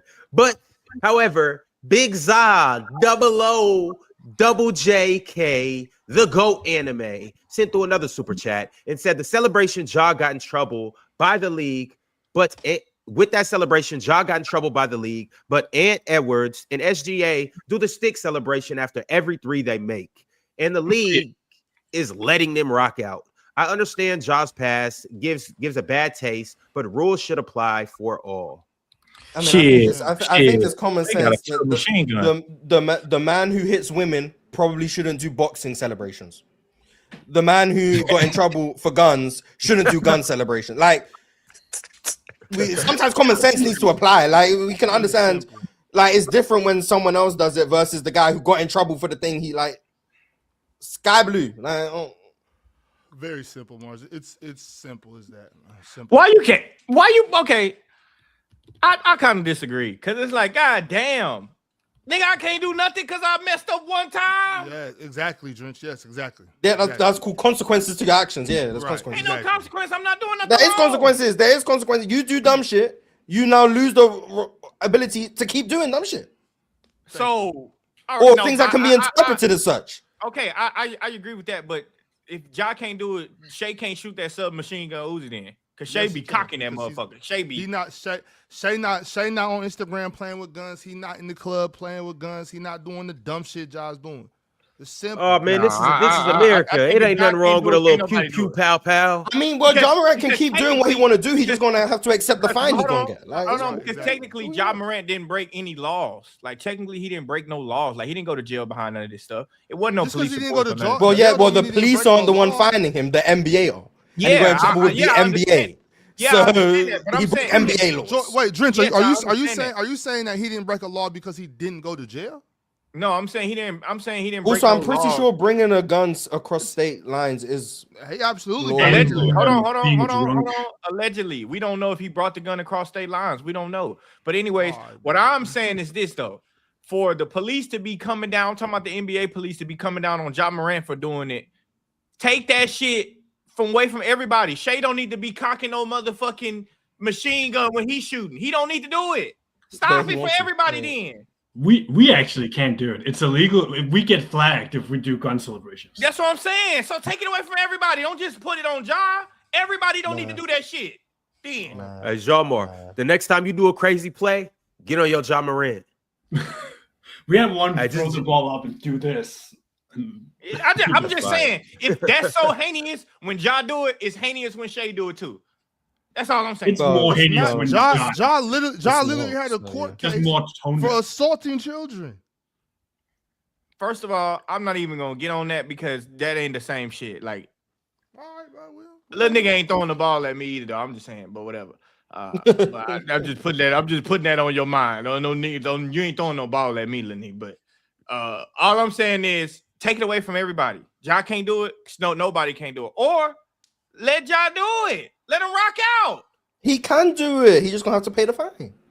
Jordan, Well, fellas, that's like pain. if I got a felony. If I got a felony and we go do PC weekend in Montreal and we get to the border and they're like, oh no, this nigga can't come. That mean all the PC can't go because I can't go? Is that what you're saying, Drench? That y'all shouldn't be able to go do PC weekend? Shit, we gonna take a stance for Big Ox. Ain't no Big Ox ain't gonna get left behind. We Big Ox ain't getting left Montreal behind. speak French. They speak French in Montreal. That's Yeah, they what's going do. on? They do Hey. actually. Oh, Yeah, okay, they do. that's the weed Hey. he talking about. We Yeah, that's done the did it weed he without talking Big about. Ox before. Facts. We'll do it without Facts. Big Ox again. No. That's crazy. That's Yeah, crazy. he- Y'all I'm did, talking- y'all talking did about do that the cover different- without That ain't Do me. you the same see thing, Big though. Ox there? That ain't the same Does thing. though. anybody see a Big I can Ox? give you a different scenario, but we running for time, so I ain't gonna give it to you. But that ain't All right, the same. well, speaking of guns, how ironically that the next super chat is from Teflon Gunsmoke. Gunsmoke said AJ is the #1 pick. GMs will regret taking Boozer or Peterson over him. I don't think it's I think it's gonna be based on team needs. Like, I really think that's how good all three of them are. I think you take the one that you think you can best develop. I'm gonna tell you the truth, Mars. I think the kid from North Carolina to move Peterson out that top 3. I think it's the kid from North Carolina. Is that Boozer because of or Peterson's Hayes. like injuries and whatnot? Or you think he's a It's that, better and he player than Peterson? No, I don't. I think Peterson's a really good basketball player still. He just little. You know what I'm saying? He just little. He just got more. I think he has more air, more room for air. That's all. Is Peterson different, man. I don't Peterson know. is I haven't done Peterson's enough. Crazy. I haven't done enough looking further down in the draft. Peterson to me, he did. I think he's dope Like- for sure.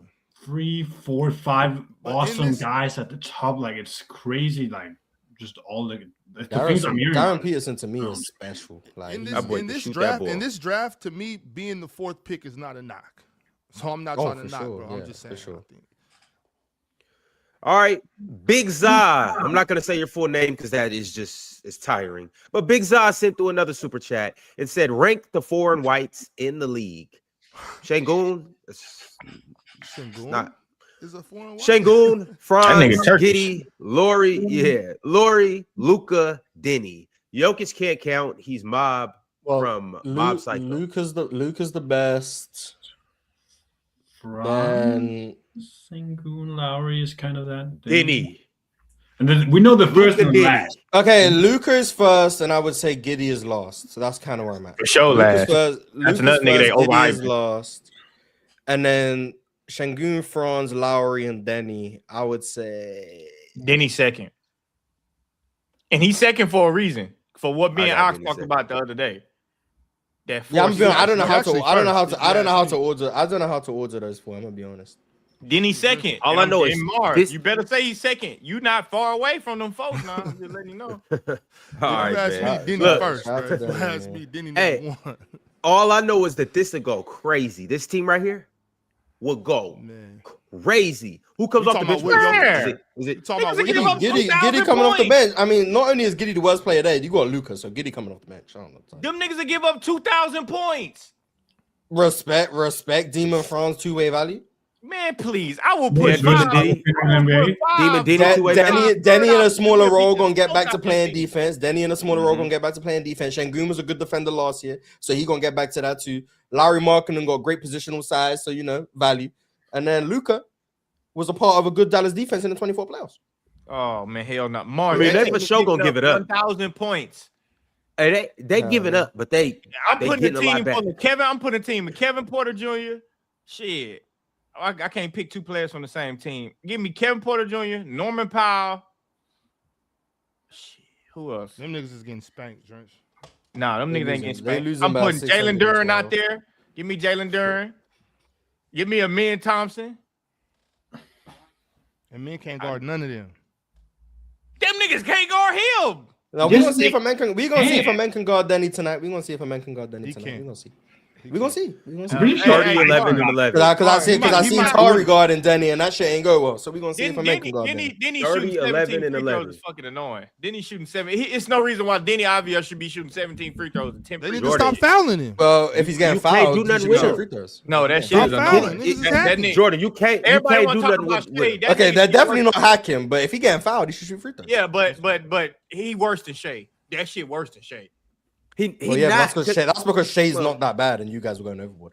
But yeah, Denny, No, that shit that Denny, bad. I disagree with you. But yeah, Denny got a good whistle for sure. Yeah, Denny got a good whistle for sure.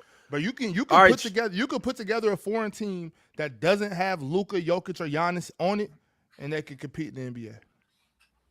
Hell no. I mean, yeah, they could compete, sure, yeah. Yeah, but they I mean, can't no, I'm compete. talking about they could be contenders, Marshall. You said Hell no. Yeah, sure. Why not? you said That team, Jokic, if you put- Luka, and Giannis. If you put Zubac on that team, without Yeah, You team just, wins you, the just NBA build, you just build the team around Wemby. Yeah, it's not different. Yeah, concept. Oh, I forgot. Wemby. No Wemby either. No Wemby either. Okay, then wait. hey, Man, if you take, let me say, if you take Giddy off Let me that just team say and put Embiid is Zubac on scoring, that and we team, hope he's they healthy. win the NBA championship. Man, get the fuck out of here. That team wins the NBA championship. What did Easy you just too. say? What did you just I say? said if you take Giddy off that team and put Zubac on that team, they win the NBA championship easy. They cannot. Oh. They will give up Easy. 250 With Jokic points. still, right, Ron? No, without That Jokic. team is not that bad. They They That will was give up Luka, 250 Franz, points. Denny, Laurie. That's a Zubac? Why?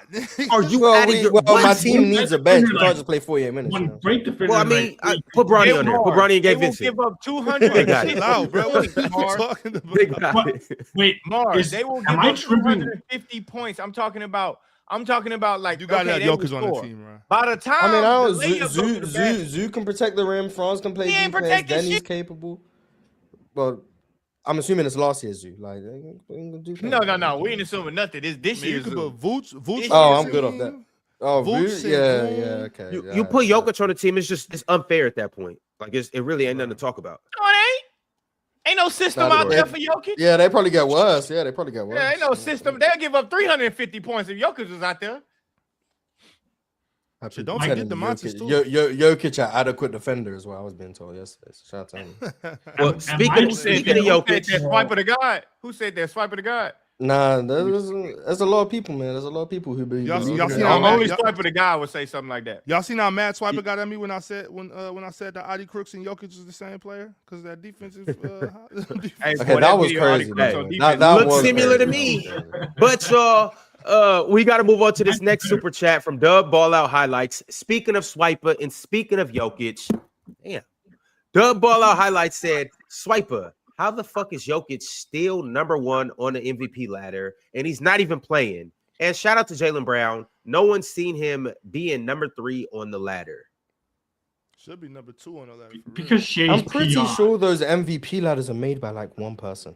I'm pretty sure. But Because Shea's PR. is really bad. Swiper be saying all kind of shit though. Swiper be like the broadcasters on ESPN just said that Jokic should win MVP. Like that has any fucking credibility or anything.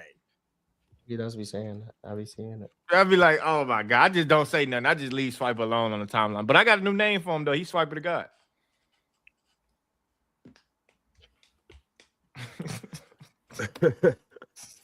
Catrell Hill sent through a super chat and said the Suns had Igor. I still don't know how to pronounce his last name. Igor Lucas. Oh, that ain't Igor. Yeah. Nice one, Jordan. Who the fuck is that? Igor Kokoskov. And that was Luka's Slovenian coach on the staff during his draft. They didn't want him. Russ slander is disgusting. He never cheats with his hustle. Y'all can just give him, can y'all just give the man his flowers? Disgusting segment. I agree. I think I gave him his flowers, but I also don't think I lied.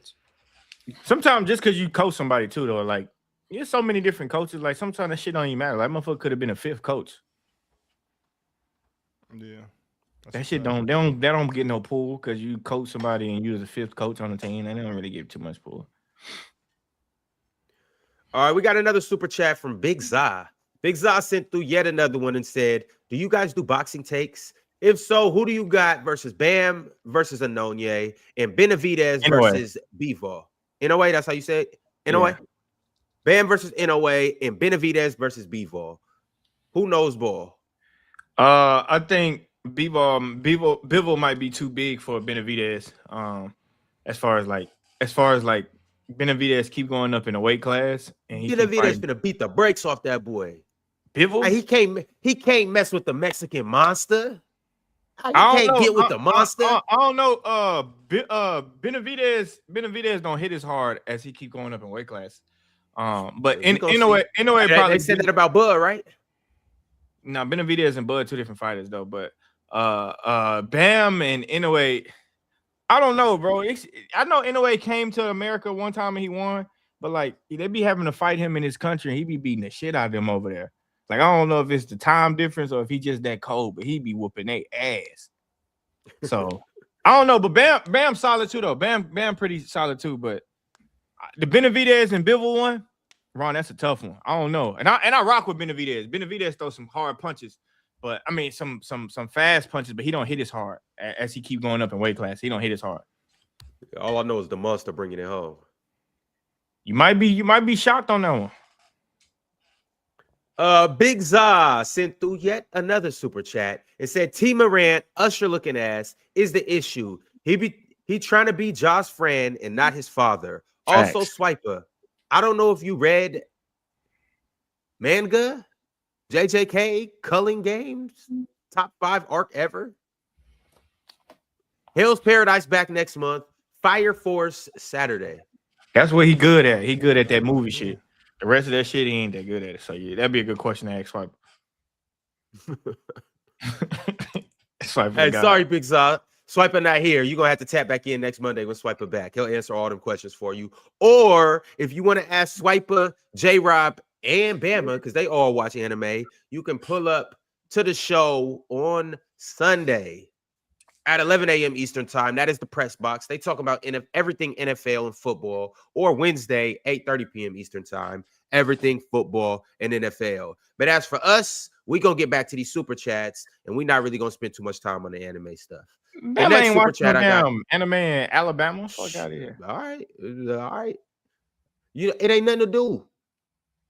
Very almost similar to Houston, except y'all got the strip clubs at the end of y'all dirt roads. So y'all can get away, y'all have a little more time to spend over there. But I mean, only thing y'all do is barbecue and strip clubs and a little bit of football. All right, that sounds like a cool life. Huh? Barbecue. However, DTA ain't welcome to Houston no more.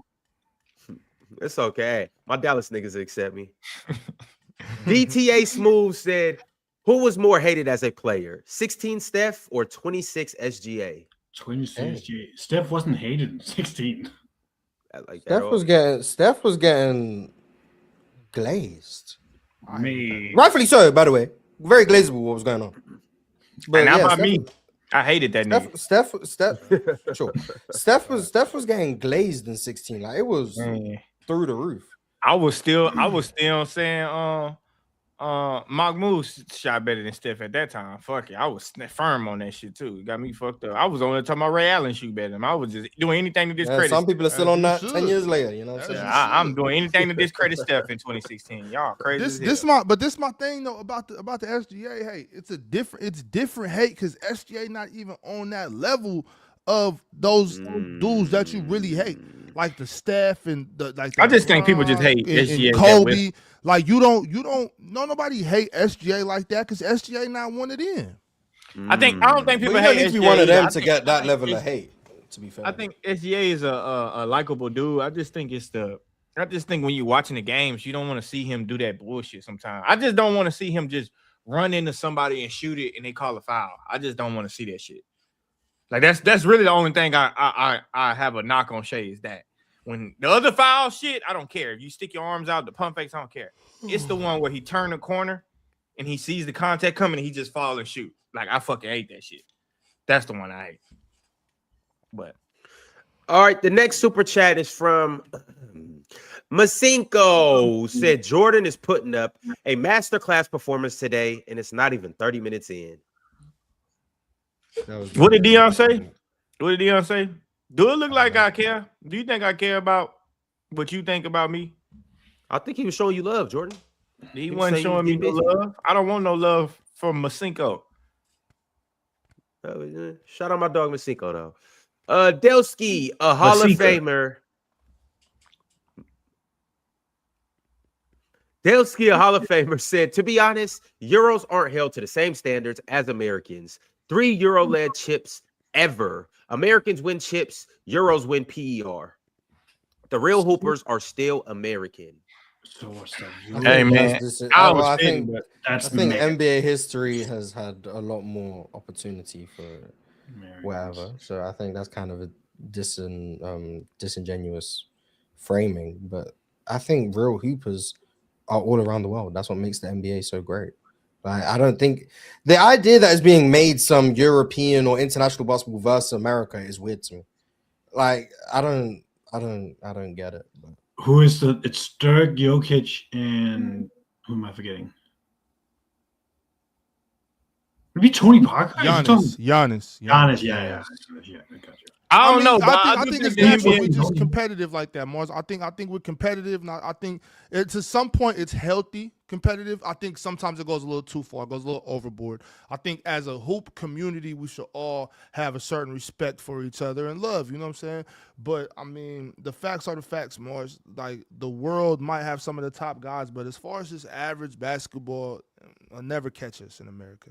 And that's okay. I think only my gripe to all of this shit is because the NBA put on a fake ass facade. Like they literally doing NBA Europe. Like they literally is trying to do NBA Europe, and they literally don't give a shit about the G League.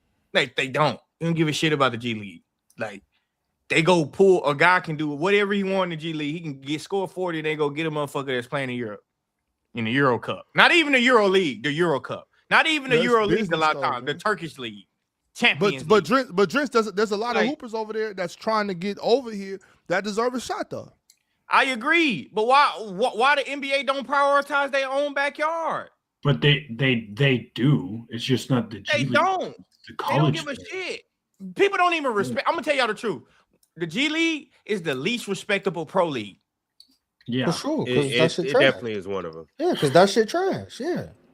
Why?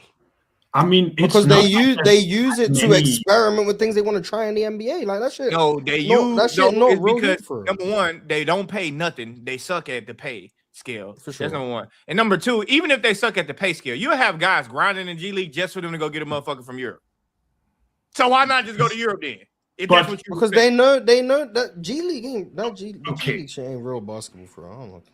That's what I'm saying. So the NBA is they don't care about the G League. It's pointless. As a white European that has maybe experienced a little bit of this. You're white? Yeah. Sure. I'm European was more my point. That has maybe experienced a little bit of this xenophobia that some of these players may face. I want to say two things. Well, first of all, just Jordan's point quickly is that it's probably because one of these players are more unknown, so there's more chance that they may hit. Whereas the G League players they're in the system, they've seen them a lot. And some of them do get shots. Devon Kumpasel. He went over here to Europe, got an NBA contract with the Nuggets for the G League. But I want to say that it's really frustrating when you as a European it's always just this hate that we have to be on one scale that Europeans can't play defense. Europeans are unathletic. Europeans can't do this, and that. Europeans can't be franchise players.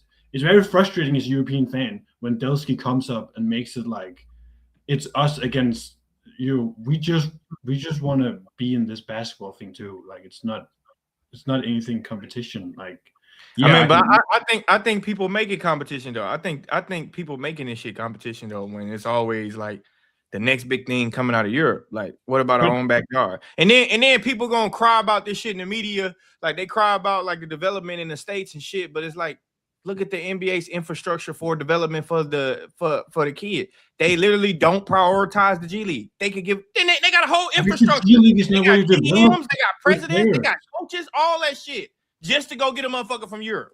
But the G League is not about prospects. It's about older guys that you might want to get a shot as role players. Like Fred VanVleet is like what that ain't what the G League is about. Is Fred VanVleet the only like really good NBA player that came out of the G League, or am I missing? That's not true.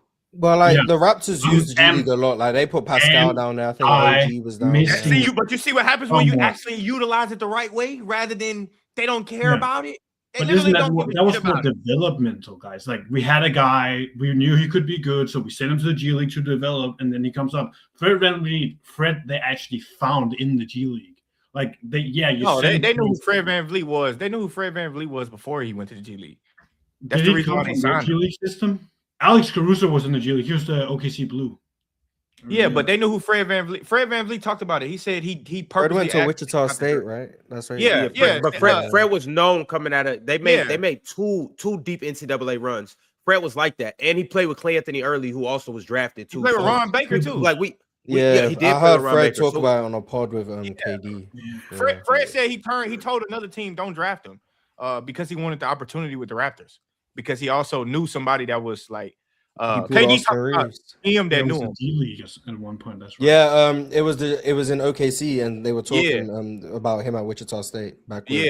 So like, they knew about him, but I'm saying the NBA don't do shit about the G League. That's why the pay sucks. That's why players are like, bro, I'm not playing in the G League. I'm gonna just go play in Europe, because at the end of the day, a motherfucker can average 25 and 30 in the G League, and they will still go get a dude from Europe. And you know what they'll tell your agent secretly? He haven't played enough reasonable basketball. He haven't played enough respectable basketball. So why wouldn't you go play in Europe? Some people just don't want to live in Europe. Like, to the point, to what somebody just said in the chat though, it used to be the D League, the development league. Yeah, that's what it was supposed to be. I don't know if that's what their intentions. I don't know if that's what their intentions are anymore. But when it was called the development league, I think it was easier to say that they're trying to develop players. But that's what it's more development than it's actually scouting people in the G League. It's more like developing people in the G League. It's not actually finding someone you didn't know was good. I view the G League is probably better for like coaches who are trying to coach in the NBA. That's it. It ain't shit for the player. It's for coaches more so, like NBA schemes, NBA court spacing, whatever. Yeah, NBA. Like it's probably if you're trying to be a coach, the G League is probably better for you than fucking Europe. But I mean, the other point for the players though, it's like if you're gonna go overseas and play like in the second division or something like that, but you don't really want to leave home, you want to stay around family. I think the G League is a cool place to be. Yeah, facts. Go ahead, play ball. Yeah. They just don't get paid a lot of money. Not all overseas teams play a lot of money either. To be fair. We had a Danish guy. We had a Danish guy who actually had. That's a good point, Mars. Not all people overseas are getting paid a whole lot of money. So. No. But in the G League, they give you like 30, 40,000 in the G League, and it's not year round. It's only during the season that you playing. And in overseas, at least you're gonna sign. And I'm talking about not those low levels, but I'm saying like Champions League and shit like that. At least you sign a year contract. But we had a guy. Yeah, but not everyone has the opportunity to play Champions Euro Cup. Absolutely. Because Europe is, you got to prove yourself. You can't just say, "Hey, I'm coming to Europe." Like, nah, they'll send an NBA player to the Euro Cup first, because they'll say you can't play in the Euro League. Matter of fact, most Euro League teams don't believe NBA players can play unless you like a standout. Most of them don't think you can play. Like, and they not lying. You see Spencer Dinwiddie ass got up out of there. Yeah, but no, he left. He said he left because of family issues. But Kemba Walker, they didn't like Kemba Walker there. So like, there's a lot of guys over there overseas in all countries making $40,000. We had a Danish guy who a actually lot said of no dudes to the making G League $50,000. because he would rather just stay. So he was actually the first Danish guy in the NBA. His name was Gabriel Lundberg. He was the first. I'm not He going to played try for to the spell Suns. that. Just He played a couple games for the Suns in the 22 season. I'll go look at the 22 Suns roster. There we go. Thank you. Appreciate it. Gabriel is his first name. All right, the year y'all, they we won got 64 games? Yes. Oh, yeah, him. Yeah, he did. We got a 4 super games. chat from Trae Ray. Trae said the Nets were trying to tell Cam Thomas to learn how to pass the rock since Steve Nash was the coach. Development can only go so far. I mean, Sometimes some guys just aren't playmakers. I don't know. Yeah, like that's what I was saying. Like, why does everybody gotta be this type of dude? Just accept them for what they are. And if it's valuable, I think 24 points a game is valuable. So if I accept Cam Thomas for what he are, and not saying I have a problem with him coming off the bench, I'm just saying every time Cam Thomas do something, motherfuckers love to talk about he don't play the defense, he don't pass the ball, he don't do this, he don't do that. He's not that. He's a bucket getter.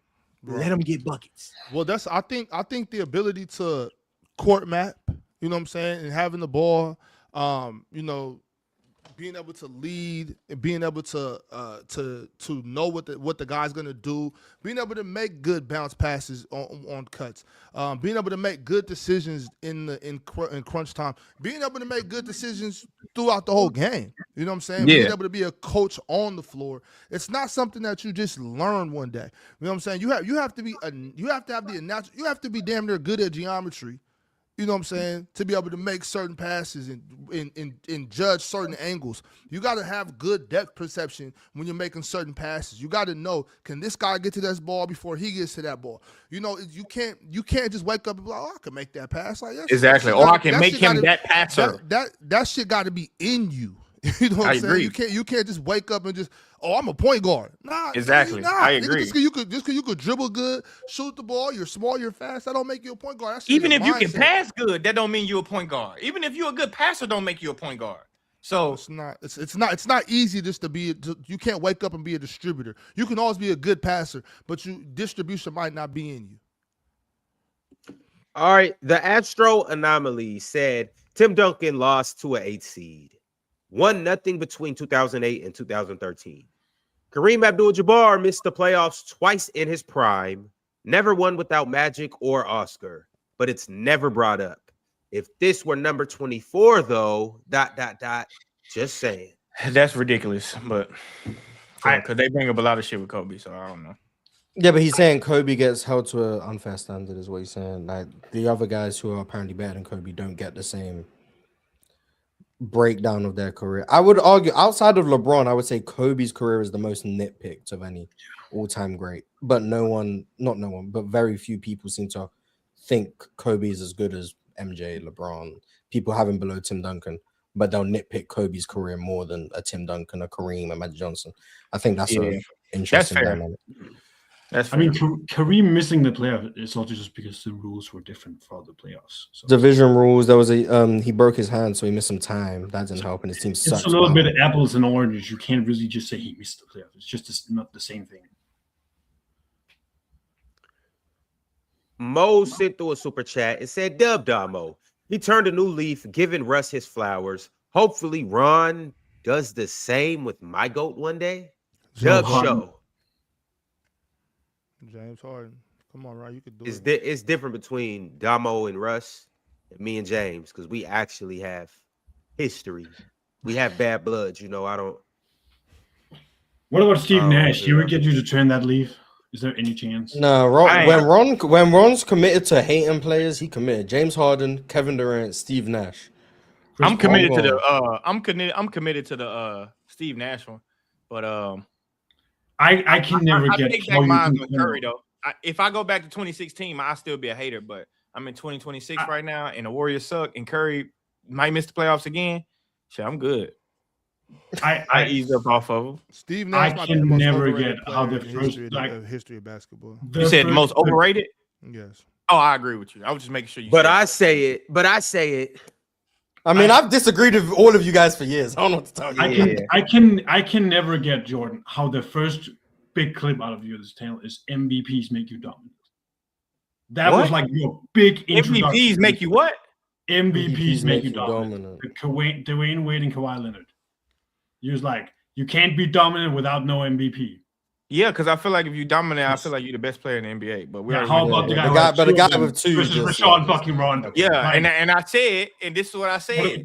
In the conversation changed. I said I put allegations on Steve Nash. They gave him the MVPs to clean up the league. But he has the MVPs, so who cares? Like you can't be like. We're acting like he was the only white guy available. Like Dirk Nowitzki won right there. So why would they go with? He wasn't Canadian, but Dirk is German, but he wasn't Canadian. But Dirk did happen to get it. Yeah, in 07, which I would argue is Nash's best year of his career. So it's just they cleaned up the league, but whatever. I don't give a shit about all of that. Y'all put too much emphasis on takes I had. If I say I prefer Rondo over Steve Nash, I just vehemently disagree with all of you guys when it comes to Steve Nash. That's it. I disagree with Penn when it comes to Steve Nash. I disagree with Jordan. I disagree with Ox. I disagree with him. And I've disagreed passionately. I've disagreed quietly. Like we just go. Why do they make that such a big deal though? Just because I said what I said about Steve Nash, not that big of a deal. It's hypocritical. It ain't hypocritical. I disagree. Yes, it is. No, it's hypocritical if you don't understand that I disagree with Steve Nash getting the MVPs. Like. But how are you then MVPs make you dominant? Like it's actually the award. It's not. It does. I say I disagree with Steve Nash MVPs. But you've actually. But then it's not the MVPs that make you dominant. It's you thinking guys are playing like MVPs that make you dominant. No, I don't think Steve Nash was playing like it. I'm just saying. Yeah, that's the point. He's saying MVPs don't make you dominant. Playing like one does. That's the point. Because Steve Nash, in your opinion, didn't play like one, so him having two means nothing. But if someone plays like an MVP, Jordan, I don't know. You're walking into the point. You're walking headfirst into the point and then turning right. I don't know what's going on. Like you're saying, playing like an MVP makes you dominant. That doesn't mean winning MVP makes you dominant, because you can say guys have won MVP that you don't think they deserved, therefore they weren't dominant, aka Steve Nash. So it's not winning MVPs make you dominant. Yeah, exactly. So winning MVPs isn't what makes you dominant. It's playing like one that makes you dominant. That's the point. That's the whole point. Playing like an MVP makes you dominant. Winning MVPs doesn't. Yeah, I get the point. Or I'm just saying that shit was an outlier. Like there's always outliers and shit. I mean, Allen Iverson also got an MVP unfairly over Shaq. So that shit was an outlier. Is what I'm saying. I understand what Mars is saying. I understand. But AI was dominant, right? Even if his MVP Shaq was better. Yeah, but hold on. Exactly. So it's not because of the MVP. No, it's because you like him. Yeah, but it's not because of the MVP he was dominant. It's because you like him. Regardless, what I said about Dwayne Wade still remains the same. I don't think we disagree on that one too. Yeah, we disagree with that one too. I don't think the nigga was dominant. Yeah, we disagree. We are an hour on anyway. Nigga team. We're an hour and a minute overtime. Be a champion. I got it, and we still got 13 super chats. I got to get through these because I got somewhere to be. And if y'all knew where I had to be, y'all would be trying to get up out of here too. However, Tommy Capone said, Chill's longevity logic only applies to LeBron. If Steph plays 5 more years at this level and cracks the 30K club, would you put him over Magic or in your 10? Unfortunately, Chill isn't up here, but I agree. He has a flawed longevity logic. I don't think yes. I think he applies. I just think Steph's longevity isn't as you guys say. If he plays 5 more years, it's going to be good. Yeah, but he's not. I doubt he will. But maybe. I just like Steph's longevity isn't what you guys make it to. Yeah, because the early years wasn't good enough. The early years, the injuries, the time missed, like they all adds up. There's a reason Steph isn't at 25,000 points yet, or wherever. He's not that high up the scoring list. There's a reason. He missed a lot of time and he wasn't that great for a while. And COVID. Well, shout out to all the point guards that do have 25K. MP13 said, so we are still in denial that in this day and age, unless you do one skill at a generational level, you can't be a single skill player and be a starter. Norman Powell starts, and the only thing he does at a high level is score. He's starting bad teams. No, the Heat ain't a bad team. The Heat aren't bad. And Norman Powell starts, and everything he does at a high level. He leads them in scoring. Were the Clippers bad last year? No, Norman Powell started for them too, and the only thing he did at a high level was score. So I don't agree with that statement. Yeah, I don't agree with either. You just got to be able to maximize the skill set you have and have a roster around it. So yeah, I don't agree with that. All right, next up is a super chat from DTA Smooth. DTA said, who is the better overall floor raiser, Jokic or SGA? Also, who's a better ceiling raiser between the two? Y'all not tired of these conversations? Yes. Like, it's a million conversations we had. This shit be coming Let's up keep every having them. fucking day. Jordan and Jokic is probably the better floor raiser and ceiling raisers. Y'all got to understand that everybody that asks these questions, they may be new to the show. It might be somebody that just found us. Like I've never seen. No, I'm not talking about this or here. I'm super just chat talking from about in DTA. general. Like I see this shit on X, I see this shit on Instagram, I see this shit literally everywhere, and I just be thinking He might not be tapped into them communities. I guess so. I don't know. Yeah, I just be like, fuck. I mean, Ron, as you know, I respect every super chat. I'll just be like, who's the better player? That's it. And it's Jokic. And that's fine. For all those who think I'm a Jokic hater, by the way. I didn't know I was racist too, by the way. I just didn't know I was racist either, Ox. But Jean Money, what were you about to say? Who's the better floor and ceiling raiser? I would say Jokic is the better floor raiser and SGA is the better ceiling raiser because SGA you could have on these all-time great defenses like the front half. That's my opinion. All right, there you go. Appreciate the super chat, DTA. Reginald Deborah said, fuck all that. Are we not going to talk about how Zion is a professional BBL buster? Shout out to R. Penny. That's crazy, bro. Come on. A BBL buster is crazy.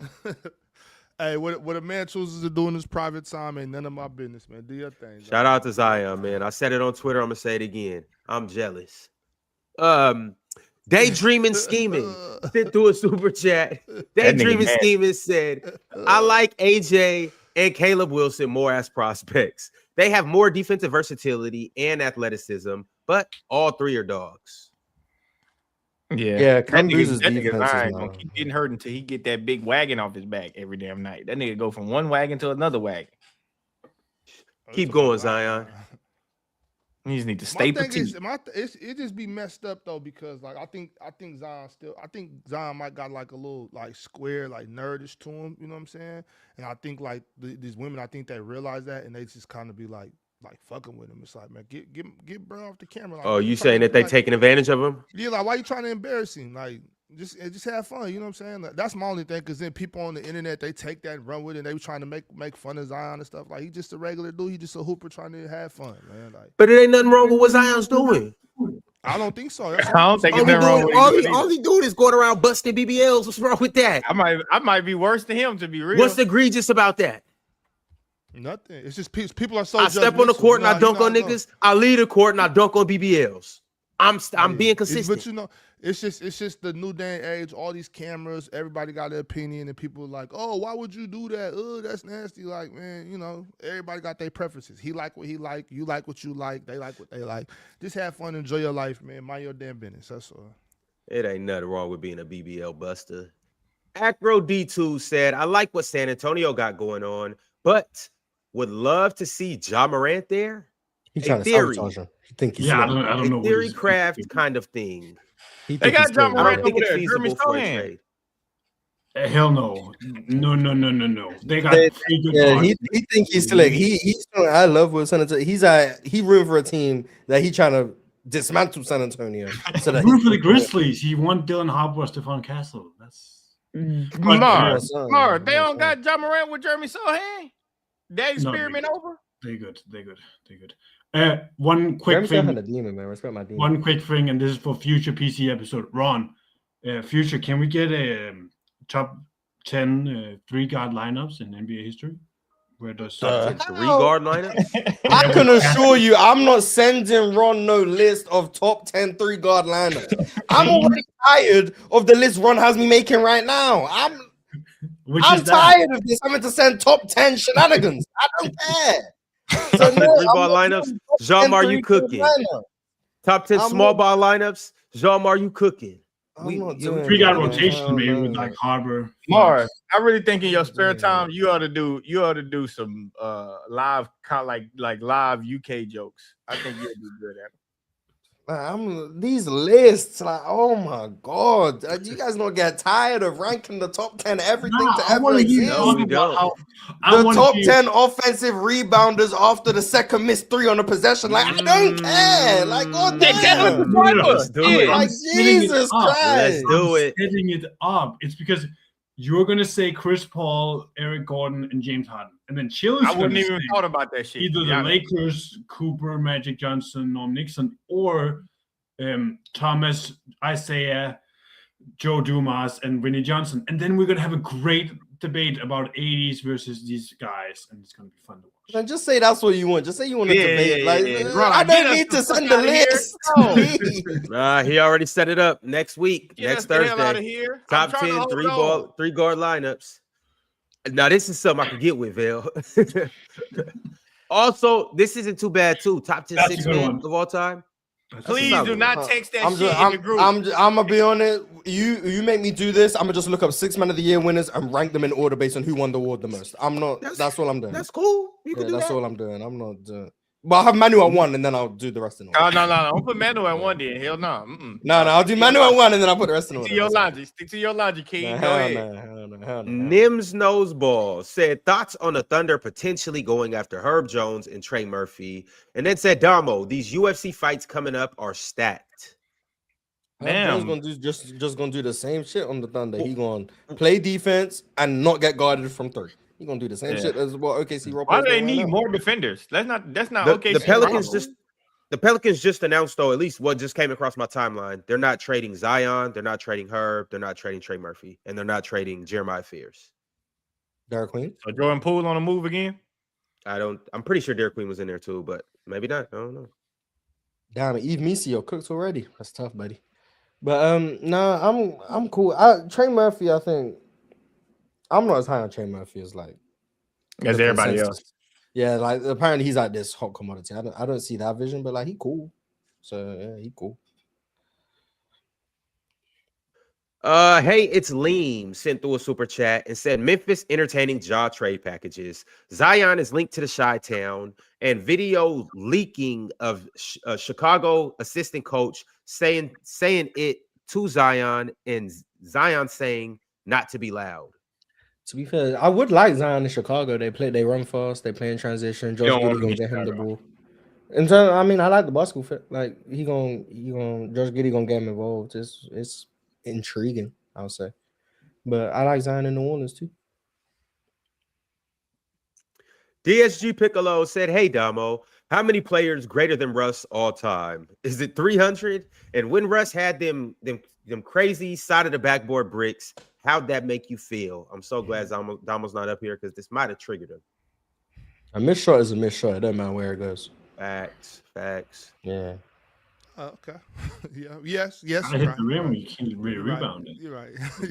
14 seconds. I mean, you can rebound off the sides of the backboard too. So Mars, who was that you said all his shots are wide right? Dyson Daniels. A miss ain't a miss, Mars. A miss ain't just a miss when it comes to him. That shit'll piss you off as a rebound. That shit one of them rebounds. Like, what the fuck? One of them rebounds you wait for it, hit you right in the face. Yeah, they're the ones that be hitting you in the face. Yeah. That was Kevin Durant. Kevin Durant saw somebody do that. He said, Danny God Wolf. damn, Yeah, Danny Wolf. Yeah, Danny Wolf. Smacked. Trash ass miss. Nims Noseball said Nash-led offenses have like the top half-court offenses in NBA history, by the way. Yeah, half-court overall offense, however you want to do it. It's just coincidence, sir. Coincidence. Basketball. No, it's only good basketball when it's points per game because that's what. Well, I mean, the Suns had some of the best points per game. Because per game. No, player points per game. Well, I mean, I would. Game is what matters. Well, I mean, per game is also. Well, you also don't score 0.3 points in a game, so you know. Right. It's still L match. Points per possession is stupid to me though, but I mean that's fine. It's the same thing. Points per possession and points per game are the same thing. Yeah, I know, but it's just stupid. I said it's L basketball not because of what the math is, because of what they try to do with the stats. See, I think people take when I say L basketball and they make their own explanation for it or whatever, and that's fine. Do what you want. I'm talking about when I say it, it's not about that I don't like stats. It's not because numbers are too tricky for Hawks. He doesn't understand numbers. It's because they all think me and you slow, Ox. So it's that's okay. That's okay. It's because Well, I mean, it's because of what they try to do with the numbers. Stat manipulation. When you misuse numbers, when you skew stats, when you do things that make no sense for basketball, and you think it makes sense because it's on the chart. Look, it's right there.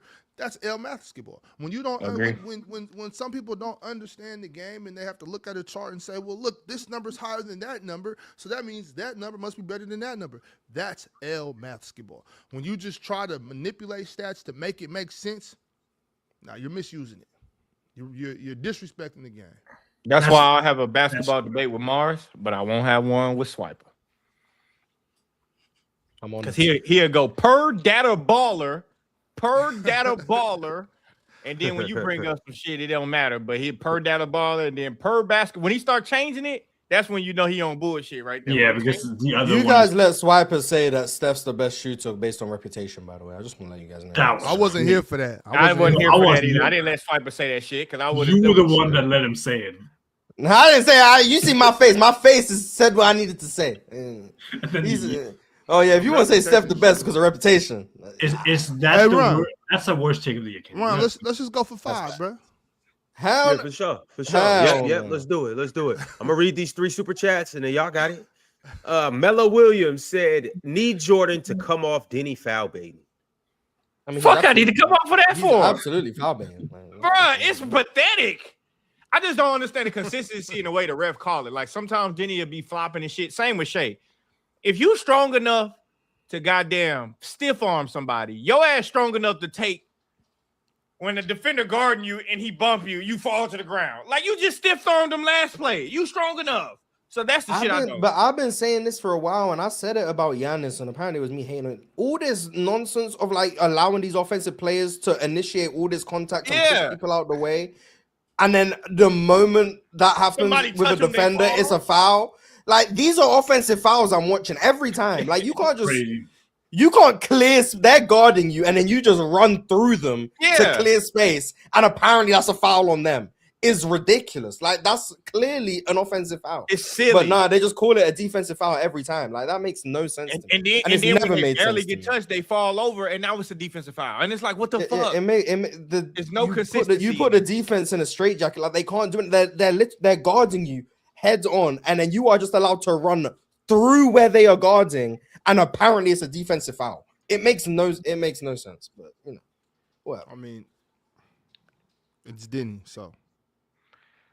Oh no, yeah, he was promised these free throws thousands of years ago. But like NBA other players, yeah. It's insane, Mark. Yo. All right, y'all. Z Greatness said this is the best. This is the best ball pod on the net. This is the best ball pod on the net. Shout out to Z Greatness because he's not lying. He's cooking. And then NYK Kareem said lion ass Swiper is mad because Jay cooked him. Stick to NFL. That nigga don't know shit in NFL either. Yeah. All right, y'all. Z Greatness is cooking. This is the best ball pod. It's the best ball pod on the net. We will see you guys. Y'all going tomorrow? I'm trying to figure it out. We might show anyway, so it's cool.